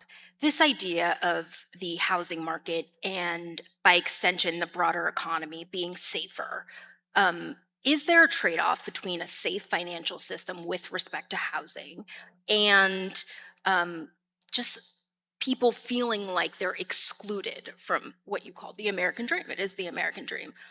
In order for the housing market to be safe, do we have to be exclusionary as well? Well, I think there's one person's exclusionary might be another person's prudent. And so these are Fannie and Freddie as examples of the largest insurance companies in the world. They have big, diverse portfolios. Like all insurance companies, they cross-subsidize. Borrowers that are less likely to have distress will subsidize borrowers that have a higher probability of distress. We can't forget that in addition to Fannie and Freddie, we also have Ginnie Mae and HUD, which has terrific programs that enable people to gain access, and there are a lot of private programs of the type that were just being described that do similar things. It just has to be responsible. So when you think about things like rent-to-own programs, that has to be responsible. And what I mean by that is there's a long and sordid history of rent-to-own programs where if you missed one payment, you lost your equity. That's fundamentally unfair, and who would even think of doing that? I can't imagine. But if we approach this in the right way, we have an incredibly liquid mortgage market. And if you think about it, I like everybody in this room, but I wouldn't lend any of you money for 30 years. Except for me. Except for you. No, I would lend you money for 30 years. But the federal government effectively does that. And so when rates were 3.5%, the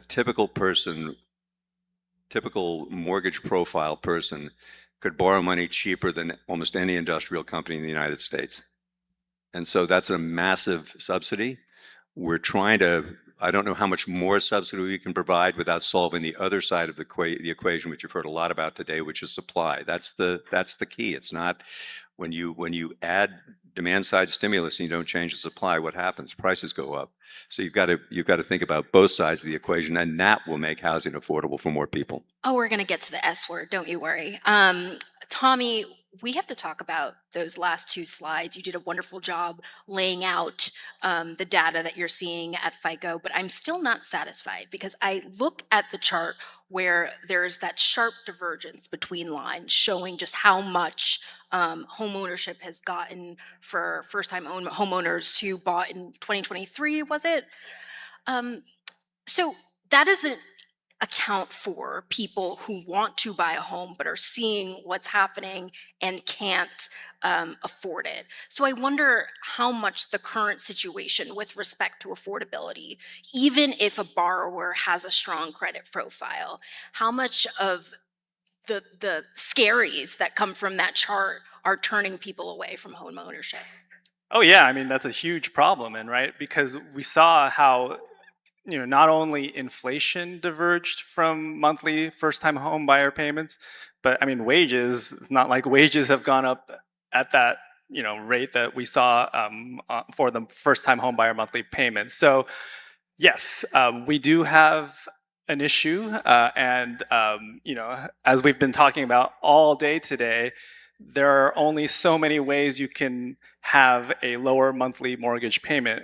You need to either put more down, which is obviously going to stretch many borrowers, in terms of having the money up front, or interest rates need to be lower, or we need more supply. And there's, at a certain point, you just start running into the economics of the situation, and there's no other solution other than to build more supply. So yeah, it's not a satisfying answer. I get that. And yet I think that's the reality, unfortunately, we're in as of today. Heather, you talked about this a little bit, but I want to ask more pointedly because you've worked on home ownership education and access programs for years. What is the single intervention that you've seen that genuinely changes outcomes for prospective buyers? What is it that pushes them over the edge? No, I think that's a great question. I mean, as City, what our focus is we don't we don't necessarily focus on one single thing. We try to take a holistic approach and really dig in deeply where the concern is from the borrower themselves. And so staying focused as they step through their home ownership journey and step together with them, I think that's the most important piece. So by example, last year we did over 700 events. Those events were for my team alone, not including, some other parts of City. But the focus of those events is really to get into the community, to talk to people, to help them understand and demystify the process. Because a big piece is that the process can be very intimidating. Like if you're nervous about opening a bank account because maybe you don't trust financial institutions, how nervous do you think you're going to be with the biggest transaction of your life, right? But we find it very important because it's one of the largest wealth building steps for individuals and families to build generational wealth. So again, with those 700 events, we have business development officers who work in the community. We have community loan officers who work together side by side, taking out those things that are confusing for the customer, that might be a hurdle. So whether it be credit counseling, if they have credit challenges, right? Or if they don't understand the process, to break down the process by steps and help them understand who's who in that process. Last year we put out, I think it was 10 social media videos on YouTube to kind of focus on all of those different pieces and parts of the homeownership process, whether it be down payment, understanding credit, trying to figure out the process, understanding that you can actually have a truck and a driveway to park it in or a garage to park it in as well. It's not one or the other. Some people have a certain point of pride as well to not have had to borrow anything from anybody. So it's just helping them understand there are tools to be able to benefit the customer, and City being able to stand with them side by side and walk through that process together with them. So Hugh, I have a hypothetical for you. Heather is crushing it at City. She is identifying all of these well-positioned would-be home buyers. Let's say Heather on her own found 1 million people to be in the pipeline. So what happens if we don't increase supply, right? We can get homeowners in the pipeline all we want, but if there isn't an increase in supply, how does that work? Well, there's no single, this is a large, complicated ecosystem. There's no single answer. We need to make it easier to build every kind of housing, rental housing and and single family. ADUs has been a big, has actually in some markets been a really big lift. But again, there's no single answer. What people often forget is that 95 to 97% of home sales every year are existing homes. So who holds all that inventory? It's your parents, some of you might have a 3% mortgage. You say, I'm not leaving this house, I've got a 3% mortgage. And so, but the amount of new housing that we build as a percentage of households has been declining for decades. And so that we have to change. We have to get more creative about things like ADUs, things like rent to own. There are a lot of different levers that we can push. But I do think that the mortgage readiness aspect of it is very, very important, because we don't want to put people in the system that aren't ready. That's going to end badly for them. Most importantly, it's going to end badly for them. It'll end badly for their lender, but it'll end even worse for them. And so what we found, I think it's a critical part of it, because 90% of mandated prospective homeowner education, people will access that after they have an accepted offer. That seems like the wrong time to do it. You'd probably want to do it before you made the offer.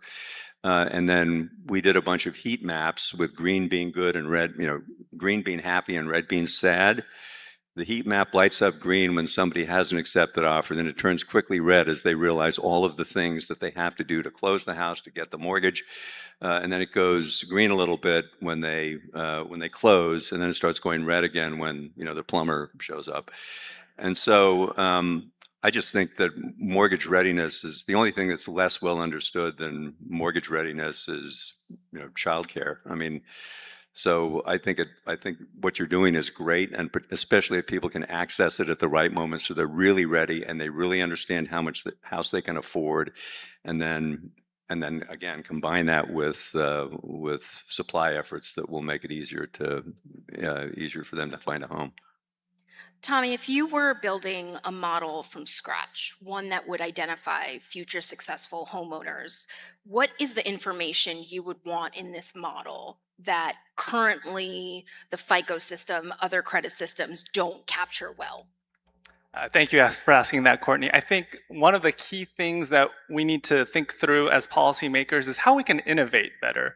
And so particularly with alternative data sources, there's a lot of great access to cash flow data out there, where you can marry traditional credit report information with an understanding of a borrower's cash flow situation, their checking and savings accounts.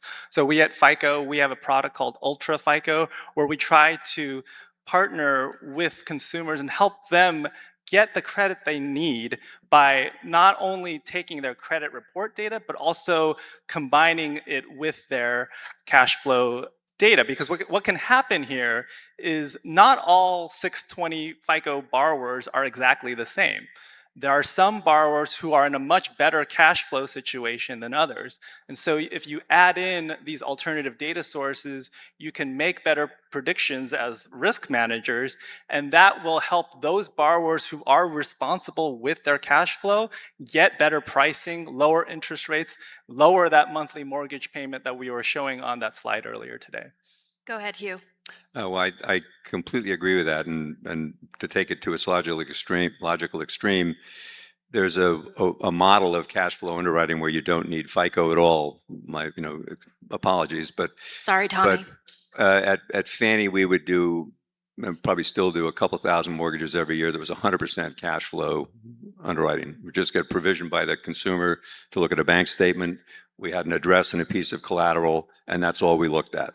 Now, in typical Fannie fashion, I think they were like 5% loan to value or something, but nonetheless, all we were using was two pieces of information: a bank statement and a piece of collateral.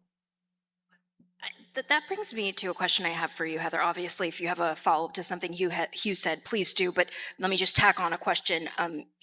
What have you learned from working with borrowers, potential borrowers? What have you learned about them that traditional credit systems, credit data miss? I mean, I talked a little bit about some of it, but one of the things is that we see is that there are customers out there who simply don't have a FICO score. Again, they've taken pride in not owing anything to anybody. And so that's one of the challenges. And city does with our home run program accept non-traditional credit. So we accept that, and it does help them build a non-traditional credit score. Additionally, when you think about prospective buyers and some of the challenges that they face, when it comes to FICO, it's just trying to understand credit and how credit is built. And that's why we place such emphasis on home ownership and education around home ownership education. It's really a remarkable time, as many on the panels today have noted, to be having this conference because of what's happening in Congress. Hugh and Heather, I want to ask your opinion of the Road Act. I'm so curious to hear from both of you. What problem do you think it solves particularly well, and where are the areas for more work or improvement? You can go first, Hugh. I think there's a lot of really good things. You've heard about it, earlier today. There's a lot of really good things in the bill. I think depending on who you talk to, people will identify which they think is the most impactful thing. Some people would say it's the chassis requirement, removing the chassis requirement for manufactured housing, which is a big deal. For that consumer that's in that unit, if it's financed as chattel, their rate is 200 or 300 basis points higher than it would be for a mortgage rate. Manufactured housing is an enormous category of housing for people of more modest means. As many people live in manufactured homes as live in 50-plus unit apartment buildings. So I think this is a really important step. It's just a step, but it's a really important step in the right direction. I think doing things like trying to eliminate duplicative reviews or like exempting affordable housing from NEPA as an example, I think is a terrific move, because that same development has probably gone through multiple environmental reviews at the local level already. I think that establishing pattern books for HUD, similar to their HUD code for single family, is a great idea, because you shouldn't have to completely re-engineer and reapprove designs over and over and over again. They don't do that when they build a Chick-fil-A or a McDonald's. Why do you have to do it for housing? So I think all of these things taken in aggregate are really good steps in the right direction. What about you, Heather? Yeah, I would say the same thing generally as Hugh has said here. I mean, I think first and foremost, anything that helps increase the supply of affordable homes and cut the timeline, whether it be regulatory or, looking at the various steps that a builder would have to go through in order to build affordable housing, cutting those timelines and policy around that, I think is critically important. The more affordable housing supply that we can get, the more I think we'll have opportunities for new home buyers. Additionally, manufactured homes as well. I mean, I think that helps with affordability. And then the other piece in there that I found was kind of interesting was low dollar mortgages. I think that's a big deal in certain markets where maybe there's an opportunity to buy a home that's at a lesser cost, maybe in different markets where it's not considered a high cost market, where certain lenders may not offer mortgages at those prices or at those levels.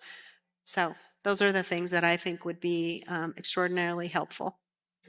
I have a data question for you, Tommy. Absolutely. What is the thing that policymakers, lawmakers believe about prospective home buyers that is contradicted by the data that you and FICO have in your back pocket? What is the misconception that lawmakers or other policymakers have? I think one misconception that many policymakers might have just generally is the fact about, if we take about lender choice in credit scores, and we think, oh, we bring in more competition with 2 credit scores and that's going to lower costs. But what we've seen independent research by a company called Milliman, which is very respected in the industry, and what they've thought through in a little more detail is that there are unintended consequences to certain actions.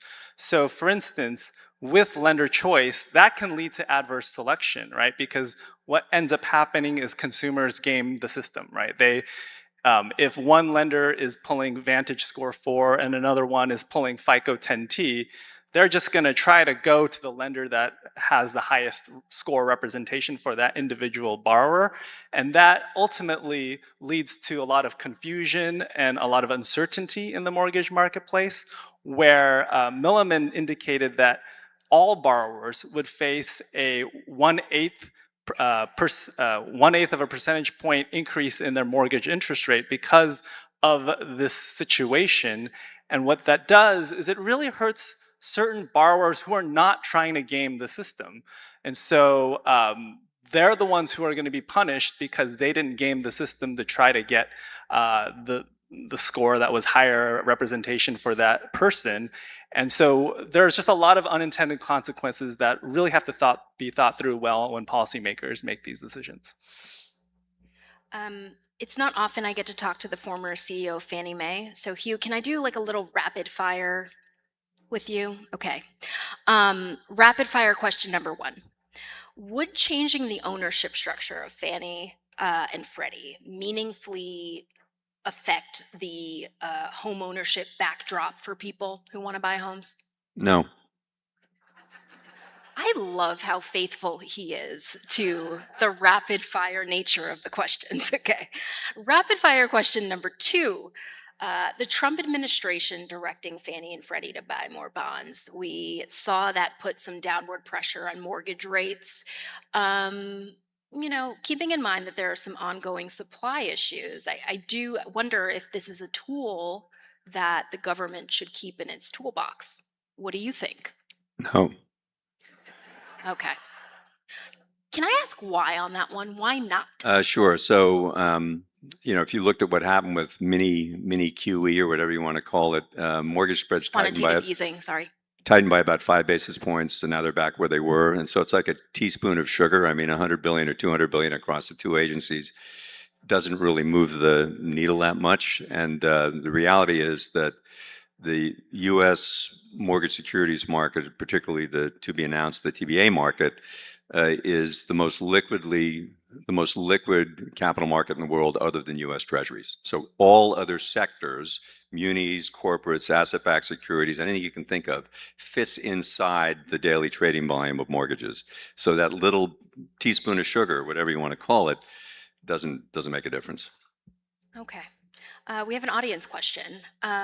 Someone asks, please speak to the innovation with your organization. What is the risk appetite for making ownership accessible to the workforce? Anyone want to take that?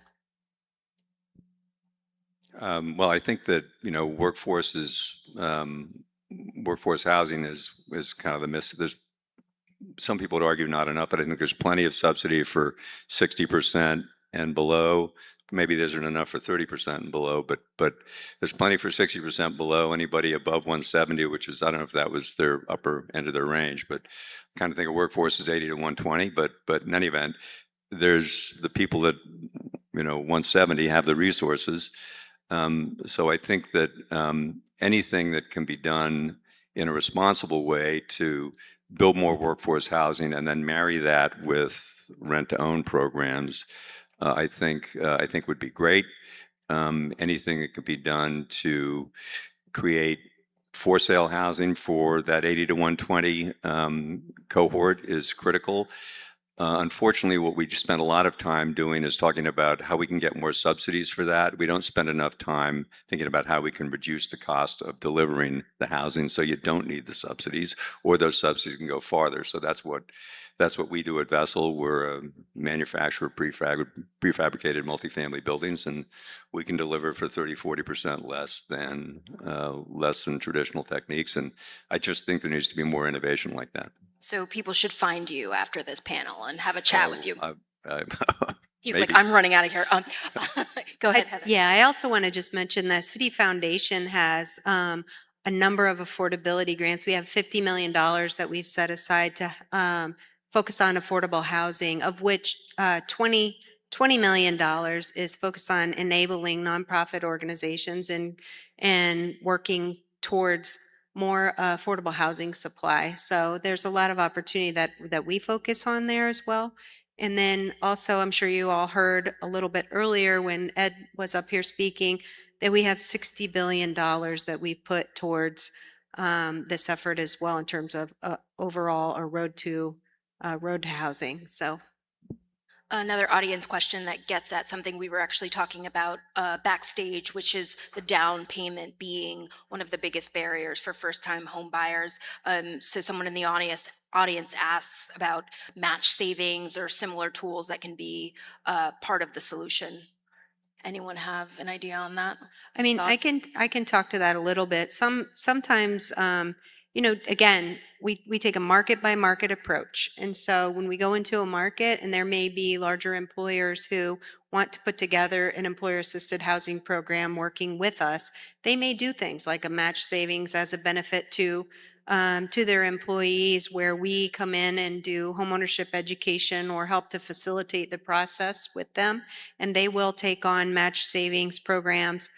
Together, they can couple that with, so we have layered financing with other down payment assistance program, with cities closing cost assistance program, and then again, using programs like our home run program that allows you to stretch your ratios and remove the barriers to homeownership.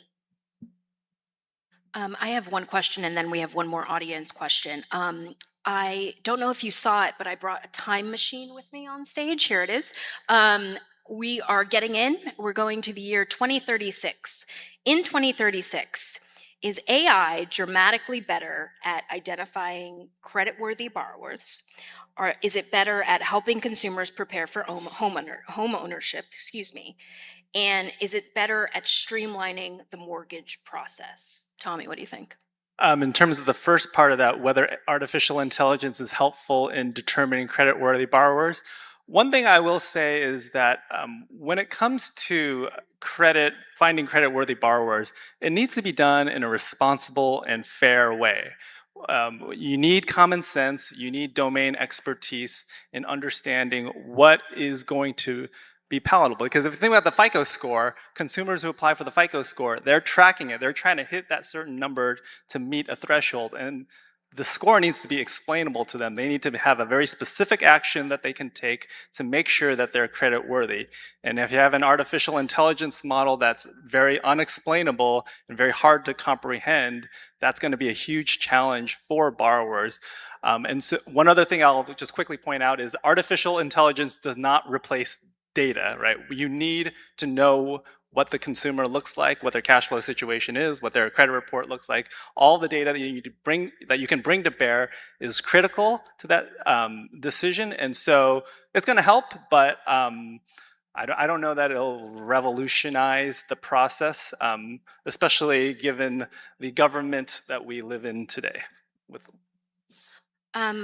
We're going to wrap up with an audience question, which is a really good question, which is how much of today's home ownership gap is, yes, there's affordability challenges, but how much of it is driven by disparity, past and present, in mortgage access? And then the audience member asks specifically, what do we know about situations where borrowers with similar qualifications receive different lending outcomes? And how do we fix that inequity? 90 seconds. I'll answer this question. So at Citi, we have a very strong fair lending program. And our fair lending program not only focuses on, we do secret shopping to make sure those types of situations don't, sneak past us. We do secret shopping.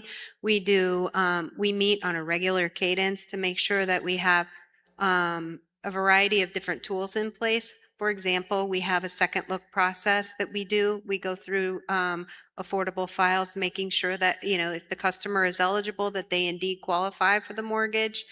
So we have a number of tools in our toolbox to ensure fair access to everyone. Additionally, as I mentioned before, we did 700 events last year. And those 700 events, our focus is to work with the community, become part of the community, and ensure that fair access is there for everyone. What do you think, Hugh? Well, I think that I'm hopeful that, to Heather's point, I mean, the fair lending infrastructure in place at a lot of the lenders is high functioning and maybe become even more high functioning with the help of technology. But some things are structural, and those are the things that need to change. So if you think about how many how many 35-year-olds have $35,000 in reserves and savings to enable them to access the home ownership market. I bet if you analyzed that data, you would find disparities across different groups. And that's a fundamental problem, and that's the problem you have to solve. I want to thank everyone for joining our panel today. Thank you so much to our panelists and answering all of my questions and the audience members' questions. I hear we're going to take a 20-minute break, but you don't want to go too far because there are 2 members of Congress coming on stage, so you'll want to get back in your seat. Thank you again so much. We'll now take a break. The program will return shortly.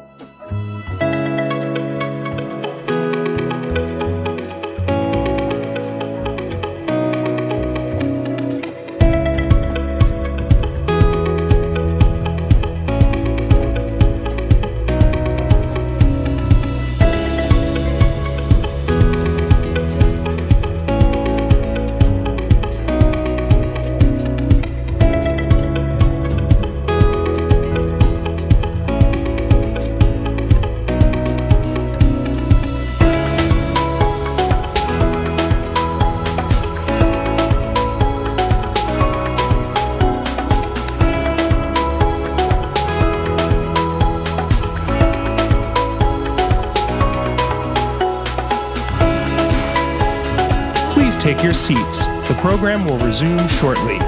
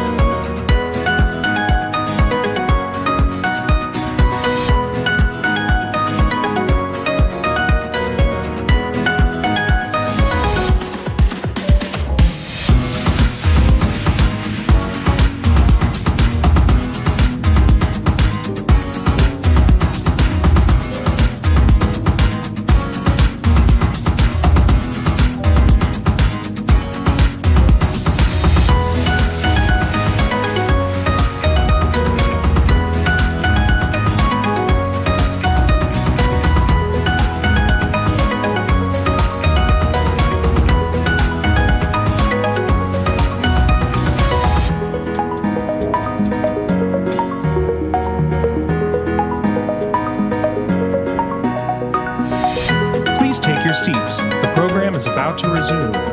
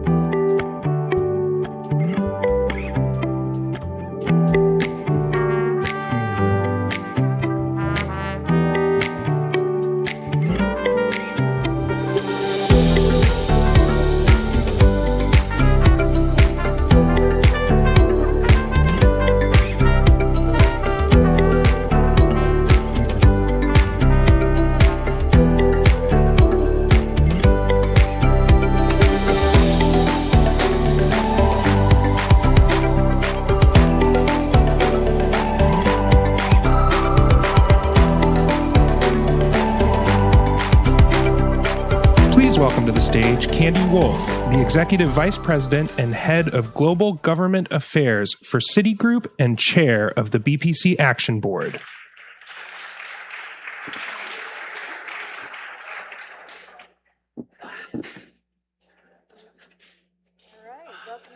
Welcome back, everybody, from your break. Good afternoon. I'm Candy Wolf. I'm head of Global Government Affairs for Citigroup. And it's really a pleasure and a privilege, really, to be here today with two great members of the House of Representatives who are going to talk to us about legislation, housing costs, supply issues, and the fact that we're going to have a vote tonight, finally, on legislation, and we will talk a little bit about the details of that legislation. And I think, as you all have heard, and you've talked about all day today, you know, housing is a national problem. It affects the renters, it affects the homeowners, urban neighborhoods. We know it's rural communities. We have a reflection of both here today, and it certainly impacts, you know, red and blue states. So we need collaboration, we need bipartisanship to really solve for these issues. And so it is really honored to be here with Congressman Troy Downing to my left from Montana, and to my further left, Congressman Jim Himes from Connecticut. And both of them are on the House Financial Services Committee and therefore intimately involved in housing legislation. And so with that, I want to thank you both for being here, and let's get started. So the first question, I think, Congressman Himes, I'm going to start with you first. And, you know, we know that Americans are struggling. They're struggling on affordability with housing, but it looks a little different depending on where you come from. So Connecticut and Montana have different states, but I think it would be helpful to sort of have you describe the housing situation in Connecticut and your perspective, and then we'll ask Mr. Downing for his views as well. Yeah, sure. Jeez, oh man. Whoa, I know. Sure. Yeah, no, thanks so much for having us. And, you know, it's funny, I'm not sure that, so I have a massive housing problem in southwestern Connecticut, Fairfield County. Try buying a house in Greenwich or Westport or Fairfield or even Stamford, you know, it's just, you know, entry level for a house, and depending on that community is, you know, $800,000. And as a consequence, young people, you know, don't have options to live where jobs are. They're making long commutes. That screws up our highways and creates traffic. But it's funny, I'm not sure that we're all that different in the sense that I've been to Bozeman, And I think what I just described is very much a Bozeman phenomenon too. These areas that get popular either for economic reasons, or Bozeman's probably more about resorts and retirement and that sort of thing, but they become inaccessible to anybody that isn't fairly wealthy. And so, there aren't a lot of places, maybe San Francisco, the outskirts of Boston, probably some other more affluent, economically vibrant places where the housing crisis is as intense as it is in southwestern Connecticut. So, buy your lottery tickets, because tonight something that never happens is going to happen. We're going to pass in strong bipartisan fashion a real substantive housing bill in the House of Representatives. That deserves a clap. And just one last point, and we can really unpack that. The parties had to lean away from some of their orthodoxies. My own party leaned away from its instinct to always want to subsidize demand, which is important. We need to subsidize demand for certain populations, but pretty much everybody realized that we have a supply crisis. Well, thank you, and thank you for having me here. Montana, you mentioned Bozeman, and it's obvious what the problems are in places like that are destinations, because the supply has just been eaten up, and that's pushing prices up, which prices a lot of people out of their housing. And Bozeman's not in my district, but I do look at that, and I wonder how anybody who works there can afford to live there, because it's just gotten so crazy. But I represent central and eastern Montana. It's one of the most rural districts in the country. It's the largest district in the lower 48. And the problems that I see constantly as I travel around my district, a lot of these smaller rural communities where they're struggling with rural healthcare, with critical access hospitals, with finding teachers. And there's a number of issues with that, but the one that always bubbles to the top is housing. They'll say they can't recruit and retain because as soon as they try to get somebody out there that may consider moving to one of these, frontier or rural communities, is they just don't have a place to put them. And so it's a huge problem. And, there's some things that we're addressing, I think we're going to talk about a little bit later, of some of the housing out there, especially with the lower income, kind of the lower entry level and existing housing there, is having programs so that you can get that at least up to par where it starts to qualify for HUD programs. So there's a lot of other things that we're trying to do there. And one thing that I have been working very hard on is there's a lot of tribal communities in my district. And as we have these discussions about housing and these issues in rural areas, making sure that their voices are being heard, and that I'm bringing that to Congress. And so I've been very active in making sure that we are advocating for those very real needs in our rural communities as well as in our tribal communities. Maybe I could ask both of you, since we're on the topic of bipartisan legislation, what makes this bill so unique? There's a limited amount of bipartisan legislation that has passed Congress in the past few years, frankly. So is it the topic itself, housing, or what has sort of brought people together to really focus on wanting to pass legislation and get something done? If you don't mind, I'll just make a quick shot at that. This is no party has a monopoly on this. Everybody believes in having an opportunity for the American dream, and housing is a part of that. It's not a partisan issue of making sure that we're solving these problems. And I'm just happy that we do have things where we can find that lane where we all agree that this is a problem that we need to solve, and we come together to do it. Yeah, no, I think that's exactly right. There is this sense of crisis, and as the two of us illustrate, no matter where you are, it's a crisis, and sometimes it takes a sense of universal crisis to get the Congress to act. Often it takes that to get the Congress to act. But there were a couple other ingredients, and by the way, it's a little frustrating, right? Because the truth is that the two of us in the Congress as a whole have limited tools to address the main problem here, which is zoning at the local level, land use policies at the local level. So we have limited tools to address really the meaty part of the problem. But I would highlight, you said what's unique about it.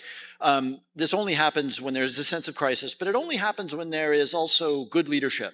Now, this didn't feel to me like too huge a lift. The original vote in the Senate was 89-10, right? This is not 51-49 stuff. But the fact that French Hill, the chairman of the House committee, and Maxine Waters, those two folks are about as different ideologically as you get. And I would say the same thing about Tim Scott and Elizabeth Warren. These are radically different ideological people, but they had the personal relationships to lean in, to do something which happens too rarely around here, which is to be satisfied with 65% of what you wanted instead of 110% of what you wanted. And so I think it's important that we pay respect to those 4 leaders who could have found an excuse to stop this thing, but instead leaned into getting it done. Yeah, definitely. They deserve great kudos.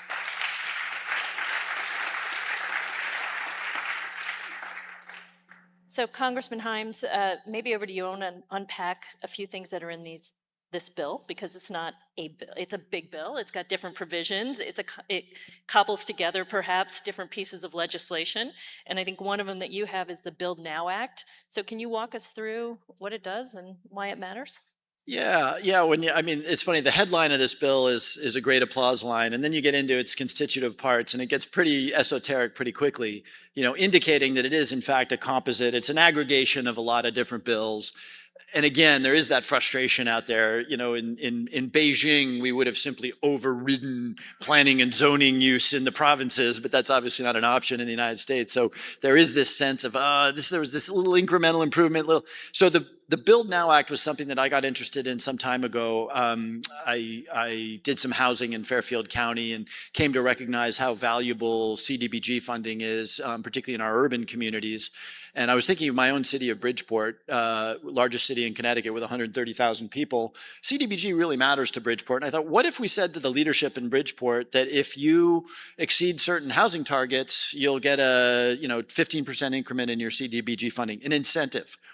That ultimately made it into this law where it's a gentle thing. You establish a reasonable benchmark, and then and by the way, you need to be in a fairly expensive community. So Bridgeport actually wouldn't be part of this program, but Stanford and Norwalk in my community would, because they're housing challenged more than Bridgeport is. If you build beyond a certain target, you get additional CDBG funds, which I would point out in this political, because it is an interesting question. How did this get through in one of the most polarized Congresses ever? I gave an example of where the Democrats had to lean in. We had to sort of give up our reflexive interest in subsidizing demand. The Republicans had to be comfortable with a little additional funds for CDBG in those communities that hit their targets. So, Congressman Downing, you have the co-sponsored, as I understand it, the Whole Homes Repairs Act. And that was included in this housing package, and it preserves existing affordable housing by helping low and moderate income homeowners and small landlords in making repairs. Why is that so important from a preservation perspective in Montana? Well, thank you. That's one of the things that I'd mentioned, alluded to earlier. But what that does is we have some housing there that it's basically based on condition, difficult to insure sometimes and difficult to find, availability of HUD programs. So what we did is there were no new funding in this, so it was easier, on my side of the aisle to get that through. We're using existing funding that was being underutilized to actually allow repairs for houses to bring them up to a minimum standard to qualify for HUD programs. So it allows them to start, at least get to that base level so that they can qualify for other things. So incredibly important, because you move around in a lot of, especially, really small rural towns, there's a lot of folks that get by on very little. And so this is something to help them get to that stage where they can look at other programs. Maybe you could spend a minute, you talked about tribal. You have obviously a significant number of tribes, communities in Montana. You've introduced the Native American Housing Assistance and Self-Determination Modernization Act. That does not flow off the tongue that easily. Yeah, NAHASDA. And I guess it's the reauthorization for the legislation hasn't been updated, as I see, since 2008 and hasn't been reauthorized. So you've got distinct challenges, I know, in tribal communities. Can you speak a little bit to them and what you're trying to accomplish with the bill you've introduced? Yeah, again, as I mentioned before, I want to make sure that those voices are heard in Congress. And, I spent a lot of time, making sure that we're being responsive to those needs. And NAHASDA, it's not been reauthorized in, I think it's been about 13 years. Yeah, NAHASDA. So there's the easy way that rolls off the tongue a little bit better. But we have some reforms in there to make it more more appropriate for these communities. But it's a block grant program to help them address their housing needs. There's some regulatory hurdles that it consolidates, makes it easier to get things developed. It takes the pricing away from DC and puts it to the tribes where they better know their communities for rental property. There's a bunch of things that it really puts the power where it belongs as they start to deal with the problems in their own communities. It's also has a part with the VASH, that's the Veterans Assistance. There's a lot of veteran tribal members in Montana. It's actually, they're probably as a community the biggest proportion of veterans in our tribal communities, and so we have some special programs for that for veterans in tribal areas. But one of the things I want to talk about this that I think is kind of germane to why we're all here is I worked really hard to get as many colleagues as I could behind this and build that trust and build those relationships. And that's kind of what I think is really the root of doing any kind of bipartisan legislation here. And so worked really hard with the folks on my side of the aisle, folks on the other side of the aisle. And as I did that, I got 44 co-sponsors on this, and some that don't have tribal communities because they trusted me, the work I was doing, and understood the problem we were trying to solve. And so amongst those 44, I got every subcommittee chair on financial services on that. I've got 18 Democrats, so not quite 50-50, but fairly close. Just showing that if you do the work and start calling people up and build trust, you can get people behind. And end of the day, I'm not here to stand on a mountain and yell. I want my work to actually become law. And the more I can do that kind of work and find colleagues on both sides of the aisle and get it through the House, the more likely it is I'm going to get 60 votes in the Senate and get it to the president's desk. So I work really hard on trying to do that. But this is going to be a very welcome reauthorization in our tribal communities because it puts some of the power back to them and gives them these well-needed funds to start addressing the housing needs in tribal communities. So Congressman Himes, maybe you haven't voted yet on the housing legislation, and it hasn't yet been signed into law, but everybody in the room is thinking about what comes next. And I wonder, it's taken a long time. It takes decades to do major legislation, right? I mean, the last big housing legislation was at this scale was 1990. We see that with taxes. There's just certain topics. But given the concerns, as you campaign, but just as we go around the United States and talk about affordability, do you see the pressure to keep moving on legislation to sort of look to the next, solution? Or is there hope that we're going to keep focused on what didn't get through, but there's an effort to stay focused on housing legislation in the coming years? Yeah, there's always more that we could do. I don't have a lot of good to say about the one big beautiful bill, but one thing it did do was actually significantly increase the amount of low-income housing tax credit available and make the terms of its use a little easier. We don't have more successful programs with respect to the construction of affordable housing than that one. So, we could do more of that. There's only something like 25 DUS underwriters out there. We could, loosen it up a little bit so that there were more. But, we shouldn't come to believe that the federal government, as I've now said 3 times, has really the keys to this problem. This is primarily a state and municipal problem. And I've just experienced this in Connecticut where we actually did pass a housing bill in the state of Connecticut. First time through, and remember Connecticut is a Democratic governor, Democratic Senate, Democratic House. First time through, the bill got vetoed by the governor. Second time through, we got it done. But underneath that are politics that are really hard that we need to fix, right? And I think where I get super interested in this is not so much having the political battles in a place like Hartford, but we have a lot of work to do. And I think all of us can do this work to say that what you think affordable housing and what you think of as additional housing is not what you think it is. All too often, my Republicans I live in Greenwich, Connecticut, right? My Republicans in Greenwich, Connecticut, their thing is, if this housing bill goes through, there will be skyscrapers in Greenwich, which is just insane. This is a town of 60,000 people. And, the Democrats get hung up on a whole bunch of other stuff that makes the politics hard. But what people need to do is actually take a look at what it is that we're talking about, right? Look at how you're building affordable housing, mixed use, mixed income housing with ground floor retail. They're doing this in Darien, Connecticut. Darien, Connecticut is probably one of the wealthiest, whitest towns in Connecticut, and they're actually building real affordable housing because when you see how they're doing it, it actually really adds meaningfully, economically, visually, aesthetically, it adds to the town. And the problem is there's too many people running around when they hear the word affordable housing, they think Cabrini Green. They think of affordable housing of 70 years or 60 years ago. This is probably another point that we need to make is that we have this thing in Connecticut, it's called fair share, and the cities, we have a weird situation in Connecticut where there are no counties, but the cities are like, well, we could build a lot of housing in Bridgeport, but Darien and New Canaan need to build their fair share. It's the wrong way to think about housing, right? Because my city of Bridgeport, when they build 3,000, modern, LEED certified, of every income level housing in the city of Bridgeport, that is going to transform the city for the better, right? You're going to have people on the sidewalks, you're going to be better lit. And so anyway, I think we need to overcome these myths that affordable housing is Cabrini Green and that housing is something that a community shouldn't welcome, when in fact it's something that a community should say, that's going to make us a better community. If we can fix that, I think that municipalities and states are going to start doing what they need to do to help us solve this problem.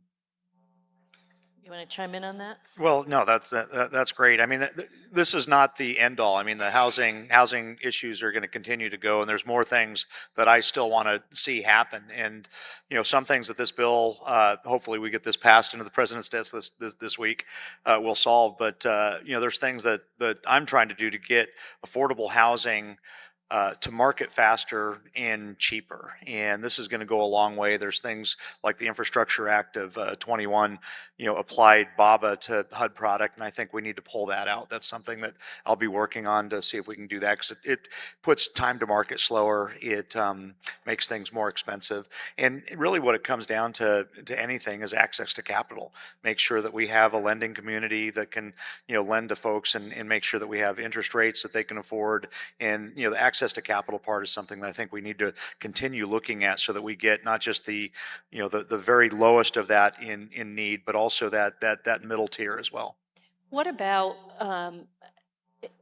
if Congressman Himes, as you said, a lot of this is going to fall back on the states and the localities for changes. What kind of oversight, do you think the House Financial Services Committee and others will sort of keep the pressure on so that you see the effective implementation of some of these? Because you're really kind of pushing a lot of that back down to the states, and how you do that, and like the follow through is going to be really important. Recognizing the separation between federal and state here. Yeah, you have to think about that carefully, right? Because having been through this fight, and I was an observer because I'm a federal official, and I was watching the, state senators and state representatives in Connecticut get this done.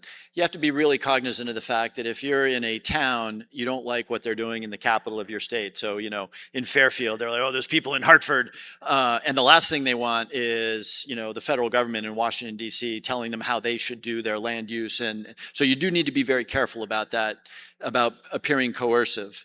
But what the federal government is uniquely capable of doing, if you believe me when I say that we need to dispel these housing myths, right? That housing is a burden as opposed to an asset, that affordable housing necessarily needs to be Stalinist, and that we've got the scale to address that, right? We ought to, maybe HUD should do this or somebody, but we ought to actually highlight for everybody in the country, or all the communities in the country, huge success stories, where you have these, I'm obsessed with, mixed income, mixed use development, because those seem to really work. So we have the scale to demonstrate to communities how much good can come from changing their zoning. But again, I think you need to be really careful about being overly coercive on that stuff, because you really will touch a third rail with that. Yeah, I definitely agree with that last part there. You don't want to usurp. Obviously you don't want to take away their authority. I think that the government, most affects your lives is the one closest to you. But there's been so many examples where when you talk about being that example, I think really works. And one of the things that comes to mind is, something something very meaningful in my state is when the rural health transformation dollars.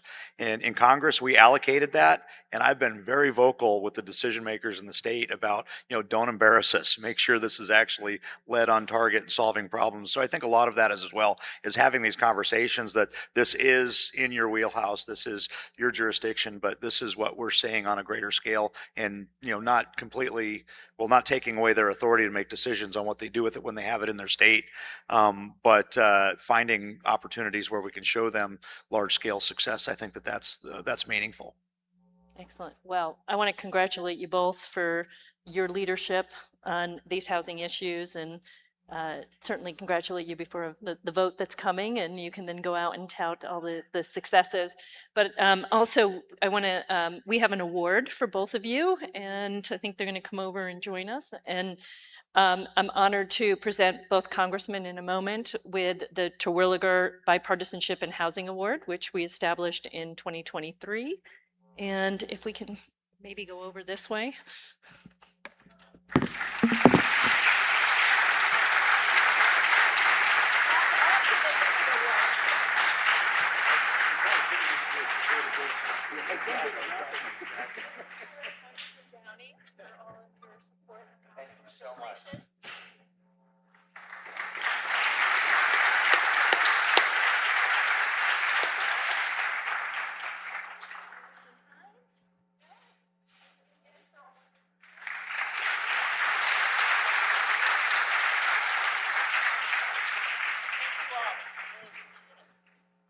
Oh, that's yours.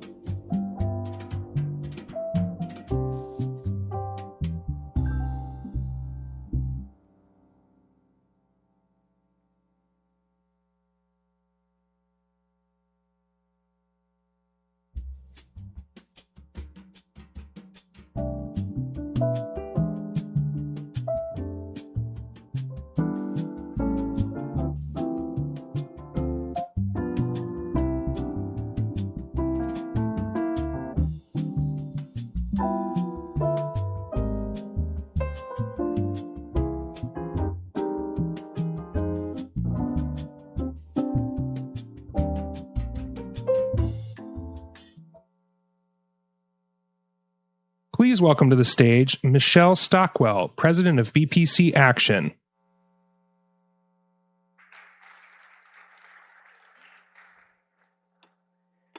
Thank you. Good afternoon. I am Michelle Stockwell, President of BPC Action, and it's my honor to introduce our keynote speaker. We've heard throughout the day that this is a critical moment for housing, and there's still real work ahead. Meeting that challenge will require sustained federal leadership. Senator Lisa Blunt Rochester has been that kind of leader, committed to finding solutions to the high housing costs so many are facing. First in the U.S. House of Representatives, and now in the U.S. Senate. Her very first Senate bill, the Housing Supply Frameworks Act, would give communities the tools to modernize zoning and land use policies so it's easier to build. That bill is now part of the 21st Century Road to Housing package, along with 4 others she led.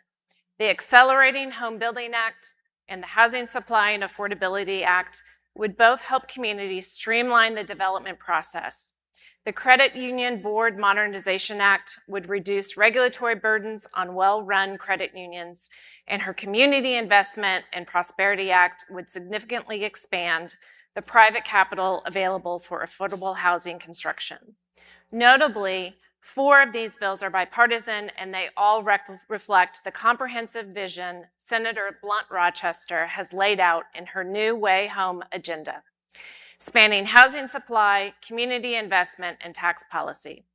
That is exactly the kind of long-term, cross-party leadership the Terwilliger Bipartisanship in Housing Award was created to recognize. Senator Blunt Rochester is being recognized for the 2nd year running. She understands that building consensus isn't just good politics, it's what actually moves policy forward. Please join me in welcoming her to the stage. Congratulations, Senator.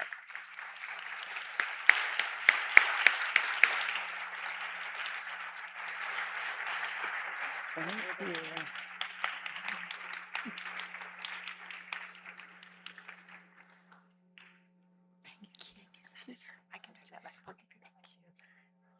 Wow. Thank you. Good afternoon, everyone. Okay, this really is a great afternoon. If you are in housing and a houser, this is a great afternoon. Yes. I was here last year up on this stage, and I remember I did a conversation with my Republican colleague, Todd Young, and we were talking about housing and the need for housing and how this should be a bipartisan issue. And today I am so excited that we are on the precipice of something huge that all of you have helped us to achieve. And so I say thank you to Michelle for the introduction. I thank Ron and Margaret and the entire Bipartisan Policy Center leadership, board, staff, and all of you. I thank you for this honor. And for me, I recognize that this is a team sport. Like, we are all in this together. So I am literally trying to look in every single one of your eyes, even the person on your phone right there. I see you. I love you. I am looking at every single, all the way in the corner. I see you taking off your glasses, rubbing your eyes. I see you. And I think that's really what this is about too, is that we see the American people. We see what they're going through right now. We're a group of people who understand that we have a housing crisis in this country. It's not new to anybody in this audience that we're 4 to 7 million units short of housing in this country. And so for me, being back with all of you is very exciting. I learned from the Terwilliger Center that I am a houser, so I wear that name very proudly, and I am just grateful. And we know that this shortage it's low-income housing, it's moderate housing, it's at every level, and it's all across the country, from farm communities to environmental justice communities throughout our country. We know that people are being impacted, and that the federal government has basically been sitting on the sidelines for 3 decades, really not addressing this issue. But now, today, I get to be here, and 1 year later, we are another step forward, and we are a step closer. Tonight, I think we will be able to say that the House has passed what the Senate has already done. It's good to be a senator, I'm just gonna say that. But the House will have passed this incredible package. And as a person who came from the House, it was even important for me that I had those relationships with House members. So some of you may have been following the intrigue of this bill. 1 minute we thought maybe it would be in the NDAA, then we thought it would be somewhere else. I remember reaching out to Chair French Hill and saying, one of my bills fell out, can you help get it back in? And he explained to me that the House and the Senate, we have a problem, Houston. And so even the House and the Senate coming together having Maxine Waters, having French Hill, having Tim Scott and Elizabeth Warren. This is truly a strange bedfellows bill, and it is for a good cause. And everyone in this room made it possible for me, because this is, for me, all roads lead to housing. I serve on 4 A-level committees in the Senate, and to me, the thing that is in common is housing. I'm on the Health, Education, Labor, and Pensions Committee. I think about that kid that can't go to school and learn when they're sleeping in a car. I think about the fact that the social drivers of health, we call them the social determinants of health, housing is one of them. Help. I'm on the Commerce, Science, and Transportation Committee, where I think back to our legislation for reconnecting communities, communities who had been separated because interstate highways went through those communities. But I also think about our Building Hubs Act that we're working on and strengthening supply chains. I think about my other committee. I'm on Environment and Public Works. Again, that is connected to housing. Being able to do transportation-oriented development, that's in both Commerce as well as EPW. And then the obvious one, the obvious committee is the Banking, Housing, and Urban Affairs Committee, where I get to work on everything, and our committee does, from loans to mortgages to ensuring that we're promoting housing stability for all. We know that we need more units, but we also need zoning reform, land use reform. We also need to cut red tape to build faster, and people should be able to live closer to where they work. We want safe communities as well. And for me, getting the bills that you just heard into this framework that Michelle shared, our Housing Supply Frameworks Act, which establishes best practices and equips local governments with the tools they need to update zoning codes and speed new construction. The Accelerating Home Building Act, which I love this bill. This is the pattern books bill that allows for pre-approved designs to be shared and be able to cut down on time as well as red tape. The Community Investment and Prosperity Act, the Credit Card Union Modernization Act I shared. That was credit union, not credit card. That's a whole nother thing our committee deals with. And then lastly, the Housing Supply and Affordability Act, which for me, these bills were fundamental in helping to support our local governments as well. In total, there are about 47 provisions in this package, 47, mostly bipartisan. And I will say this to all of you here, I believe we're just getting started. There needs to be a road 2.0. If you agree with me, please make some noise. There needs to be a road 2.0. I will just end with this. We still have more bills to come. I mentioned the Build Hubs Act. That one is important because it is about transit-oriented development. We have the Choice Neighborhoods Initiative Act, which Delaware has a model where we are actually converting distressed areas and making sure that those neighborhoods, there's somebody that cares about neighborhoods and revitalizing our neighborhoods. And that is all part of my commercial break, New Way Home agenda that we put out last year. There's so much in here that we want to see, and there's so much more to do. I will just end by saying that this morning, I was thinking about, what am I going to wear today? I hope the cameraman doesn't mind if I move, because I want to move. And I knew today I was going to be doing something that, later in the day that requires power pink. But I also, over the weekend, I was cleaning out my closet and I found this pin. And this pin was a pin that I bought about 20 or so years ago. It's a house pin by Lucinda. And there was an artist named Lucinda Yates who used to make these pins. Somebody knows Lucinda Yates. And she made these pins to raise money for homelessness.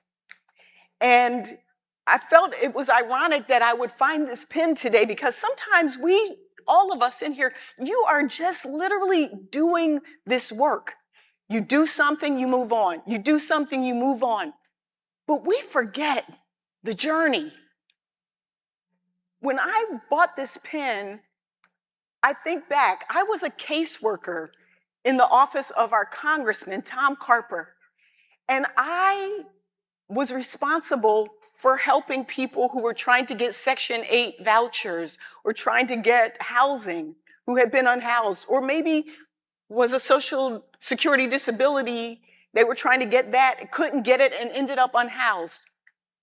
I remember I was CEO later of the Urban League in Delaware and chaired the Housing Roundtable.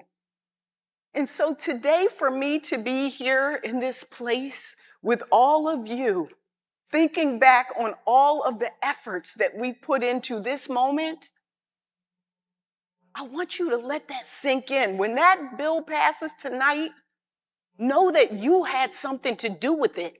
Know that there are families who are going to be better off. There are going to be people that don't have to still live with their parents. Some of you may be here. Remember why we do this work and who we do it for. For me, it was that second grader who, as a congresswoman, asked me, do I work on housing? And I said, yes. And he said, good. Then my friend doesn't have to sleep in his car. That second grader, or the senior, or the veteran. I came today not to get an award, but to salute and thank you. So I want you to be empowered. I want you to remember that we still have more on the road to go, but we get there faster when we do it together. Thank you so much for all of your work. We are about to pass some legislation. Yes.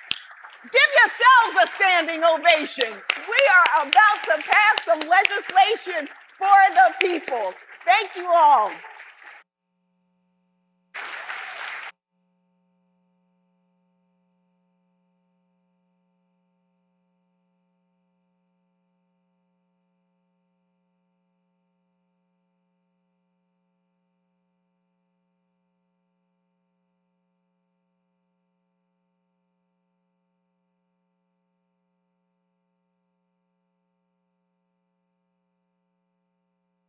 Please welcome to the stage Andy Winkler, the Managing Director of Housing and Infrastructure at the Bipartisan Policy Center.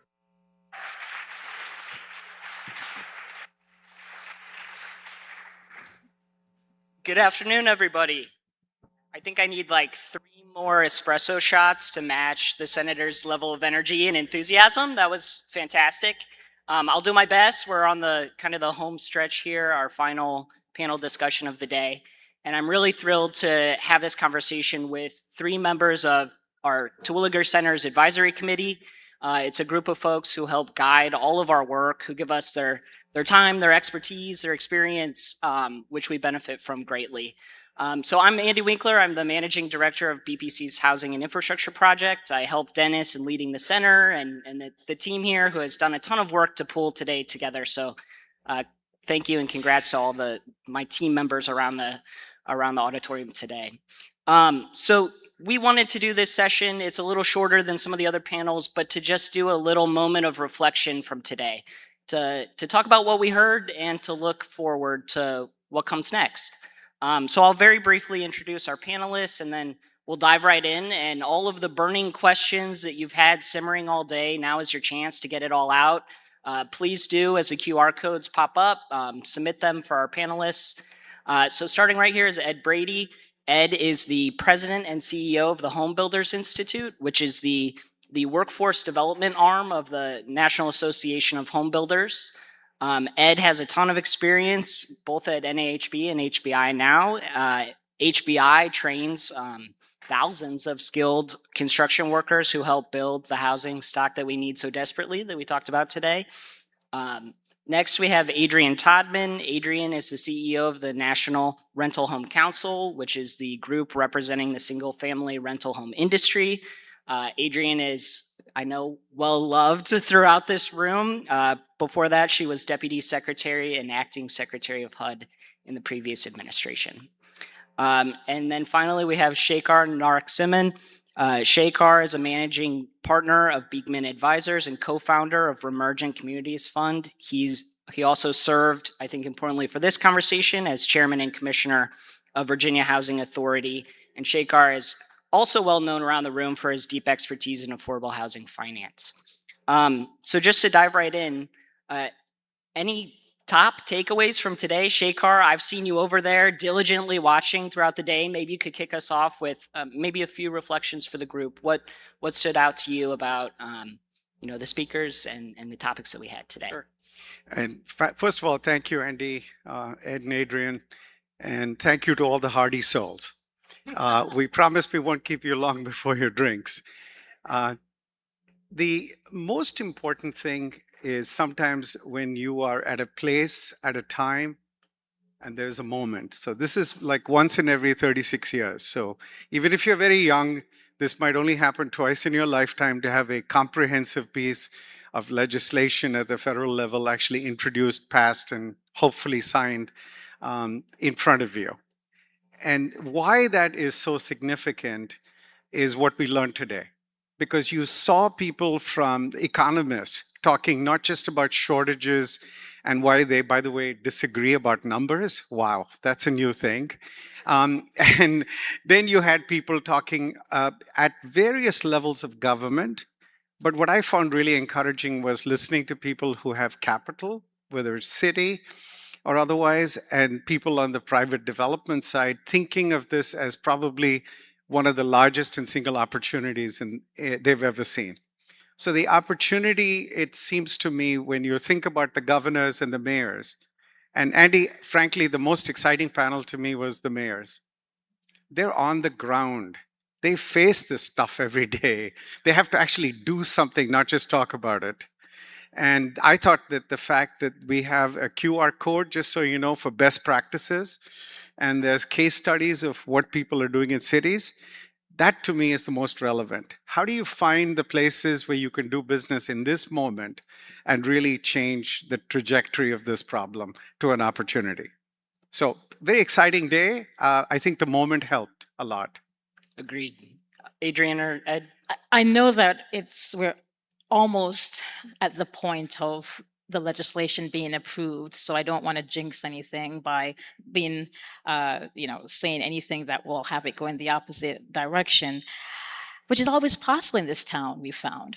But it was Mandela who said, "It's impossible until it gets done." And this has been, I suspect, for many of us, and those of us who've been through decades of this, of course, I was just 10 at the time, Shekhar, this has been one of the most interesting formulations of policy. I'm not even going to say housing policy. I'm just going to say policy in a very, very long time, if not ever.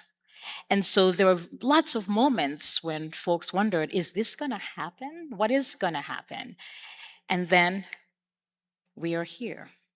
I think one of the most important things, and the takeaway from today's event and also other things that are occurring this week, is that we talked a lot about Infrastructure Week.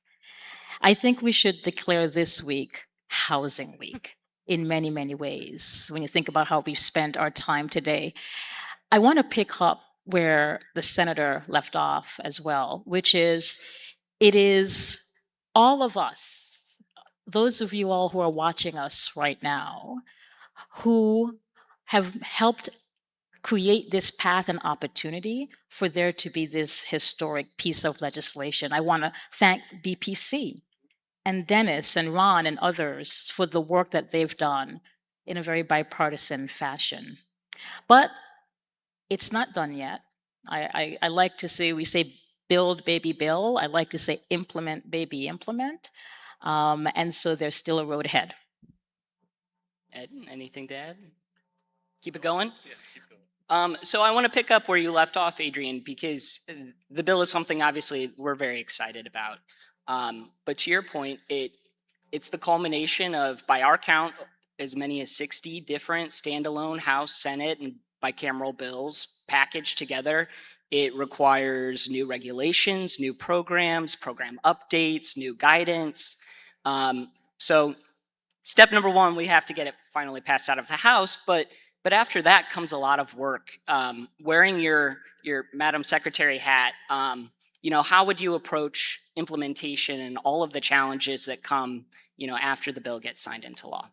Well, I'm hopeful that different departments who have different roles to play in the implementation are not waiting until now to start the work. I think there's something to be said for galvanizing the team internally. I seem to recall back in 2001, 2002, when we were so close, maybe one vote, I won't say whose vote, but one vote from getting a $160 billion investment. And I remember working with the team at HUD, some of whom are here now, every week, almost every day, getting ready. Like, what are the contracts we need in place? What are the things that we need to do to start and to run?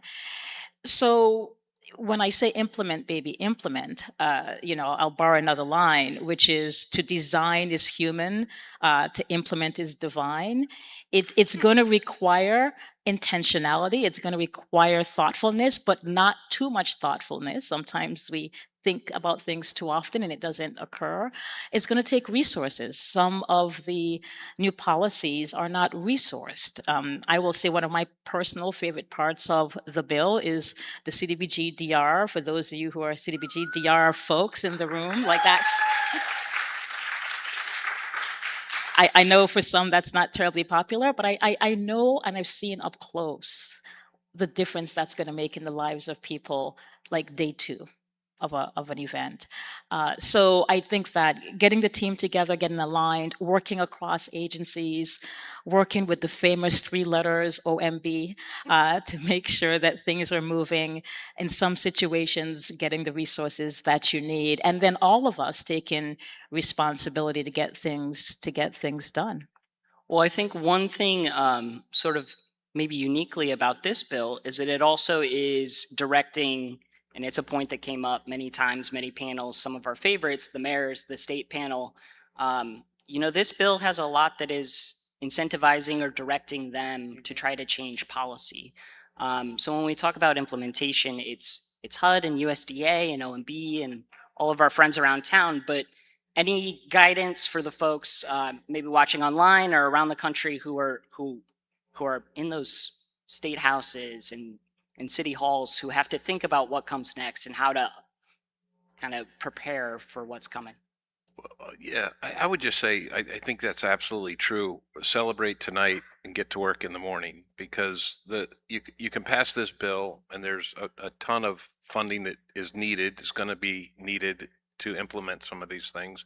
There's other things like regulatory burdens being relieved, some fast tracking of permitting that doesn't necessarily take resources, it just takes initiative and it takes passion in order to do that at the local level. And from a builder perspective, who built and developed subdivisions and complexes for 30 years, it takes that relationship between the builder developer community, the investor community, and the municipality or the city in order to build trust and relationships.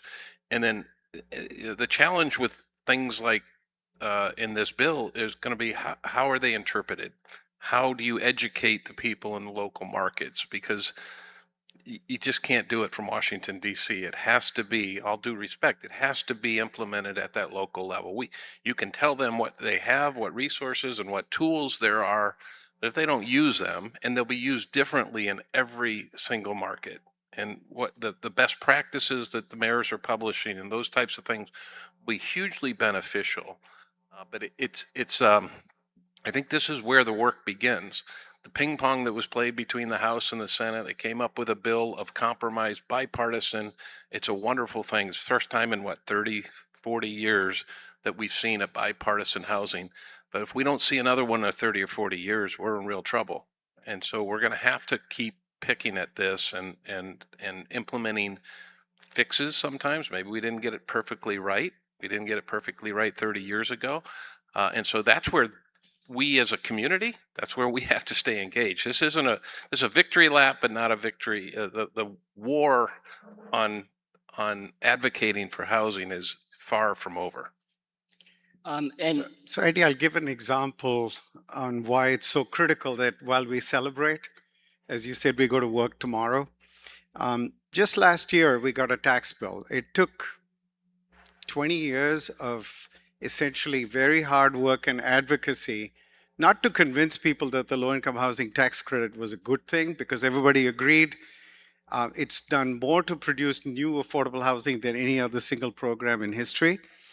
It was to make it permanent and to catch it up to the tax code. So the 12% increase, the permanence, the change in the bond cap, all those things meant we get billions of dollars more in equity. However, here's the facts now. We produced about 95,000 affordable units last year in 2025. We're going to produce about 85,000 in 2026. And you might very well ask, if you were a policymaker, hey, what happened? Didn't we increase it by 12%? Didn't we make it permanent? Didn't we give you this bond 25% basis? Shouldn't it have increased production? And the answer is no, because we have a lot of work to do on the cost of capital. Because unless it produces the units, it's great that the taxpayer's on the hook, but it isn't sufficient. So there's a lot of reasons why things happen. I think we have to continuously focus on producing the results, because I thought that Senator said it very well.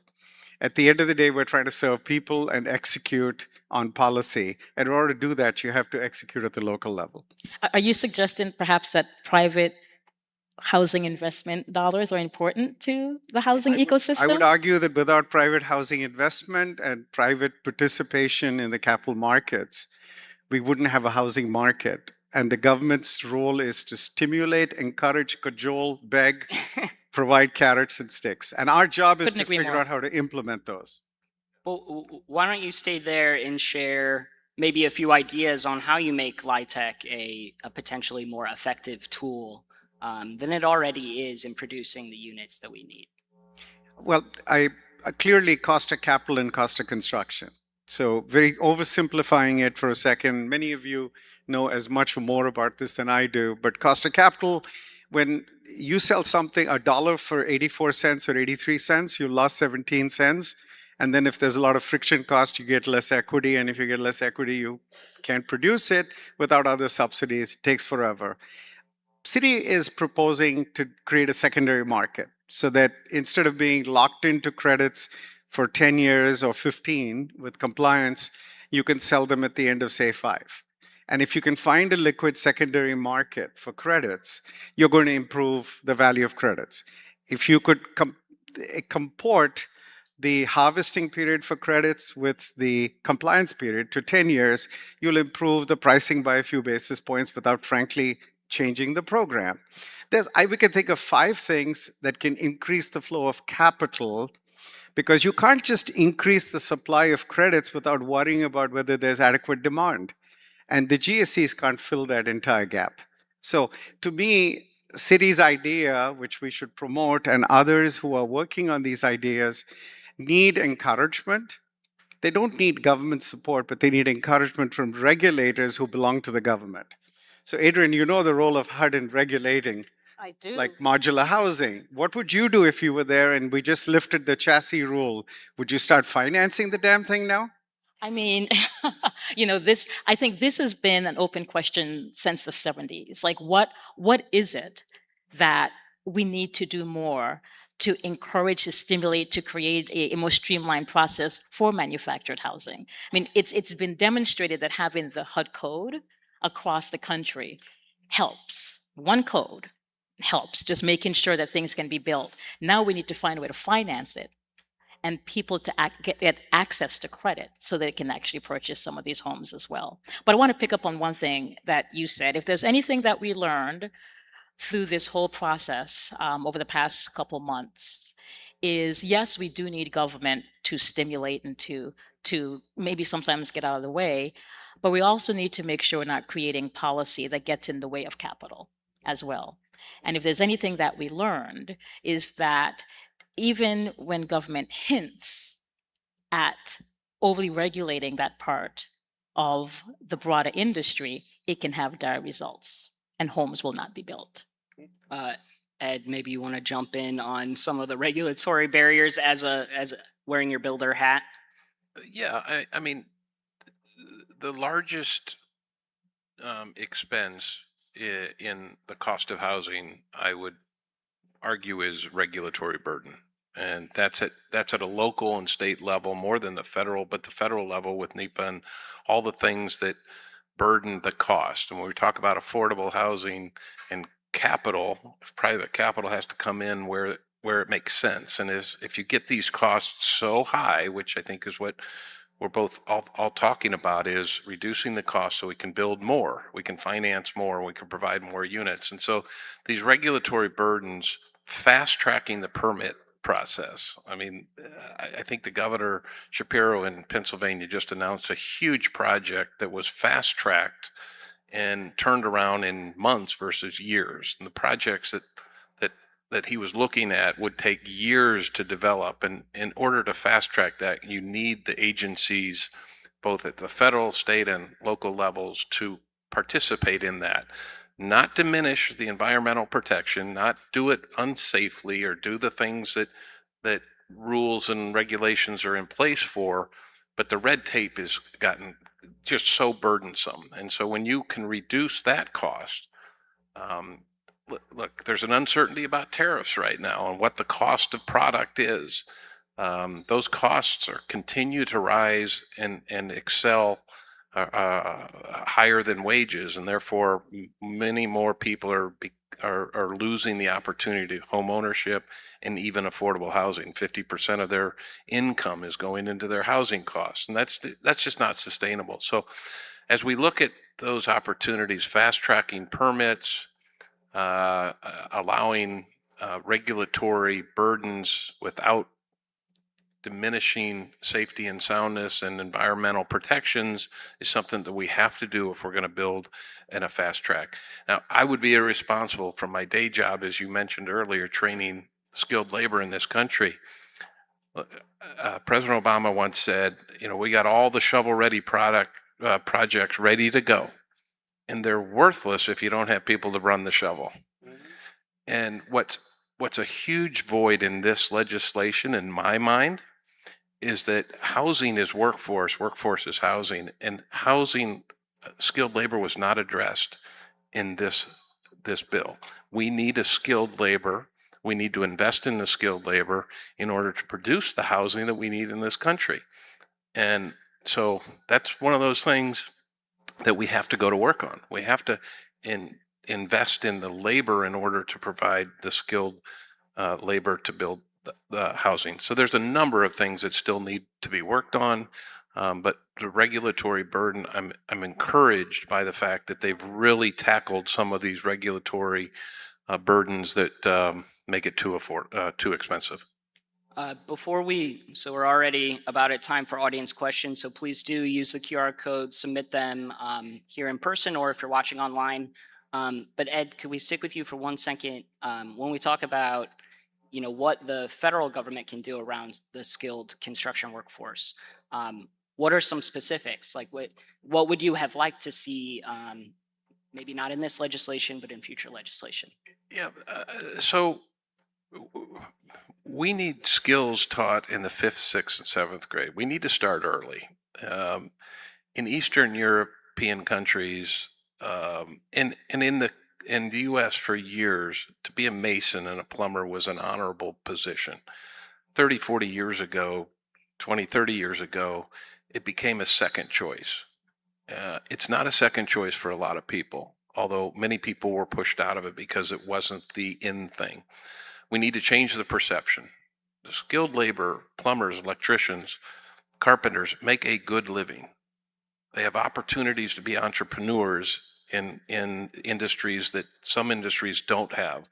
And so we need to start introducing at a federal, hopefully federal support level, how do you work with your hands? I think nursing and medical, same challenges that we have, manufacturing. But if we start at that level, and then you have to encourage to get CTE, career technical education in high schools, in trade schools, so that people aren't chastised, aren't put off as a second chance. When I was in high school, I almost got pushed to the secondary alternative school, right?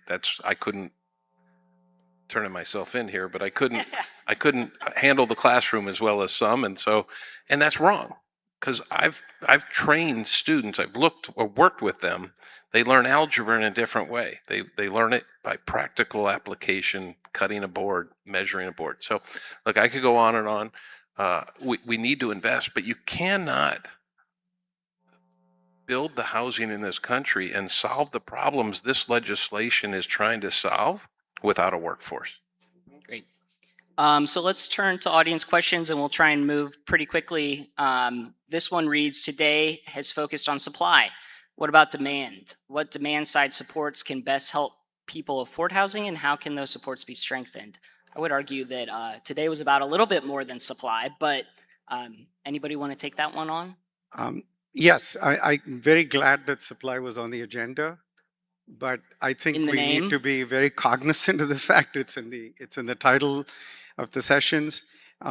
It's inadequate just to focus on that because it's supply at what price point and where matters a great deal. I think that the one thing this legislation will actually do, and it may be the obverse effect, Adrian, from what was intended because it started with prohibitions, is to actually encourage strongly that there has to really be a housing ladder. People rent, people live with their parents or others for free. They also buy, they also rent again. And what we've done is this ladder is really torn. There's a real difficulty for people to go from one step of the ladder to the other. And we need to go back to trying to rethink how that works. And if this legislation leads to a lot of critical institutional players thinking about rent to own as a legitimate way to encourage them to buy housing and maintain it and make profits in the time that it is rented, that would be a terrific thing. Because that's how many people end up buying a home is they first rent. They don't just immediately move out of their parents' house and go to dad and mom's bank and buy a home. They usually have to save money. They have to get a down payment. They have to figure it out as they get work. And so to me, I think there might be something that happens here somewhat inadvertently, actually. But you know, the private sector does the right thing for the right reasons always, right? So I'll leave it there. You know, I would add that we certainly have to take a close look at the demand side on the home ownership ladder in a way that probably isn't terribly intentional. Like what's happening with down payment assistance, what's happening with access to credit, you know, what's happening with folks who are trying to sell their home but don't want to because they don't want to give up their very low interest rates, or what's happening with capital gains. So there's a lot of other levers on the demand side that we need to be cognizant of and be very careful in figuring out what are the levers to make sure the housing supply are matching up. Anything to add, Ed? Shekhar, looks like you have the next question. Could the federal home loan banks be doing more to support low-income rental housing? And if so, what? Well, the answer is yes. Hell yes. I mean, I think we created them for a reason. And that's actually to support homeownership and rental housing. And probably what they've done so far has been just barely tick the box. I think that if so what? I think the fundamental issue in affordable housing, and it doesn't have to be just low income tax credits, and it doesn't have to be just workforce. Because there's a real problem, as I said, with this ladder, is really supporting mortgages that can be financed and earned by people while they're working. So how do I give a 2-year forward commitment on a mortgage so that you know aspirationally what it'll take to reach that place where you can go find a home? I don't see why the federal home loan banks that have an incredibly low cost of funds because of certain guarantees given by us, taxpayers, should not be exploring mortgage products that really move the needle in terms of home financing, instead of focusing solely on giving a certain percentage of their money in tithing and then saying, wow, we did a great job. Slightly biased, but that's okay. I just jump in. I was on the Chicago Bank for 15 years and chaired the Affordable Housing Committee for 7 or 8 of those years. It pained me when we awarded an affordable housing project at the cost of $575,000 a unit.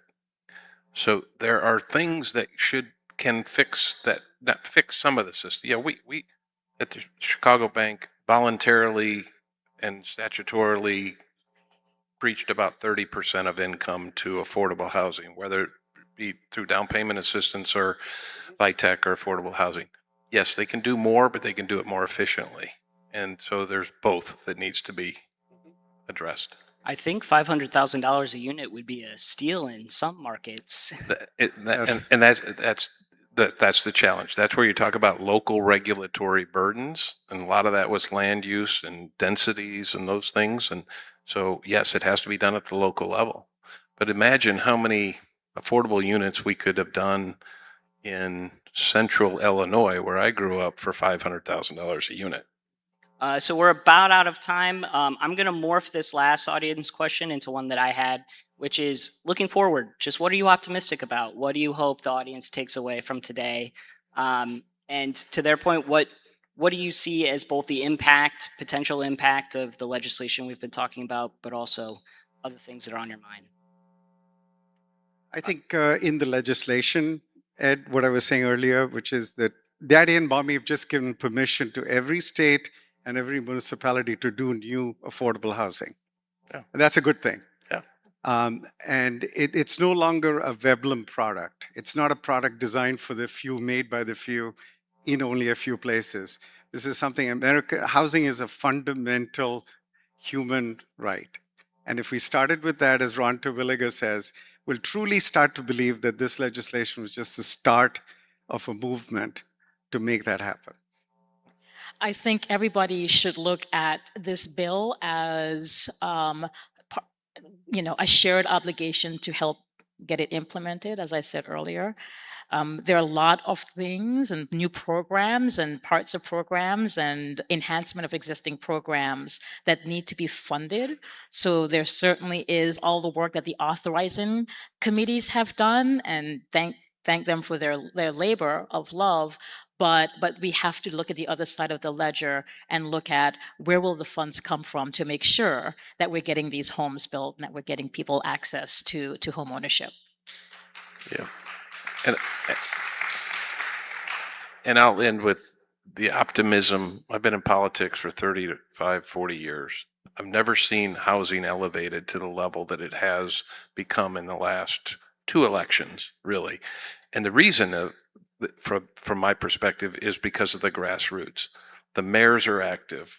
The councils are active. The planning commissions, the state legislators are active. Housing is not accessible and unaffordable in so many of these markets, but we're all screaming. That's why it has elevated. I've been trying for 30 years, and we have been trying for 30 years. I'm optimistic that people are starting to listen because it's gotten so bad. The crisis is real, and we need to continue to battle and continue to raise our voices for housing, accessible, affordable housing in this country. So thank you all. Thanks, Ed. Please join me in thanking all of our panelists, and we're going to turn it over to Dennis.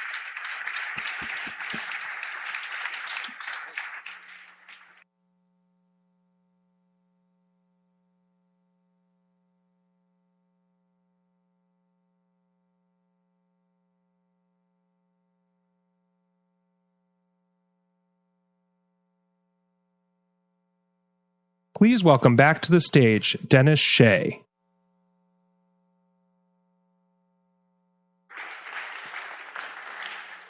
Well, I just want to thank Andy, Adrian, Ed, and Shekar for that really interesting closing conversation. We have a wonderful advisory committee at the Terwilliger Center, and so we're very blessed by the insights that they give us. So on behalf of the Terwilliger Center and everyone at BPC, I want to thank all of you here today, here at Union Station, also our online audience for participating here at the summit. We heard from experts, practitioners, policymakers from across the country and at all levels of government.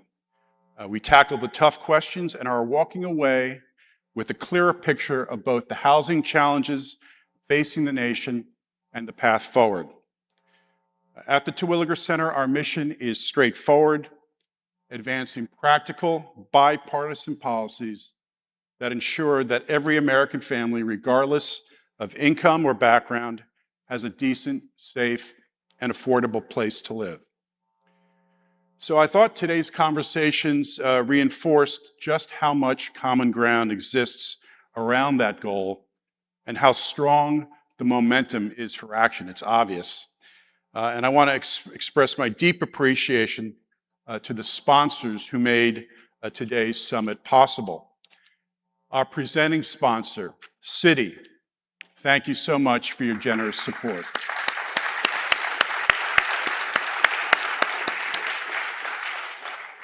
Our program sponsors, Capital One, Deloitte, and FICO, thank you.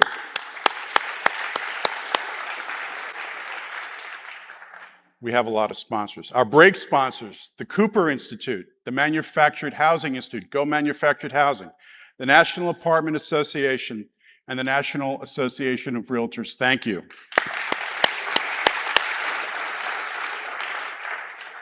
Our lounge, live stream, and Wi-Fi sponsors, JP Morgan Chase, the Council of Federal Home Loan Banks, and Zillow, thank you.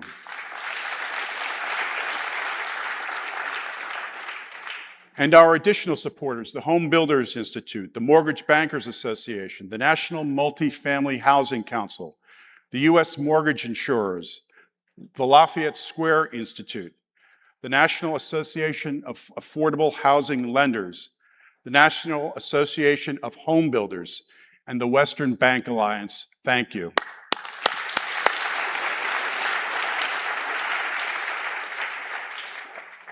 A special thank you to the Terwilliger Center's core funders, the Balmer Group, the Hilton Foundation, and of course our founder and guiding light, Ron Terwilliger himself.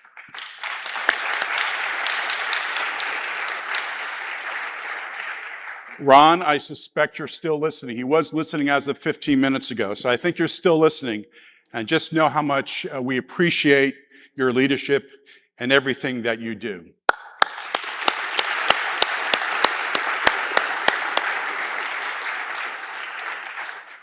This takes a lot of work, so I just want to say thanks and express my gratitude to our incredible Terwilliger Center team, whose hard work made today's summit a success.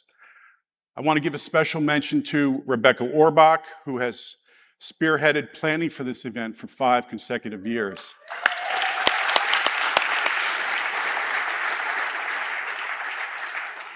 Special thanks also go to our ACE events team, Karen Slachetka and Catalina Navarro, for all their work behind the scenes. Karen and Catalina, you've done an amazing job. Finally, and most importantly, thanks to you, those of you who are here in person and online. This summit wouldn't exist without your participation and attendance and your engagement. So I appreciate that. I want to let you know that. And I hope you will still stay engaged in the Terwilliger Center's ongoing work. And please keep an eye out for upcoming center events. We love events and written products.